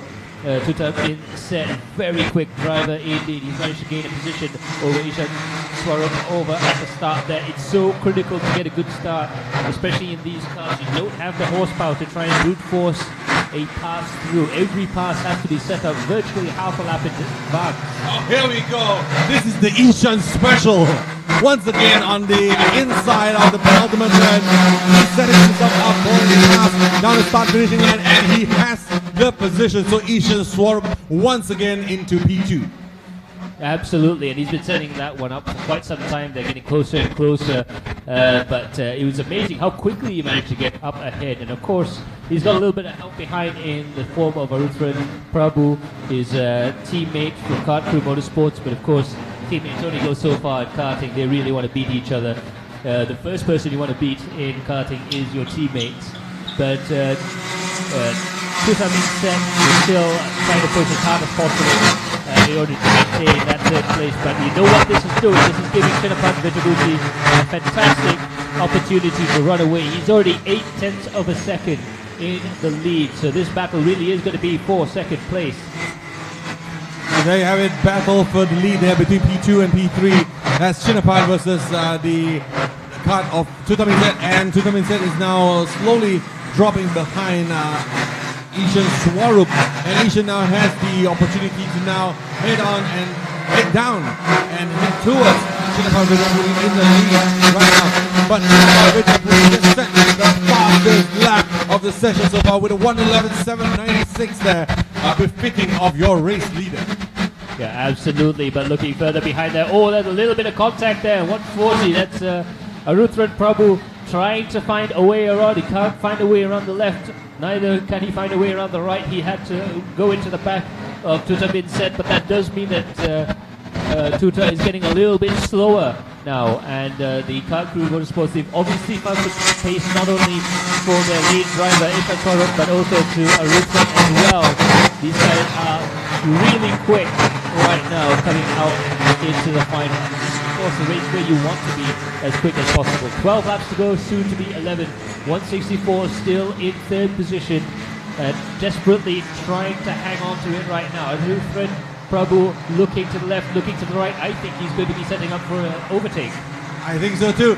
So looking at how Ishan Swaro has done it, he's done it in the next turn, so maybe he's going to try the same thing, but no. This time Tulan instead has it covered nicely off, and he has no opportunity to hit on the inside Rutan Prabhu. But now he has the speed to be on the inside of Tulan instead coming into the first turns in this track here, but he has to back off a little bit for risk of running into the back of Tutam. Instead there is Arutran Prabhu. He's now back to back, side by side into the next lap right now. And of course, all of this battling, looking to the left, looking to the right there, we know that Tutam Inset is losing a little bit of time in comparison to Arutran Prabhu, but both of those drivers are actually losing quite a bit of time to Mohammad Khalid of RL Karting, who's further behind there. Not quite in second distance just yet, but he is closing up the gap as the race wears on. So as you can see there out on track there, the gaps are still a little bit too close for comfort for most of them.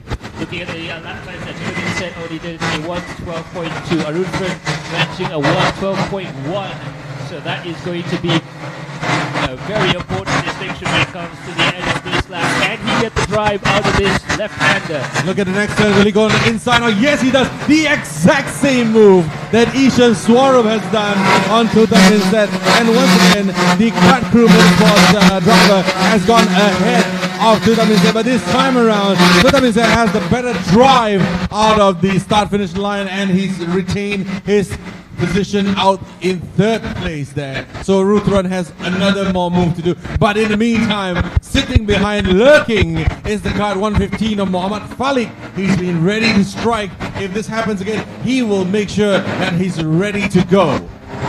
That is the tricky part about battling. If you try too many attacks too soon, if you try and fight too much, you slow down the pace of the race, not only for yourself but for your competitors.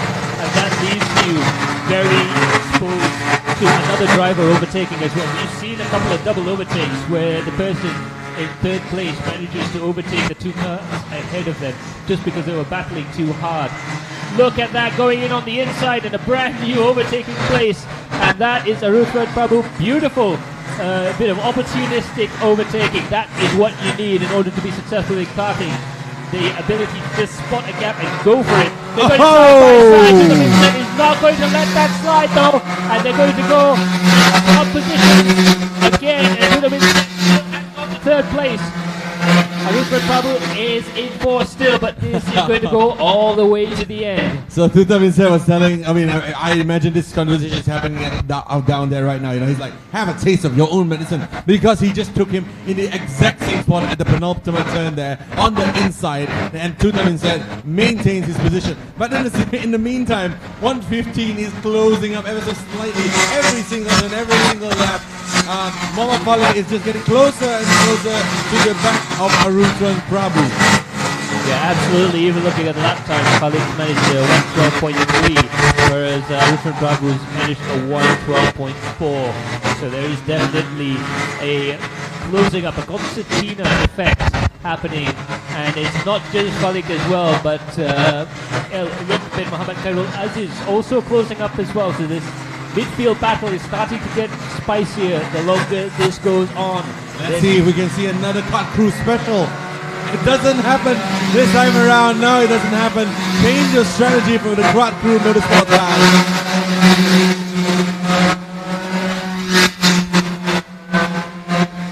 So there you have it. Again, Tutam Inset in the lead in the third position now. This is for the final podium place there, leading Arutran Prabhu into the next lap there, into turn 3, turn 4 now, as they go up and make a left turn before they head into Vestigial S.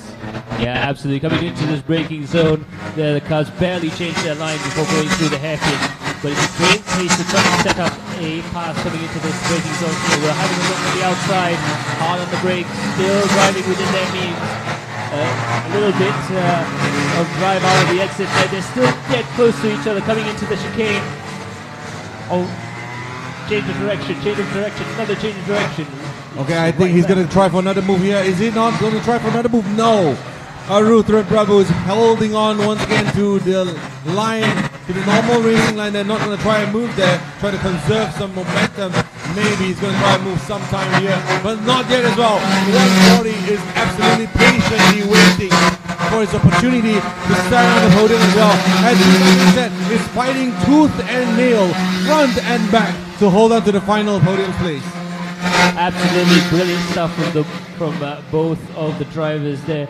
I think Aruthan Prabhu is going to try and find a place that Dominic isn't looking for. Try and catch the driver ahead of him by surprise. That would be my guess right now. He's tried a couple of popular locations. He's probably going to try and find somewhere a little bit out of the blue to make an overtaking maneuver stick. Will he try it over here? Not quite close enough, I don't think. But it is a great place to try and catch up on the brakes. And he does so as well. Getting a little bit closer, a little bit tighter into the right flick through the chicane here. And through the right and behind him as well. Another battle between Muhammad Falik and El Luk behind them. 5th and 6th position. Also fighting very hard indeed. Their battle is going up and down the leaderboard right now. And again, Chinapat Vejabuti is really benefiting from this right now. Yeah, at the front there, you have your race leader Chinapat is cleaning the field away, currently having a lead of 2.6 seconds over second place man East Europe, followed by this battle that you're looking at on the screen right now with Tutamin Set and Aruthan Prabhu and also Mama Falik behind them as well. And catching up is El Luk in Mama Cairo Azizi. He is really close to this fight as well. This might just slowly coalesce into a very exciting final few laps of the race right now. We're barely halfway through and we are about to start 5 laps to go now. And as you can see, the time's getting closer and closer. Someone is going to make a mistake. You can just about feel it right now. With every passing lap, the stakes get ever so slightly higher. With every single corner, with every single piece of tarmac that they cover, the time remaining in the race reduces. The risk increases and the desperateness to get past increases as well. So this will be a fight for the podium, and I think this fight is going to be absolutely spicy. Absolutely, only 0.2 of a second cover these 4 drivers that you see on screen right now. In the meantime, that Sodi car 178 of Chinapat Vejabuti is just driving away into the lead. He is in control and just doing a masterful job. You can see the steering inputs. He's barely having to turn the car, getting into the corner there, balancing the throttle and brakes. And just this is the advantage of getting a good start, especially around this track, is you can just get into a rhythm and really push that pace right now. So Chinapat Vejabuti, your current race leader. Meanwhile, back to this battle between Dominic Set, Aruthan Prabhu, Muhammad Malik and El Luk. Right now they are starting to coalesce. Hard on the brakes, hard through the corner there. And pull themselves out of the corner, and it looks like El Luk might be looking for a chance there, coming into the chicane, and we might have seen an overtaking maneuver there, and that is El Luk ahead of Muhammad Falik right now. And meanwhile, up ahead there, it looks like Aruthan again attempting to make another pass. That was fantastic going into the chicane. That is indeed fantastic. Great move from Elgin to take the position from Muhammad Falik. He now can focus on the battle and try to lock in this. Bear in mind, this will be the spot, the final podium spot there. So everything to play for there. Everyone is trying their level best to stay in front of their competitors. Indeed, but it does look like the gap has opened up a little bit between Aruthan Prabhu and Tutamin Set, but it does mean that because of the battling that they've been doing throughout the course of that race, Ishan Swarup has managed to run away in second place. Number 1, 2, 3, Kart 2 Motorsports driver is in a comfortable second position, but I don't think there's any chance that he can catch Chinapat Vejabuti. The gap, 4 laps to go, and Chinapat has passed the race pace right now. 111.4 was his last lap compared to 112.0. No one else is lapping the 112 at the moment. Now we are having a look at 190. Again, pushing for an extra in lead, and it looks like he's catching Aruthan Prabhu as well. He might have timed his counter-attack to perfection. A little bit of a gap between himself and the end, but 4 laps to go. Anything can happen. It is a great time to be here watching this race. 3 more laps to go as the drivers are slowly finding their best form. I would say the fastest driver, the driver with the best form right now out of the triple pack there, that middle 3 pack is LYL with a lap time of 112.318. He is faster than both Tutamin Set and Arutran Prabhu in front of him with only 3 laps to go, and it will be only 2 more laps the next time they cross the start-finish line. Absolutely, you can see that he sees the target up ahead, and they can see the between the teeth and really put the foot down and go for it right now. That is Chinapat Vedabuti, our race leader, and he is absolutely pushing all the way to the front of the field there. Huge gap right now, 4.3 seconds between first and second place, but also a rather large gap between second and third position right now. And as you can see there, 111.2, the fastest lap of the race. Meanwhile, we are back with this battle at the moment. Tutamin Set still hanging on to third place. Arutran just about hanging on to fourth, and Luke bin Muhammad Khairul Aziz trying to put his foot down as much as possible. 2 laps to go. Chances are ever dwindling down for all the drivers to try to make up the position, but at the moment it is Tutamin Set looking comfortable in P3, opening up the gap ever so slightly between himself and Arutran Prabhu. Arutran has dropped pace ever so slightly, and even LYL has increased his pace. So we are looking at a very feisty and spicy 2 more laps to go. What will happen here? 119 is looking to be the kart to hunt down his companions up in front there. Yep, absolutely, you can see there. Meanwhile, this is your race leader coming across to start the final lap. Another 4 more corners to go, and he is in control right now. Hitting the brakes, turning in, and all he's got to do is just maintain the gap right now. Chinapat Vedabuti doing a great job coming across the start-finish line, and it's going to be the last lap of the race. And of course, further behind we have Ishan Swarup, who's comfortably in second position right now. But Tutamin Set, Arutran Prabhu and LYL are very close together right now. That's the battle that is yet to be decided. Tutamin Set still looks like he's got the better of the other 2 drivers right now. We'll see them coming through the screen there. That was Chinapat Vedabuti, and that is Ishan Swarup as well. Those 2 are comfortably in first and second place, barring a mechanical. That's how they will finish, coming around into the final sector there. And it's been a fantastic weekend for Chinapat Vedabuti of DC Motorsports, going through the tunnel section, climbing up over the crest. 1 final sector to go, 3 corners to go, 2 corners to go. He is sliding, he's having some fun out there. 1 last bend for our race winner, Chinapat Vedabuti. He has swept every single session. Your deserving champion, Chinapat Vedabuti, crosses the line, and Ishan Swarup now finishes second, and the fight for glorious turn ends with Tutamin Set crossing the line, a deserved third place, followed by LYL and Mohammad Khalid. And next up we have Ko Yang Shen and Ian Yusuf, also about to cross the line in the next few seconds. Absolutely, a perfect race. Not only a perfect race, but a perfect race weekend from Chinapat Vedabuti. We will see a lot more of him in the future, I am sure. And definitely a deserving race win for him. But also a big shout out to the Kart Crew Motorsports guys, Ishan Swarup and also Arutran Prabhu doing a fantastic job in second and fourth place as well. And Tutamin Set has definitely shown his experience in defending a position, holding on to that position despite all odds. It's been a great race.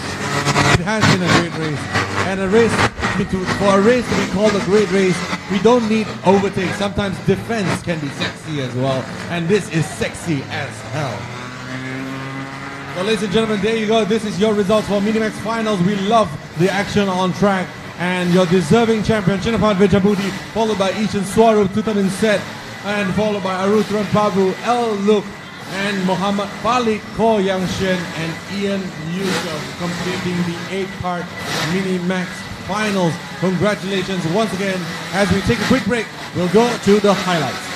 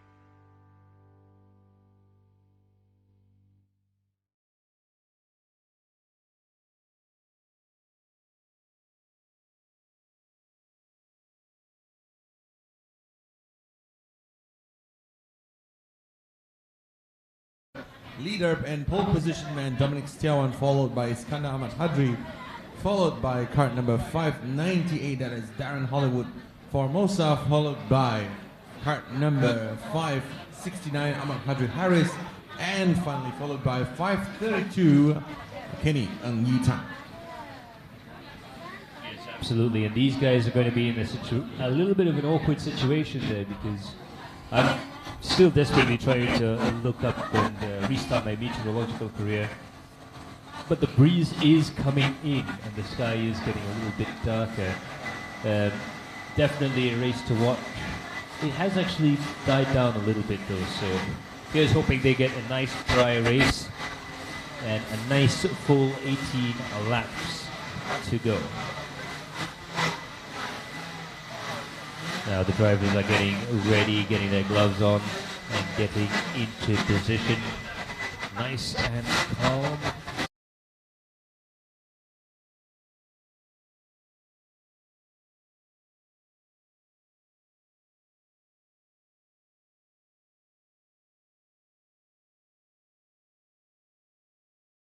A 50% chance of rain happening within the next hour or two, and this might be just what we need in order for us to have an even more exciting and extreme race out there. I'm sure most of the drivers won't appreciate the sentiment, but we are having a bit of fun here in the commentary box, so we can say what we want, right? So let's see if the rain does happen. But from where we're sitting, we're actually in a very comfortable location because we are sitting in a place where the breeze is in our face and the sun has decided to take a break. Yeah, absolutely. I'm just looking at the weather radar right now, and it is hilarious.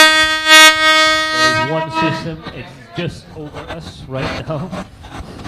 Effectively, covering the area directly above us, a couple of systems further to the south.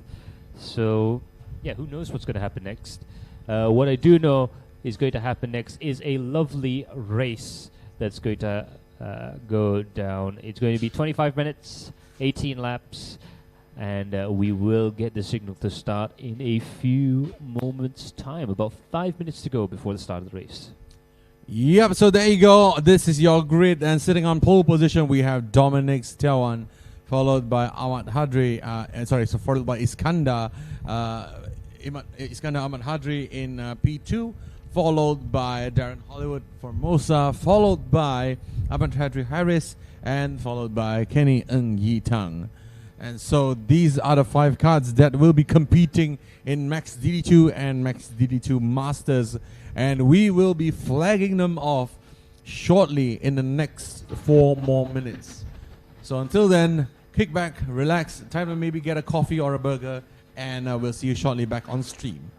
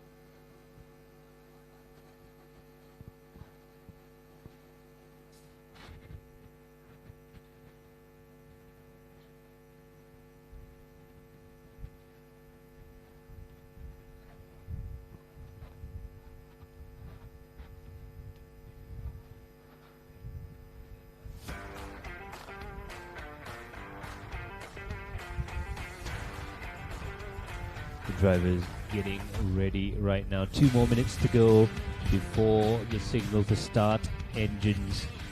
Tension is definitely building right now. There may only be 5 drivers out there on track, but they have been giving us some entertaining racing throughout the course of the weekend. This is the finals for Max DD2 and Max DD2 Masters. 18 laps of racing to go, and very interesting cards indeed. If you've just joined us over the course of the weekends just to catch the finals there, these are the DD2 carts, 2-speed direct drive gearbox carts with 4-wheel brakes, a new and interesting and exciting category that Rotax Max is bringing in to the Rotax Max Challenge Asia Trophy.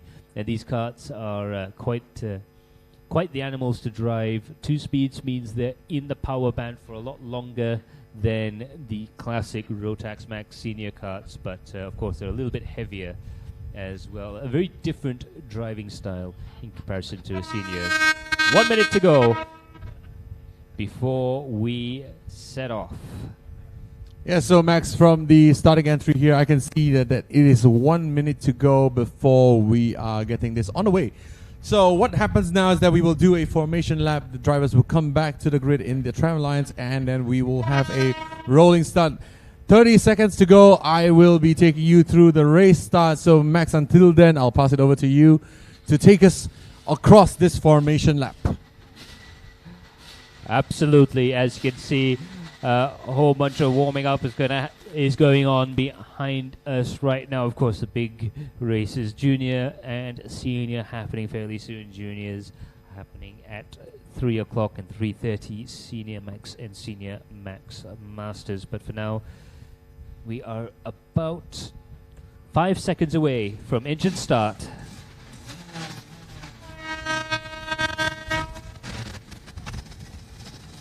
And we're away.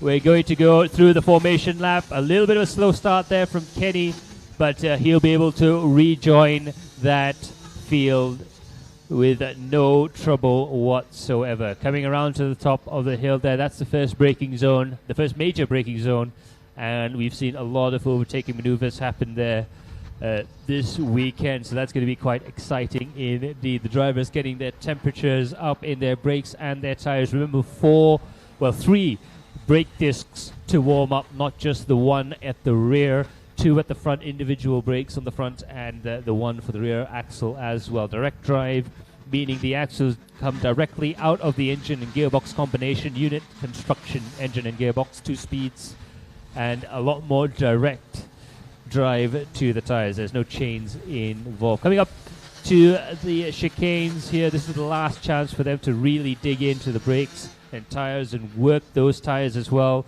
Some of the front runners, Dominic Setiawan is a name to look out for, along with Iskandar Ahmad and Ahmad Hadri. Kenny Ng may be at the back, but he is very quick, and Darren Hollywood always a threat. Yeah, that's right. So the drivers now get into the tram lines as they come across, climb the hill for one time before we go green as they drop down now the crest. And they will go into turns number 13, revving their engines in neutral, the only feature that DD2s can do compared to the other cars out there, as the race officials prepare to officiate the race start. We have 5 cars getting ready to go, and your race leader in pole position at the moment is the cart on your right-hand side, on the right-hand side of the grid. That is Dominic Setiawan leading the pack away. Here we go. They go slowly into the tram lines right now as they queue up, ready to go. Bear in mind, these engines have gearboxes, so we have 2 gears here. They are ready to go at a moment's notice. Here we go. Engines are up, and green. We are up racing. Immediately, we have had an immediate lead change into turn 1. So close, side by side, as they move into the second half of the first turns here. Dominic Setiawan resumes the lead of the race right now as we move into the second parts now. Turns 2, 3, and 4 going into vestigial, as we still have the same race leader at the back there. Darren Hollywood has stayed in front of the race. Kenny Ng is in 5th position, and as of now, going on to the back straight, we have the race leader, number 489, Dominic Setiawan. Yeah, there we have Dominic is up into the racing positions. Right now, there's a battle for 3rd position. Heavy braking there coming through, but it looks like Ahmad Hadri and Darren Hollywood have changed positions right now. Now firing themselves into the chicane there. Kenny Ng is now starting to challenge Darren Hollywood, coming through the tunnel and up over the top of the hill. And it's still all change coming into the braking zone here. Second and last corner and into the final corner. They get very close on the braking there. Darren pushing very hard to try and regain that position. He is absolutely flying right now in order to try and keep his position. But right now it's Dominic, Iskandar, Ahmad, Darren and Ng. Coming up to the top of the track there, heavy braking into the first bend. They're still in a line right now. And it looks like we are looking at different gaps starting out. We've got the 2 front runners up ahead there, and then the battle that Darren Hollywood is having right now for 3rd, 4th and 5th. And it looks like they're having a whale of a time out there trying to get themselves going. But Dominic Setiawan also racing in the seniors later on today. He's got to do 18 laps here, and with only a 20-minute break, do yet another 18 laps. So he's doing double duty between 2 categories this weekend, and boy, he's going to be feeling that on Monday. Yep, for sure. As we resume the race now, the battle is for 4th and 5th position. This is Darren Hollywood leading away from Kenny Ng Yitang. Ahmad Hadri Harris is already in front there with Dominic Setiawan, as what Max said, leading away the race there, followed by Iskandar Ahmad. And Ahmad Hadri Harris now in 3rd position there after the overtake on Darren Hollywood. So now it's up to Kenny Ng Yitang to see if he can make up one more position from where he started the race. Yeah, absolutely. Kenny looking very racy into that braking zone right now, putting Darren under a lot of pressure. In the meantime, further up ahead, the drivers have actually opened themselves up. The gaps are getting bigger towards the front of the race, so it's going to be the Wooden Spoon Award that they're going to be racing for right now. 16 laps to go to decide who is going to come in last. And I can tell you one thing, neither driver would want that particular honor. I am sure of it. Yeah, but if they both want to actually work on it, they have to really put their foot down, because up in front there, Ahmad Hadri Harris is upping the pace, and he is approximately 1 more second quicker than either driver the last time they crossed the start and finish line. Let's see what kind of lap times they're doing here. At the moment, it's Dominic firmly in the lead with a 107.329, followed by Iskandar Ahmad Hadri with a 107.9, followed by Ahmad Hadri Harris of 108.3, and Darren Hollywood and Kenny Ng Yitang 108.7. They are very close right now. They almost had an overtake there coming into turn 1. And this is, there we go. That it is Kenny going side by side with Darren. Darren hops the curb in desperation to try and keep up with their big sideways moment over the curb there. But Kenny managing to hang on to that position right now. Hard onto the brakes into the hairpin, which looks like Darren still has the pace to try and catch back up again. A sensational driving there from Kenny to keep. Yeah, that's a dive down the inside, but clean dive down on the inside, and he deserves every single inch of the racing space that he has there. So great move from Kenny there, and no quarters given towards Darren outside on the outside of the track there. But Darren did very well to hold everything together to live again to race another lap. Absolutely, that's your race leader right now, 489. Dominic Setiawan currently doing 107.3 right now, and well, the top 3 are currently doing 107 lap times. That is a massive gap between himself and the rest of the 489. Dominic Setiawan of RL Karting leading comfortably, I would say, from Iskandar Ahmad Hadri, and in 3rd position Ahmad Hadri Harris. And the battle is still going on, I think, between the drivers of Kenny Young and Darren Hollywood, although it looks like Kenny is starting to open up a bit of a gap. That's right there. So this is 4:15 of Iskandar Ahmad Hadris, and Ahmad Hadri Harris is behind Iskandar Ahmad Hadri by only 2.3 seconds. So not big of a gap, not that big of a gap, but 2.3 seconds is quite significant gap in the sport of go-karting. Yeah, absolutely. It looks like the race is slowly getting into its rhythm right now. 13 laps to go there, so it's quite a ways to go. Anything can happen, and it usually does in karting. So we'll keep our eyes and ears peeled out on track there, but it's just starting to get into a nice rhythm. Nice rhythm, nice flow. Right. All the drivers have gotten themselves into a position. I agree. Yeah, that is the beauty with the finals, is that there is enough laps in the race to just slowly find yourself and sort of work your way forward to the front if need be. Yeah, Max, I agree. Let's add that to the words of wisdom. So something will happen, and it usually does. So let's take a look as to what's happening out there. The 5:32, this is the kart of Kenny Ng Yitang. 5 laps already done, 13 more to go in this very competitive DD2 segment here. Kenny's trying to make up the time there, but he has a gap of 2.6 to catch up on. As of the last lap, he is making up 0.2 seconds every lap. And let's see as they cross the line this time around, what kind of gaps will they have. Ahmad Hadri Harris is making a lap time of 108, and Kenny Ng Yitang is 1/10 behind this lap. Absolutely. It's going to be a little bit of a hot lap session right now for a lot of the drivers until they sort of coalesce again. There's some drivers a little bit faster than others there, but it's going to take a while before we see any more on track action. 12 laps to go in the DD2 and DD2 Masters race right now. The main race is going to be between the end of this race and the clouds coming over right now. So that's going to be another interesting thing to keep an eye out for. Some of these drivers might have to get a move on because they might not have as much time as they think if they're going to make any moves out on track. Yeah, but interestingly, the man on the move is actually Ahmad Hadri Harris, the number 569 card behind Iskandar Ahmad Hadri, because he is making up the lap time. He's closing up to the back of Iskandar Ahmad Hadri by about 1 second a lap there, and the gap is now only 2.0 seconds. So a battle for the second place on the podium will soon be brewing, and we cannot wait for it. Yeah, absolutely too. 4:15 doing fantastic all throughout the course of the weekend there. He is another one of those masters drivers for the more mature driving out there. But as you can see, he's smack bang in the middle of the race right now. So just because you're in a slightly higher age group doesn't mean to say you lose any of your speed.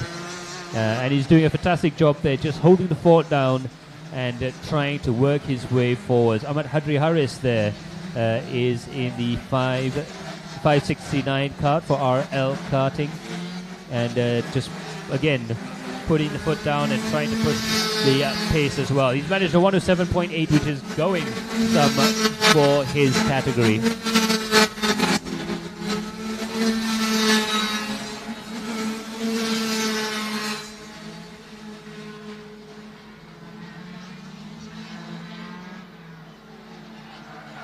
You can see how physical these karts are to drive with the inputs that they're having to make and the braking. The bumpier the track is, I think the more physical it is going to be for your upper body. A little bit easier on the brakes there. Four-wheel brakes always work better in bumpier circumstances, but the overall weight can't be helping them right now. Yeah, but I think the biggest thing to say here is that every time you put your foot on, you sort of put it on there and hang on for dear life. It's kind of what I feel about these cars for them, right? Because whenever you put your foot on the loud pedal, it just pulls you all the way up, especially with the 2-speed gearbox, where you're just so much more torque when it comes to getting out of the corner exits. You have to sort of angle it so that your entry is aggressive. You coast a bit on the middle part of the turn, and then you power out as soon as possible, right? So the way to drive these is a little bit different compared to driving a Senior Max kart, but it's definitely something that it looks like it looks tiring to drive, and it's actually even more tiring to actually do it. It looks really hard because it is hard. Let's add that to the words of wisdom. Yeah. It's Kenny Young as well out on track. He's in 4th position and holding the fort down there as well. Doing quite well for himself. 107.837 was his best and last lap. Was his best and last lap. I do say they're doing very well for himself. And as you can see, he's got a very nice flowing sort of driving style there. Some of these bigger karts, sometimes it is better to just let them slide on the entry into the corners to try and help turn the kart and get the kart straightened up for the exit. Darren Hollywood Formosa of Fireball Racing there, going over the crest. And again, beautiful deft touch from all of the drivers here. None of these guys what you would call slow by any stretch of the imagination. And Darren just inching his way along and perhaps just getting himself into the rhythm of things before trying to go after the drivers up ahead there. But you can see the amount of movement from the steering, from the head, from the body of the kart. You can even look at the way the front fairing interacts with the ground, how sharply these karts react with the bumps. We talked about the LYL being a little bumpier than it was the last race we were here, but that's all fairly. How would you say that's all fairly small differences, in fact, because compared to some of the bumps that we saw coming on the main road coming to here, those are much bigger. In the grand scheme of things, karting tracks and billiard tables smooth, but it just goes to show how stiff these karts are and how to get the performance out of them, you do have to drive them on the edge, and that's where we get really sensitive about the bumps coming into the corners.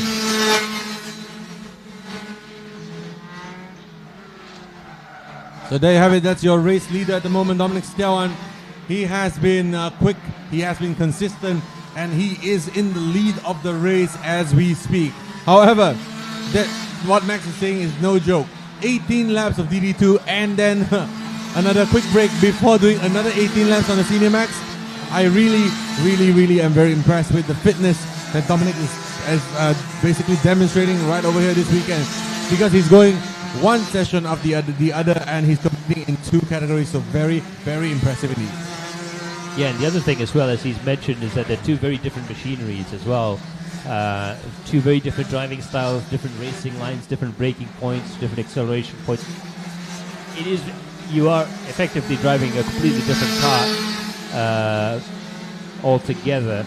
So it's really impressive. I would need more than 25 minutes recovery time between karts, but this just goes to show how fit these drivers are nowadays.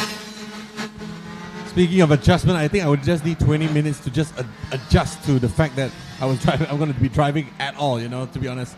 But these guys, they do it like, they are born for these kind of things. So you cannot imagine the amount of work, the amount of effort that has been put into each and one of these drivers, from all the way from micro, mini, junior, senior, max, DD2 max, and masters, and everyone here. You cannot imagine the effort that everyone has put in order to be fit, in order to be ready for these races over here at LYL. So kudos to everyone once again, and thank you so much for giving us your best so that we have one heck of a show right over here.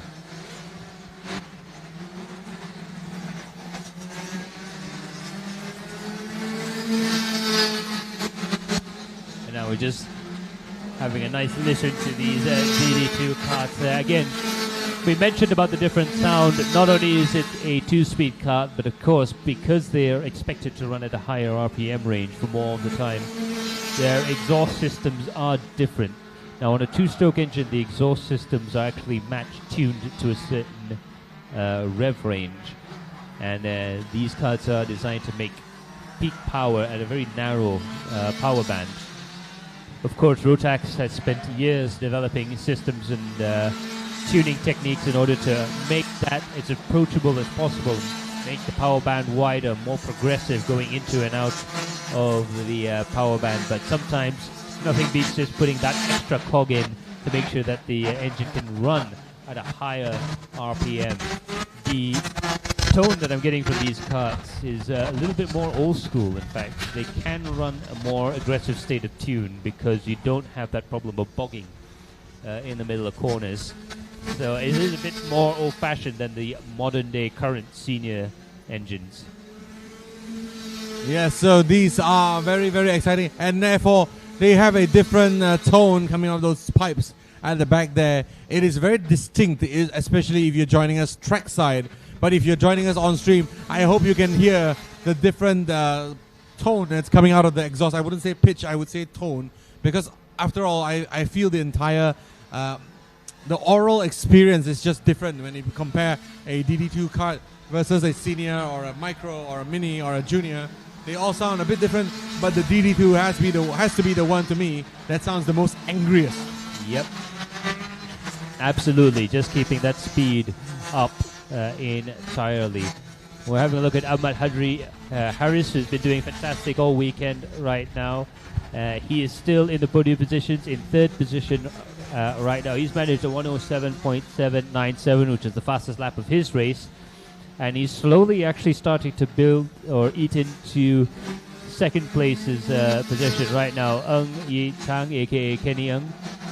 Stratos Motorsports 107.837 is his fastest lap time, and he's just slowly but surely working his way through the race as well. 3 laps to go before the end of the race, and it's going to be a nice, smooth run to the finish, I think. I do agree. 3 more laps to go. Well, I guess with 3 more laps to go, it is time to also discuss about the weather that is picking up once again. So I don't know what's going to happen, Max. I mean, your career of being a meteorologist might be hanging up in the air as we speak. Yeah, I don't think the Met Office is going to be calling me back anytime soon there. But definitely still a little bit threatening. It seems to have stalled though. I don't see it moving towards us anytime soon, and I think I can actually see it brightening up a little bit. So the weather might still make a liar out of me, and we might have smooth sailing. This, ironically, might actually be the best conditions we've ever had for racing around here, simply because it brings the temperatures down. A little bit of breeze keeps the track a little bit clearer, and yeah, it could be the that we'll see faster laps towards the end of the race if it maintains this condition right now. But I have to say, it's brilliant stuff. 2 laps to go right now, and Dominic Setiawan is still in the lead. Iskandar Ahmad Hadri is in second. Ahmad Hadri Harris is in third. Kenny Ng Yi Tang is in 4th place, and Darren Hollywood is in 5th position. So 2 more laps to go. The next time around they cross the start-finishing line, it will be for the last lap of the DD2 Max Masters. And barring the first few sessions where Dominic Setiawan has been building up confidence, has been building up his feel for the DD2 kart, he has been absolutely dominant in this particular series as he comes across the start-finishing line to start the absolute last lap of his DD2 race weekend. Followed by Iskandar Ahmad Hadri and Ahmad Hadri Harris, 1.3 seconds behind, and Ng Yi Tang a further 3.4 seconds behind. This will be a clean sweep from qualifying heat onwards for Dominic Setiawan. He has been dominant and befitting of his namesake there, Dominic Setiawan. He has been confident, he has been clean, no mistakes so far, and he is cruising to a well-deserved win. With only a few more turns to go, this is your current race leader. Absolutely, 1 more sector to go on the lap there. And you have to say that while this might be a tiring job to do double duty across this race weekend, you have to admit that this will improve Dominic Setiawan's confidence going into the senior race later on today. It'll be the last race of this event. He takes the win, and he is your DD2 champion. Dominic Setiawan of RL Karting takes it home. Iskandar Ahmad Hadri is in second, and Ahmad Hadri Harris is in third. And Kenny Ng finishes P4 as well for Stratus Motorsports. And in a few seconds, Darren Hollywood Formosa will come across the line and finish for Fireball. Absolutely. Great race from all the drivers there, nice and safe, and they're going to cruise back on into the pits there.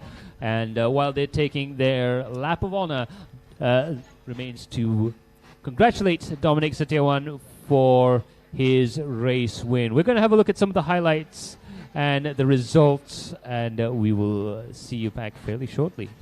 That's right. So once again, congratulations to the winners, especially to the podium finishers, Dominic, Iskandar, and Ahmad.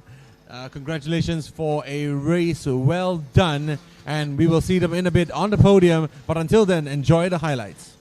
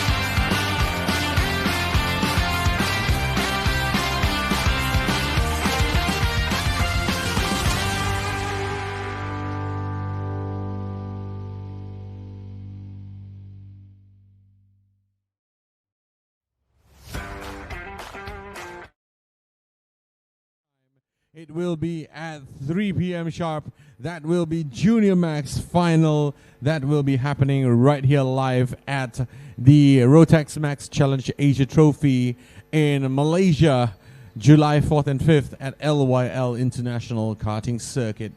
Your race will begin shortly in a few minutes. So if you'd like to get a drink, get a coffee break, now's the time. But if you're just joining us here, please join us on stream for the quick interview with one of the star drivers of this meet. The driver that's been climbing up all the way from the back here and has achieved a very well performance up in front here. This is kart number 273, Lloyd.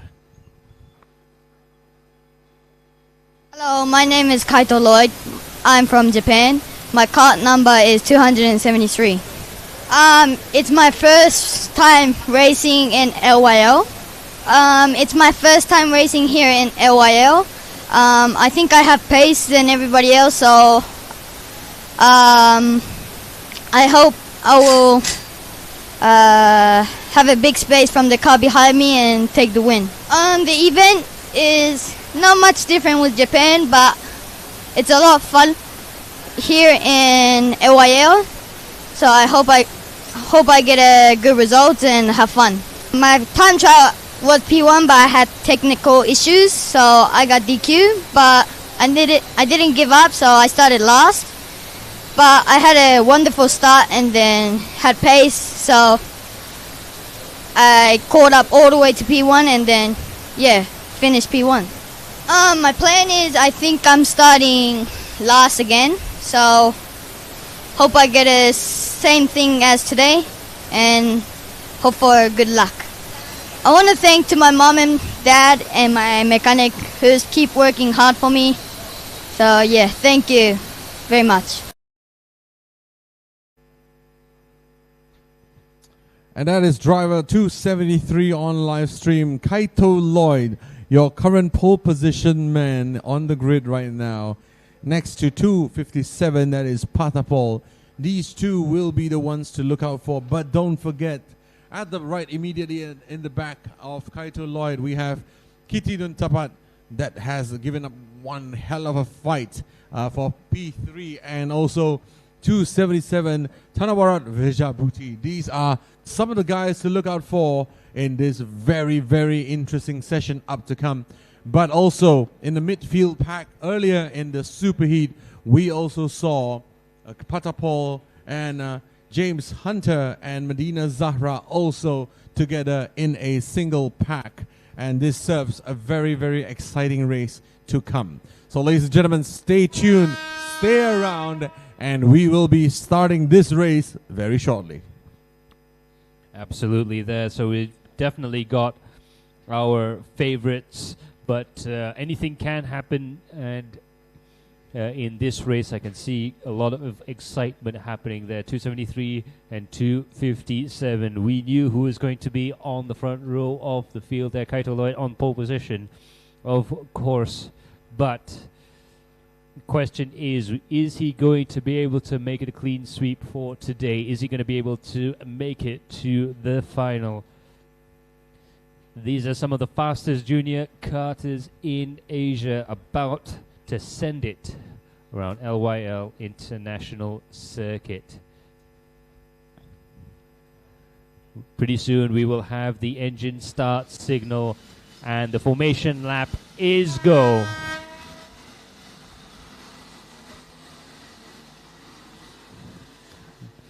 Big warm-up maneuvers there as they struggle to get the heat into the tires, but with enough aggression, anything is possible. Coming up into turn 3 there, these guys are about to go. It's going to be a very electric start to the race. We've seen some spectacular racing from the junior max category. So ladies and gentlemen, this is a very fast warm-up lap, very quick formation lap as Lloyd takes his place up in pole position at the moment. All the karts are falling into formation. They will be lining up by the next 2 turns to get ready for the race start. I'll bring us through this one as we slowly have the grid forming up right now. in the next few turns, you will see them once again crossing the hill, going up for one more time slowly before we then slowly come back down the crest into turn 13, into the tram lines and start the race. So this will be very exciting because this is Junior Max and one of the very, very exciting races out there. Super competitive, and this will be really, really good racing. So to all of you joining us online and trackside, get ready because this will be one to watch out for. And the main characters that you want to focus on are at the front of the grid. Number 273, we have Kaito Lloyd starting from pole position, and next to him we have Patapol in the 257 red card, Burial Art card starting in the second row on the outside. Here we go down the tram lines. We go. They are in formation, and it's green. We are racing now. 257 is now on the outside now. On the inside, we have a new second position. It's behind. It is taking behind Kaito Lloyd now as 257 Patapol has lost one position out there, but will he strike back coming into the vestigial S here? We have, big braking zone there. As here we go once again. Over to you, Max. Yes, absolutely. Kitty Dunampat. A little bit of an issue there further back, but Kitty Dunampat, the dark horse of the race there, really tried to put himself up in front, but 257 Patapol managing to get himself up into second position again. It's going to be pretty hard racing right now. Meanwhile, James Hunter is putting himself right into the thick of things, fighting for position in the midfield. 289 there, that is Kitty Nun Tapat, a MRC racing driver who's managed to keep himself up into third position, but now the first two places have been restored. Kaito Lloyd and Patapol.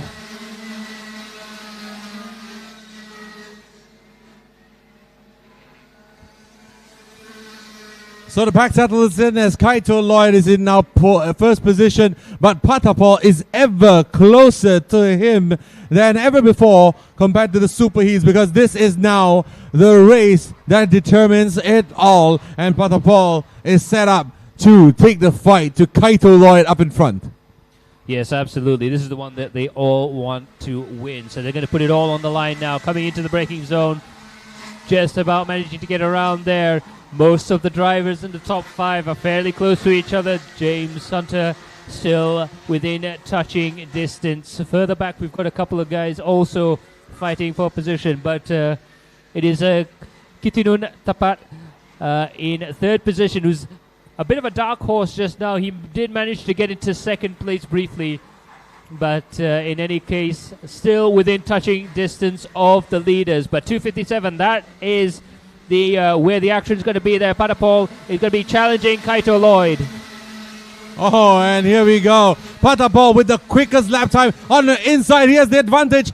Going into turn 1, Patapol takes the lead of the race from Kaito Lloyd, and Kaito Lloyd fights back now to try to regain top spot from Patapol. But what a good move, and the fastest lap so far from Patapol. Oh, another switchback from Kaito Lloyd. Hops onto the curb itself. What a close move. And Kitinun Tapat now hops on the inside now as Patapol loses one position, 2 positions, but regains 1. And now Tanawarat is in P2.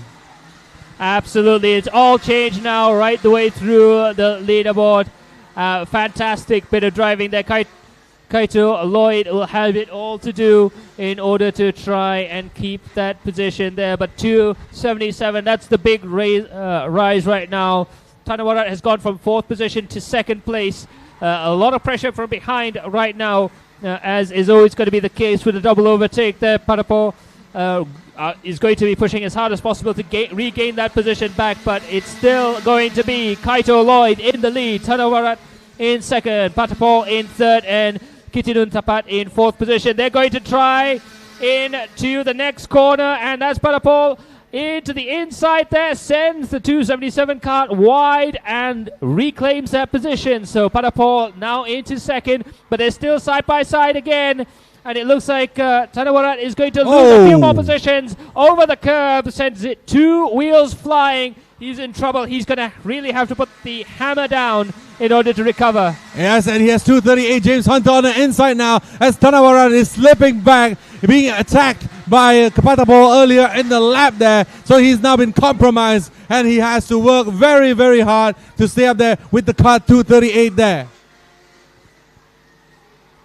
Absolutely coming through the tunnel section there. You can see the 277 kart is very wide on the exit. A lot of sliding going on right now. James Hunter is going to have his work cut out of him to try and catch Kitinun Tapat and Tanawarat right now. But it does look like Tanawarat's in a world of trouble. Kart sliding around a little bit, perhaps. That kart is slightly outside of its operating window. I do think so. It's taking one hit too many right now, and Tanawarat is going to have to go on conservation mode. He's going to have to lock in his positions, but at least he's going to want to try to attack Hitinun Tapat for that coveted podium position. But as we focus our attention back onto the front, this is your leader at the moment, Kaito Lloyd, with a half a second lead over P2 man Patapol. But Patapol is a spicy driver, fiery with passion and aiming to come through. Once again, he had the lead, he lost it, he wants it back. Yes, absolutely. They're getting closer and closer together right now, and Kaito Lloyd is not out of the woods, not by any stretch of the imagination. Over the crest into the second to last bend and into the final corner right now. We've seen some heroics from that 257 kart of Patapol. Kaito Lloyd, however, still able to keep it ahead, is still just about safe coming through the first two corners there. I don't think Patapol is going to be able to do anything here, although he has closed up the gap quite a lot coming in to the infield section there. This is where things can change on a dime. Now remember how quick Patapol was during the super heats and during the qualifying heats. Right now, sending the kart over the curb there and absolutely pushing it to the ragged edge. He is showing us how fast he is because he is the fastest driver on the track right now with a lap time of 108.405. That is Patapol. He is the fastest driver on the track now, and Kaito Lloyd would do very well to hold on to this phase of the race because he obviously is having a lot of pressure from Patapol in the back right now. Absolutely, going over the crest right now, down into the braking zone, second to last corner. And this final bend, it's super important to get the perfect line, the perfect drive right the way through the bend there. And it looks like Patapol is also still gaining quite a bit of time there. He's closer than he was the last time. Will he be able to do anything? First corner, second corner, into turn 3. Is he going to be able to brake on the outside, on the inside? Not quite able to do it, but he tries to go side by side. Not quite able to get his nose alongside there. They're going bumper to bumper, side by side, switch back. Will this be for the lead? Not quite. Wow. Brilliant bit of driving there for Kaito Lloyd, closing the door at the last possible second, sending Patapol over the crest. This is getting really spicy now. 12 laps to go, and they're racing like it's the last lap. Can someone tell them we still have another 12 more laps to go, please? Can someone just raise the board and tell them, because this is getting way too spicy. Patapol is on a mission to be P1 today, and he is not letting go anytime soon. And neither is Kaito Lloyd, who is driving the wheels of the kart right now just to try and keep up with the pace there. He is up ahead right now, and he's doing everything he possibly can in order to keep that kart ahead. But the gap does appear to be a little bit closer. We see signs from the crew coming into turn 1 there, 257. They almost touch coming into second turn. Third turn, nose to tail, hard on the brakes there, sends it into the inside, not quite able to follow through with that into the infield section. Anything can change. He goes out wide, cuts in, but Kaito Lloyd managing to hold off that position there. Oh, but they go side by side through there. Another cut through, not quite able to do it. Side by side around this outside corner there. It's going to come down to the hairpin. What will happen here? Kaito Lloyd just about managing to keep it side by side all the way through there. They've been side by side for half the lap into the braking zone there, and it's still Kaito Lloyd. Unbelievable. Oh my goodness me, side by side across half of the entire lap there. This is only lap. Another 11 more laps to go. The 273 is absolutely duking it out with 257. Kaito, Lloyd there absolutely showing Patapol how it's done, how to defend up there. But Patapol, on the inside he goes. Huge cheer from the audiences there as we have a new race leader. Will we have a chance to see Patapol hold on to his lead there? Oh no, Kaito Lloyd's on the inside now. Patapol's on the outside, forced wide, and Kaito Lee resumes the lead of the race. Patapol now has the inside line into turn 1 and 2, but here comes Kitinun Tapat. Yes, this is getting spicy now because it's not just Kaito Lloyd, it's not just Patapol, but it is also Kitinun Tapat that is also joining in on the battle. The 289 kart is starting to mix it up, and also the 277 as well. It's a four-way battle for the lead, side by side between Kaito Lloyd and Kitinun Tapat, and it looks like it might be another position lost there. Around the outside, not quite able to do it, and they're in contact. 277 and 289 making contact, coming in to the chicane section there. It's all happening right now. Wow, can you imagine what's going through one of these drivers' brains right now? I have to consolidate my position. I have to attack. At the same time, I also have to defend. This is absolute chaos on the track right now. This is fantastic for us from the sidelines, but absolutely chaotic to be one of the drivers on the track right now outside there. With another 10 more laps to go, this is shaping up to be one hell of a race.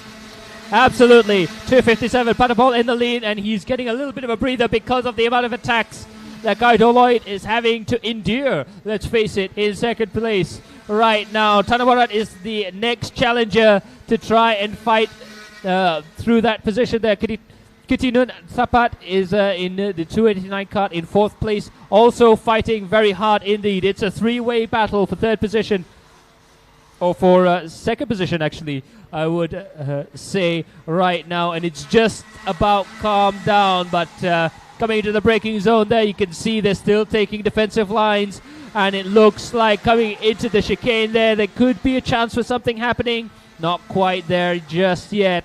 No, it's really down to Kaito Lloyd to try and catch back up again. He needs to get he needs to lock in, he needs to focus, he needs to push as hard as possible. He's got to run away from that battle happening behind him, and he's got to try and catch up to Patapol quickly. 9 laps to go, and all to play for. Yes, he has to remember that the reason that they got into that melee in the first place is because he and Patapol were duking it out up front for first and second positions, and he has to now buckle down, head down, and focus to catch up to the back of Patapol at the moment and leave Tanawarat to fight with Kitinun Tapat for the final podium position is what Kaito Lloyd needs to do. But having said that, he's not really going away from the pack, is he? Absolutely. These guys are at such a high level that it is very rare for you to see them really pull big gaps right now. They are driving absolutely flat out. 8 laps to go, and they're driving like it's the last lap of the race.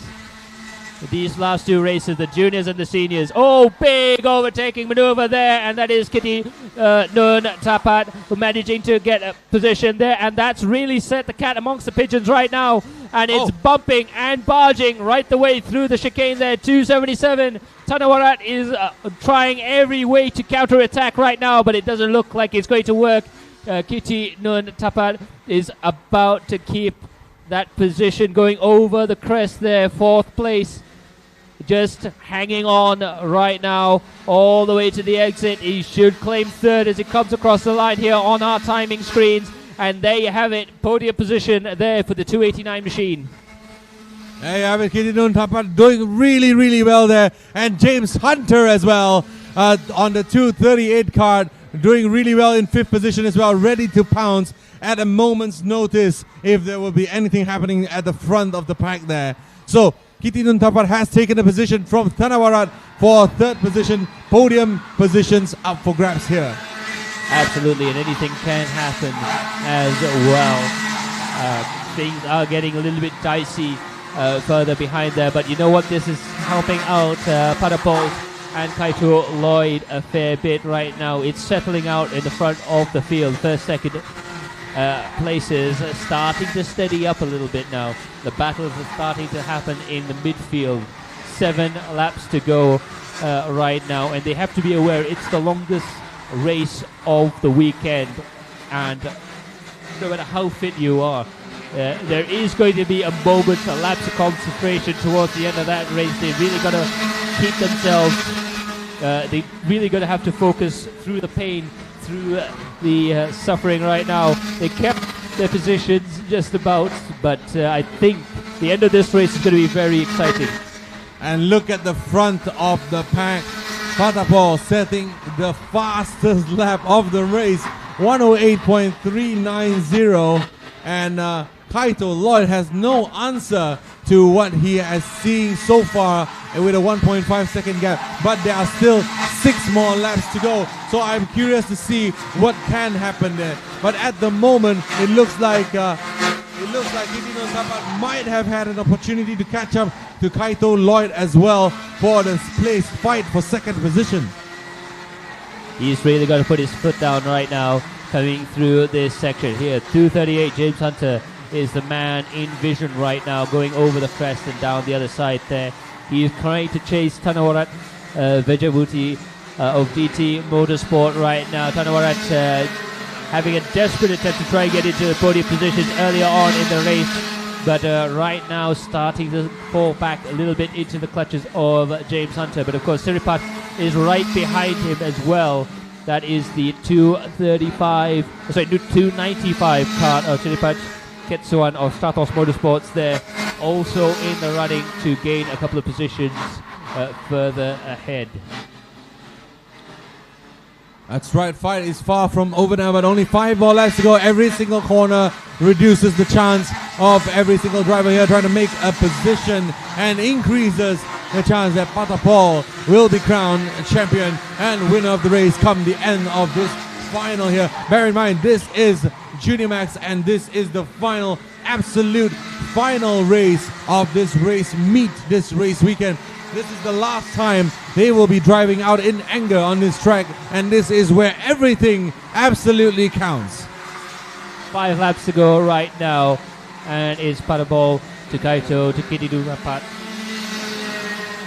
And it's starting to drop into a little bit of a rhythm right now, but 2:57, that is the race leader right now, Patapol, and it looks like he's going to be in control. He's been pushing the pace quite well. 108.4 place 108.7 between Patapol and Kaito Lloyd. It looks like when it comes to outright pace, it's the Thai driver that has the advantage over the Japanese driver at the moment, but it could go away it could go either which way at this point in time. 4 laps to go. That's right, so you're looking at our race leader right now, 2:57 Patapol. He has saved everything for this one last romp out on LYL International Karting Circuit, and he's giving absolutely everything that he has in order to stay in front there, and he is making an absolute performance, a majestic performance out in front, out in the clear air, establishing a gap that Kaito Lloyd has not been able to close. And as we speak, Kaito Lloyd might be even under threat from Kitty Nun Tapat from the back for his second position as well. So this is going to be very close, very spicy for the last 3 laps of the race. Yes, Kitty Nun Tapat is definitely one of the fastest drivers currently out on track. 108.358 is his last lap, and he is definitely turning on the afterburners, trying to catch up 5/10ths of a second between himself and Kaito Lloyd. So anything could happen at this moment in time. 273 there, Kaito Lloyd. Right behind him is Kitinun Tapat, pushing as hard as he can. This is within striking range right now, going underneath the tunnel and going up over into the crest. Yeah, so he has 3 laps to go. It's important that he doesn't make the attack too soon before he's ready, or less losing the momentum required to complete the move. So Kitinun Tapat is now on the back bumper of Kaito Lloyd right now, and he's able to make a calculated move as and when he wants to. As of now, the last lap, Kitinun Tapat is closing in by 3/10ths every single lap, and he's now on the bumper of Kaito Lloyd as we speak. 2 laps to go. It's one thing to catch a driver up ahead, it's quite another to actually overtake. But Kaito Lloyd defending very well into that midfield section. 289 Kitty Nuntapat looking for a way around. To the left, to the right. They're both on the curb there. He's going to go side by side. Hard on the brakes there. Who is going to blink first into the hairpin? Will it be a switchback?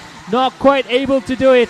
Kaito Lloyd just about hanging on to that second place through the chicane. Right, left, right, and out underneath the bridge there. These two drivers are about to make a very spectacular piece of racing, I think, in the next lap. About to make a big spectacular piece of racing indeed.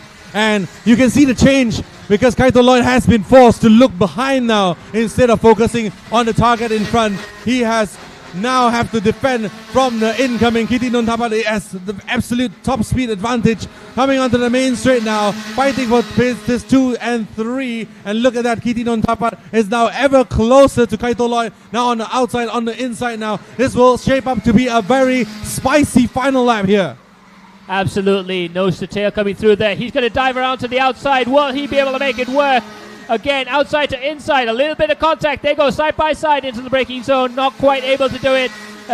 It looks like the Thai driver is going to try and go around the outside. And coming into the braking zone there. Who's going to blink first? Both drivers locking up, sliding out towards the chicane area now. A little bit of contact, a little bit of sliding to the left, right, left. Oh, Kaito Lloyd absolutely blocking the inside line there. He's again blocking the inside line, going up the hill one more time. Desperate to hang on to that third place position. Oh, there we go. Almost touching itself up the crest. That is the most dangerous place that one can contact. But let's focus our attention on the champion there. That is Patapol crossing the line, taking the victory for Junior Max. Yeah, and it looks like it's going to be Kaito Lloyd that takes home second place and Kitty Nuntapat in third position. Tanawarat is going to come in fourth place, and it looks like James Hunter has managed to clinch fifth position, but Patapol has been absolutely mercurial as soon as he got the lead, as soon as he got himself out front. He has just been cruising home to a well-deserved victory, but you have to say, that battle between Kaito and Kitty Nuntapat, fantastic stuff, isn't it? Fantastic stuff, and I can only hope that we had 1 or 2 more laps to witness that, because that has been absolutely spicy, that has been absolutely scintillating, and that is something that we want to see over and over again. And to reference a certain very famous driver, and that's what Max has said, once Patapol took the lead, he applied Pata time and completely decimated the entire grid, opening up a 5.3 second gap towards the end of the race. So there you go, this is your provisional finishing grid for Junior Max Finals. This has been one heck of a race, and we have enjoyed every second of it. Absolutely. Patapol of RL Karting takes home the win ahead of Kaito Lloyd. 5.3 seconds the final gap there between himself and Kaito Lloyd of Gold Motorsports Thailand. In third place, Kitty Nuntapat of MRC Racing, and in fourth position, Tanawarat Vejabuti of DT Motorsports. James Hunter comes home in fifth place, followed by Sirpach Ketsuwan, Medina Zara Kamaru Zaman, Jaden Cheng, and Putri Tirani. So there you have it. This is your provisional final results for Junior Max Finals. We will now pass it over to the production team for our highlights of this race, of which there are many. Enjoy.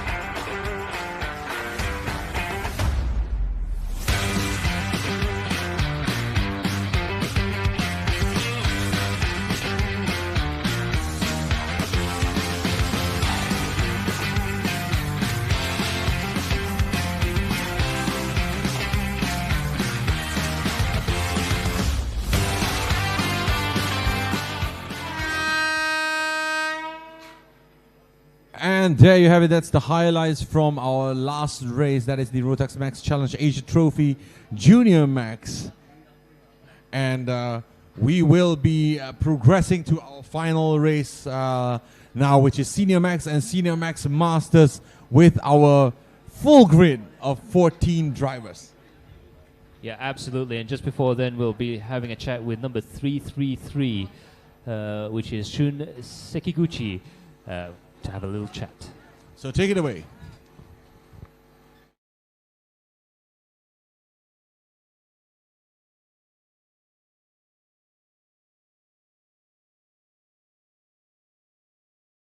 My name is Shun Sekiguchi. My car number is 333, and I'm from Go Motorsport Thailand, from Japan.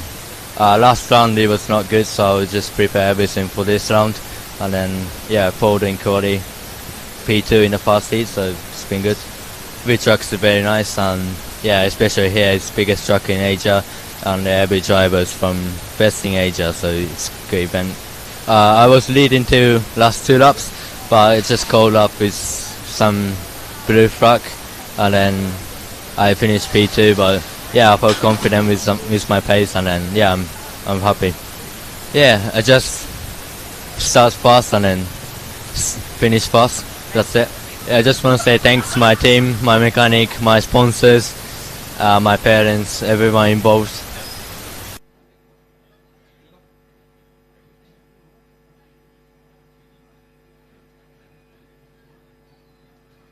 You have it.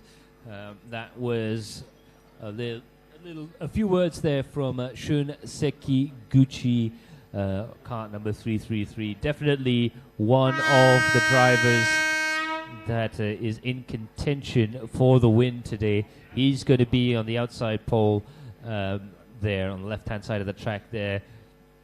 And it's going to be Kian Shah on pole, and this is 395, Ratcharat Anathakan of WK Motorsports as well. 30 seconds left before we start. This is going to be the last race of this afternoon. This is the big one. Senior Max and Senior Max Masters as well.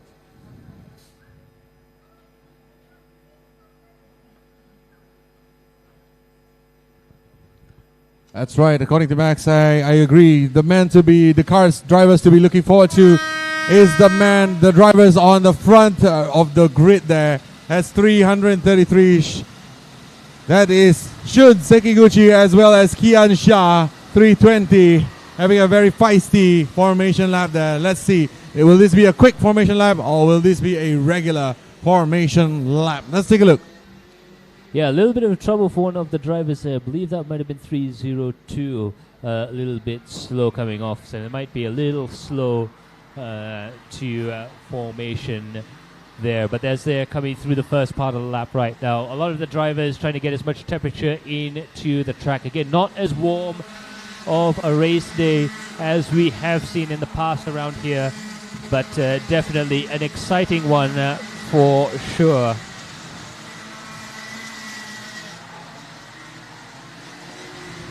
And as the drivers go through the tunnel section,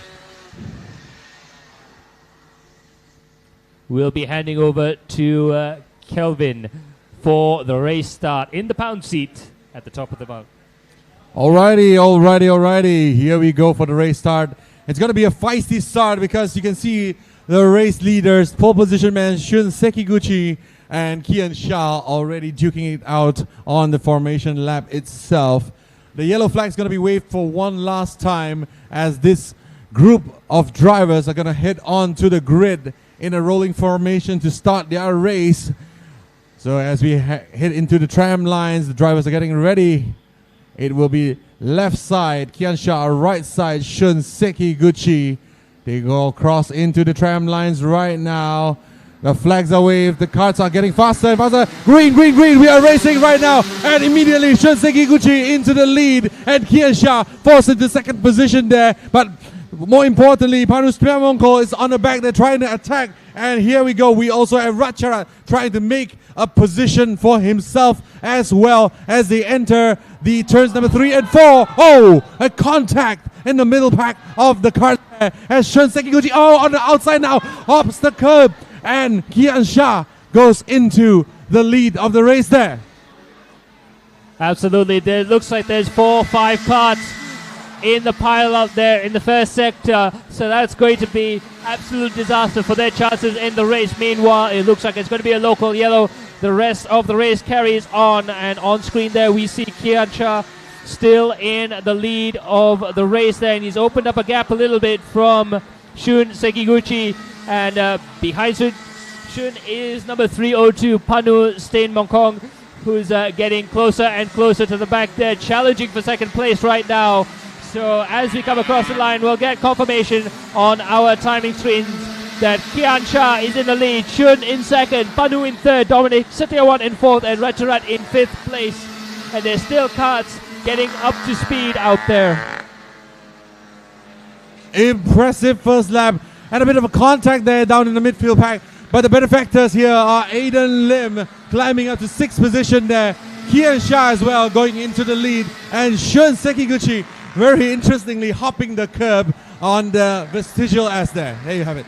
Now looking at the replay here, let's see if we can figure out what happened. And it looks like just bumper to bumper contact which sent the 369 kart sideways. That is of Krish Gupta.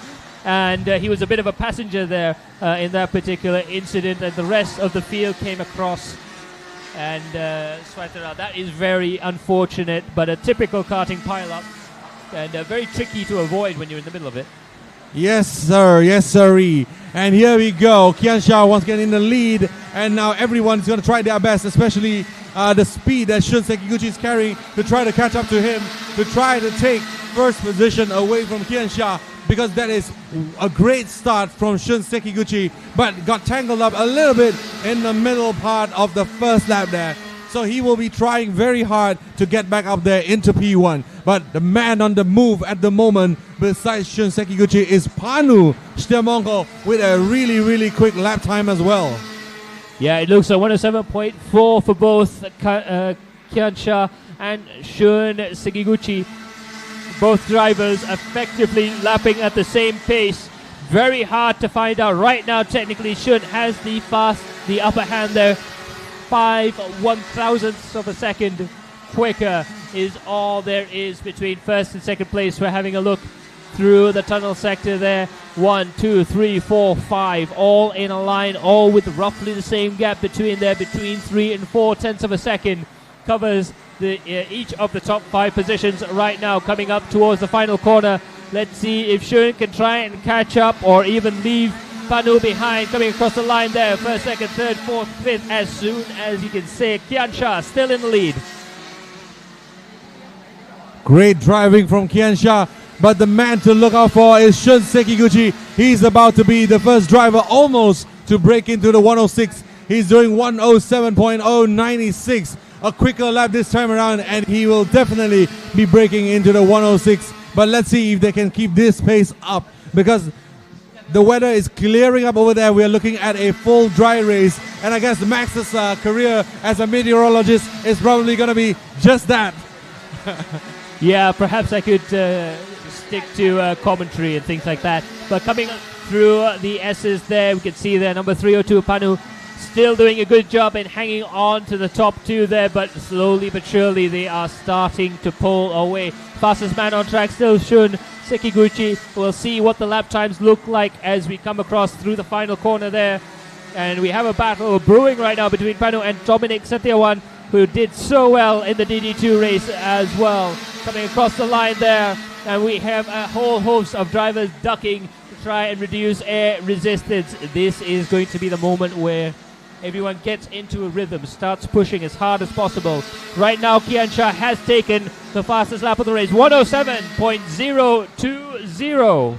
Yeah, and Shun Sekiguchi not far behind, 107.166 the other lap around. Only 1/10 slower than Kian Shah, but Kian Shah is the fastest driver on the track right now. A sight to behold with the red card and the black helmet. Shun Sekiguchi trying his level best to catch up to the kart of 320, Kian Shah.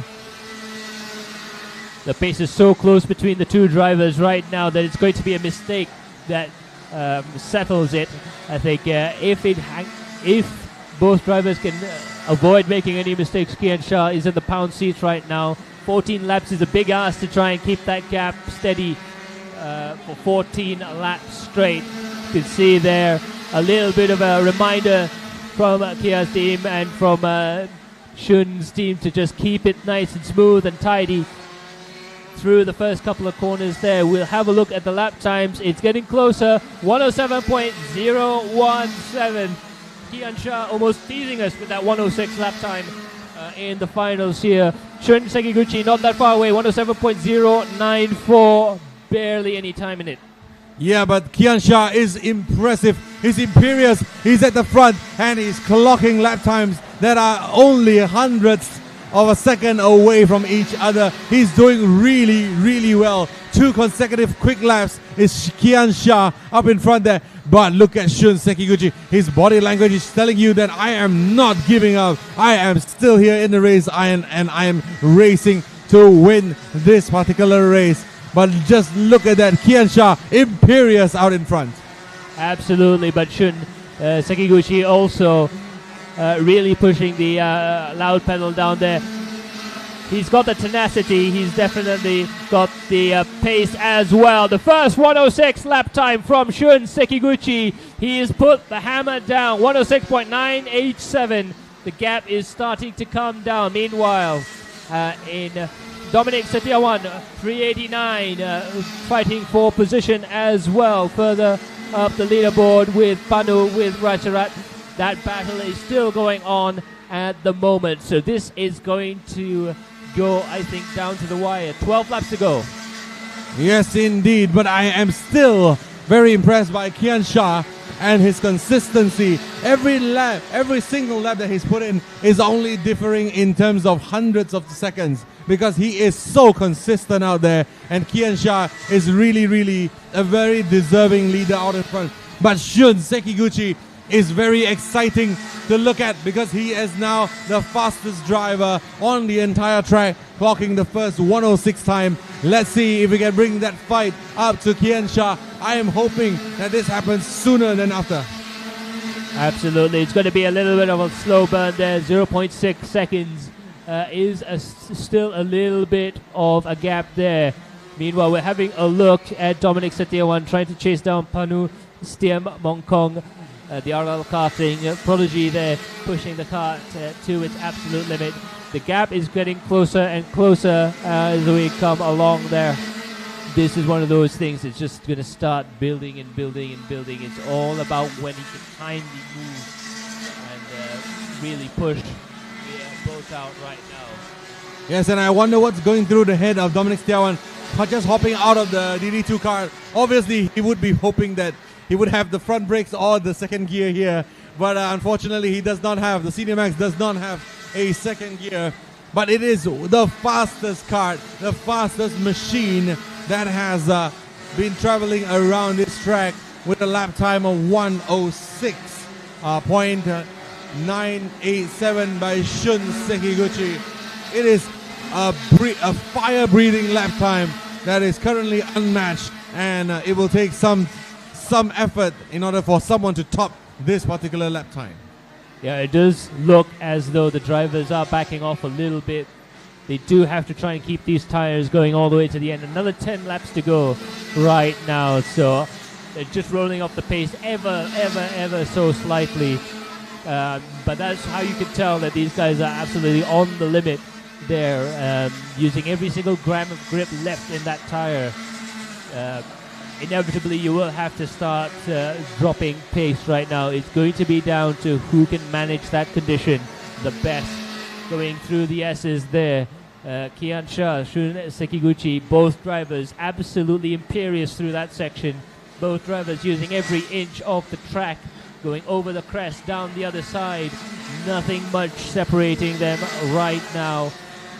The advantage, you'd have to say, is going to Shun, because he can see what's happening up ahead. He can try and match Kian Shah's pace coming through there. They were 0.8 of a second in the last section. Now they're 6th. Meanwhile, that is an overtaking maneuver there on... that would be Ratcharat on Dominic Stewan. So Dominic Stewan has lost a position to Ratcharat. Absolutely brilliant stuff there. So yeah, that is in fact 395 that we're looking at, not 320. But yeah, Ratcharat, fantastic overtaking maneuver, smooth as you like going through that section. And now he's appearing to open up a little bit of a gap there between himself and Dominic. Yeah, so Ratcharat now fighting up all the way to try to catch up to Panu to hopefully have a whiff on fighting for the podium places there. So that would be a good result for Ratcharat there. So he's going up, he's moving up, and he's trying to try to chase down Panu, which is in fact in front, and going to try to chase down Shun Sekiguchi and your current race leader, Kian Shah. Absolutely. 0.7 of a second still between Kian Shah and Shun Sekiguchi. Right now, that is your battle. That is not the... that is still the battle for 4th position right now. Ratcharat and Dominic. Currently the closest battle out on track right now. 0.4 of a second between those two drivers. And still pushing very hard indeed. It does look like the race has gone into a nice little rhythm right now, but I've got a feeling that the drivers will close back up towards the end. And we're looking right now at our race leader, Kian Shah and Shun Sekiguchi. Both drivers still eyeing each other up.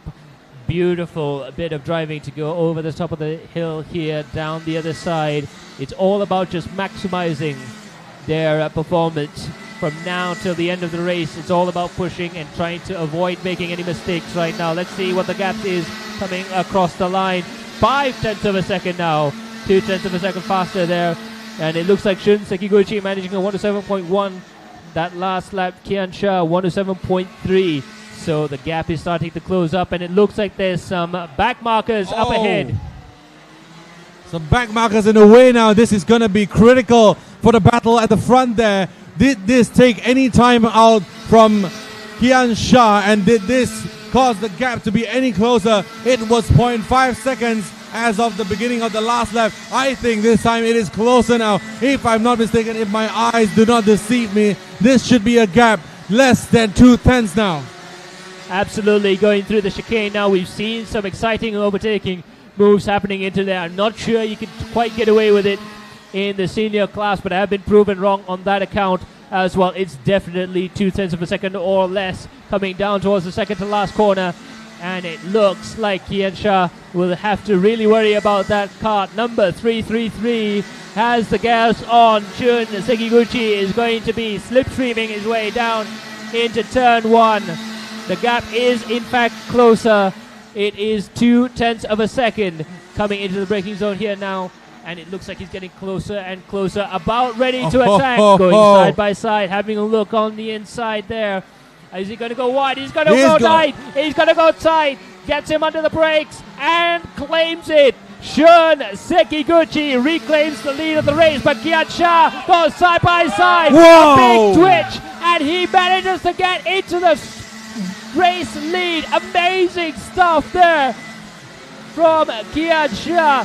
Just about hanging on to the lead of the race. That is amazing driving. Just when you thought he was done, he showed us that he is not. This is Kian Shah. This is his way of driving. And even though under attack, he remained calm, did the switchback, had the advantage out of the turn, and reclaimed the position by the end of the back straight there. So that's great driving from Kian Shah and befitting of your current race leader. But this is shaping up to be one heck of a battle between Shun Sekiguchi and Kian Shah.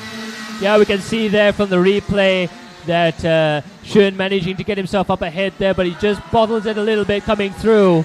And as we are looking at the live pictures, they are still battling right now, side by side, going on the outside, going on the inside, going on the outside.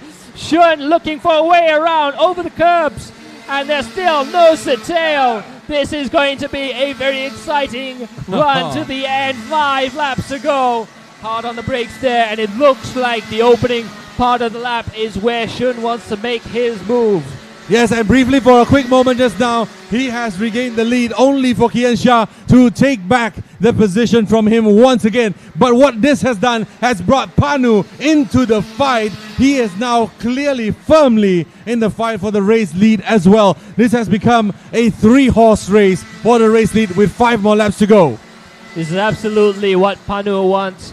The more these two fight, the more he can get on terms with them.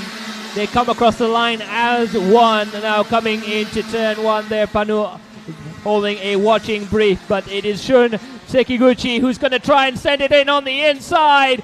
Both tires lifting their inside tires. Shun closes the door on the inside, and it looks like he's able to hold on to the inside of the other rod again. And Panu comes across as well, and Giacha drops down into 3rd place.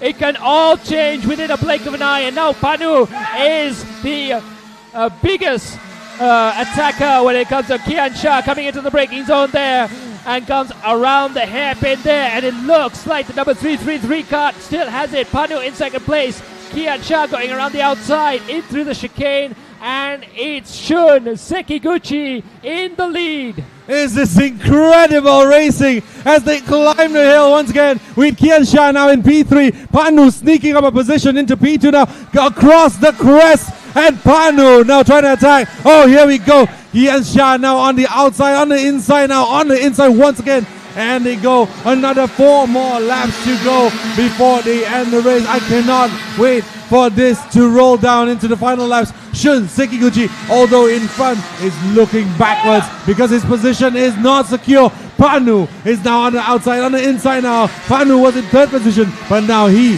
has a whiff of the championship. He has a whiff of being a race leader, and Kian Shah is not giving up either. This is becoming a 4-horse race. Wow! Yeah, this battle is getting hotter. 3 laps to go. And it's Shun still in the lead there, but it looks like Panu's going to go in the lead. There's contact! They're still side by side, and it looks like Panu has managed to get himself up ahead though. It is in fact Kian Shah that in the has lead. Managed to get up ahead there at 395 Ratcharat. Into P2. Into P2 there. It looks like that contact has really shuffled the order. Yeah, that contact has really removed Shun Sekiguchi from the lead and took also Panu with him together. And now the race leader is none other than 320 Kian Shah, followed by Racharat. And behind, guess who's that? Dominic with possibly double podium this weekend. That is amazing. Coming towards the end of the race there, we felt that tension building all the way across the race there. When Panu came in, I guess the tension became unbearable for Shun and for Panu. They have recovered. Oh, but look at that. We have a Malaysian flag almost flying on the podium now. We have Aiden Lim trying to aim for the podium positions. He's now just a little bit behind Dominic, taking advantage of the entire melee that happened up at the front there to hopefully see if we can get some closer action to the front leaders of the race. Yeah, there we have it. 320 currently in the lead. Kian Shah, Ratcharat is not too far away, 0.2 of a second. There's still a chance for Kian Shah to lose the position. There's still a chance for Ratcharat to gain that position. 395 is now the current challenger for the lead of the race. Very close together. 2 laps to go. When they come across the line, it's going to be 1 lap to go. And I'll tell you one thing, this has been the most exciting race of the year right now. Final lap of the seniors. And it's Kian Shah in first place, Ratcharat in second, and everything on the line. Wow, incredible. Shun Sekiguchi making up to 5th position as we go now. And this is going to be shaping up to be an exciting end to the race as they cross the vestigial S for one last time. Your leader is at the moment Kian Shah, followed by Ratcharat. And in 3rd position, Dominic is sitting there. This battle is going all the way to the final corner because no one is going to let up. They're going to into the chicane for one final time. This is your current leader, Kian Shah, followed by Ratcharat. And behind him, Dominic followed by Panu as well. Shun Sekiguchi managed to go up there, claw up to 5th position. Aiden Lim is in 6th place. And there you have it. Kian Shah has only 2 more corners to go before he takes home what's going to be a rather famous win there. 3:20 onto the start finish straight, and it's Kian Shah of RL Karting taking home the win. Racharat Anantakan for WK Motorsports come on in 2nd place, and Dominic Satyawan manages to get a double podium from double duty this weekend. Wow, what a fantastic race, and something to remind ourselves why we're here on a Sunday at a karting track. This is action that you cannot see on television, that you can only find in a Rotax Max Challenge series, and this is something that we see happening here live in front of us, our eyes, at International Karting Circuit as part of the RMC Asia Trophy. Wow, what a race, Max. This has been absolutely incredible, and it looked for all the world that Shun Sekiguchi had the chance to take home the win there.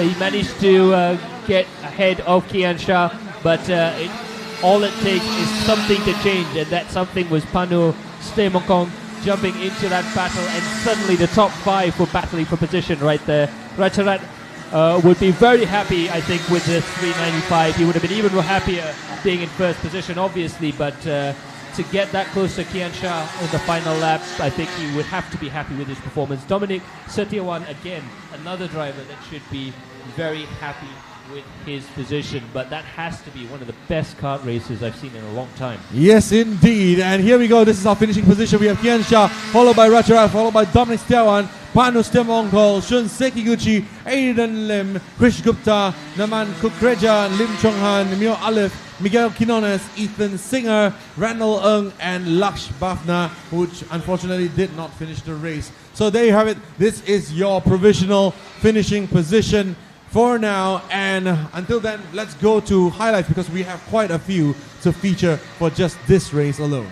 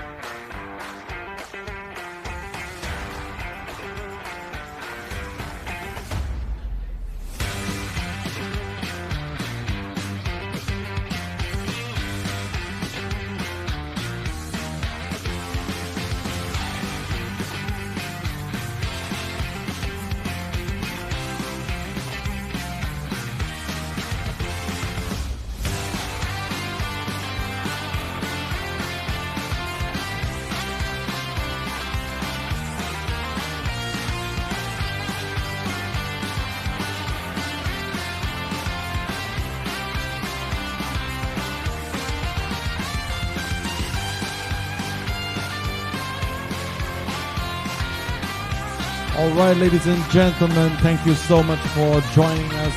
This is me and Max here.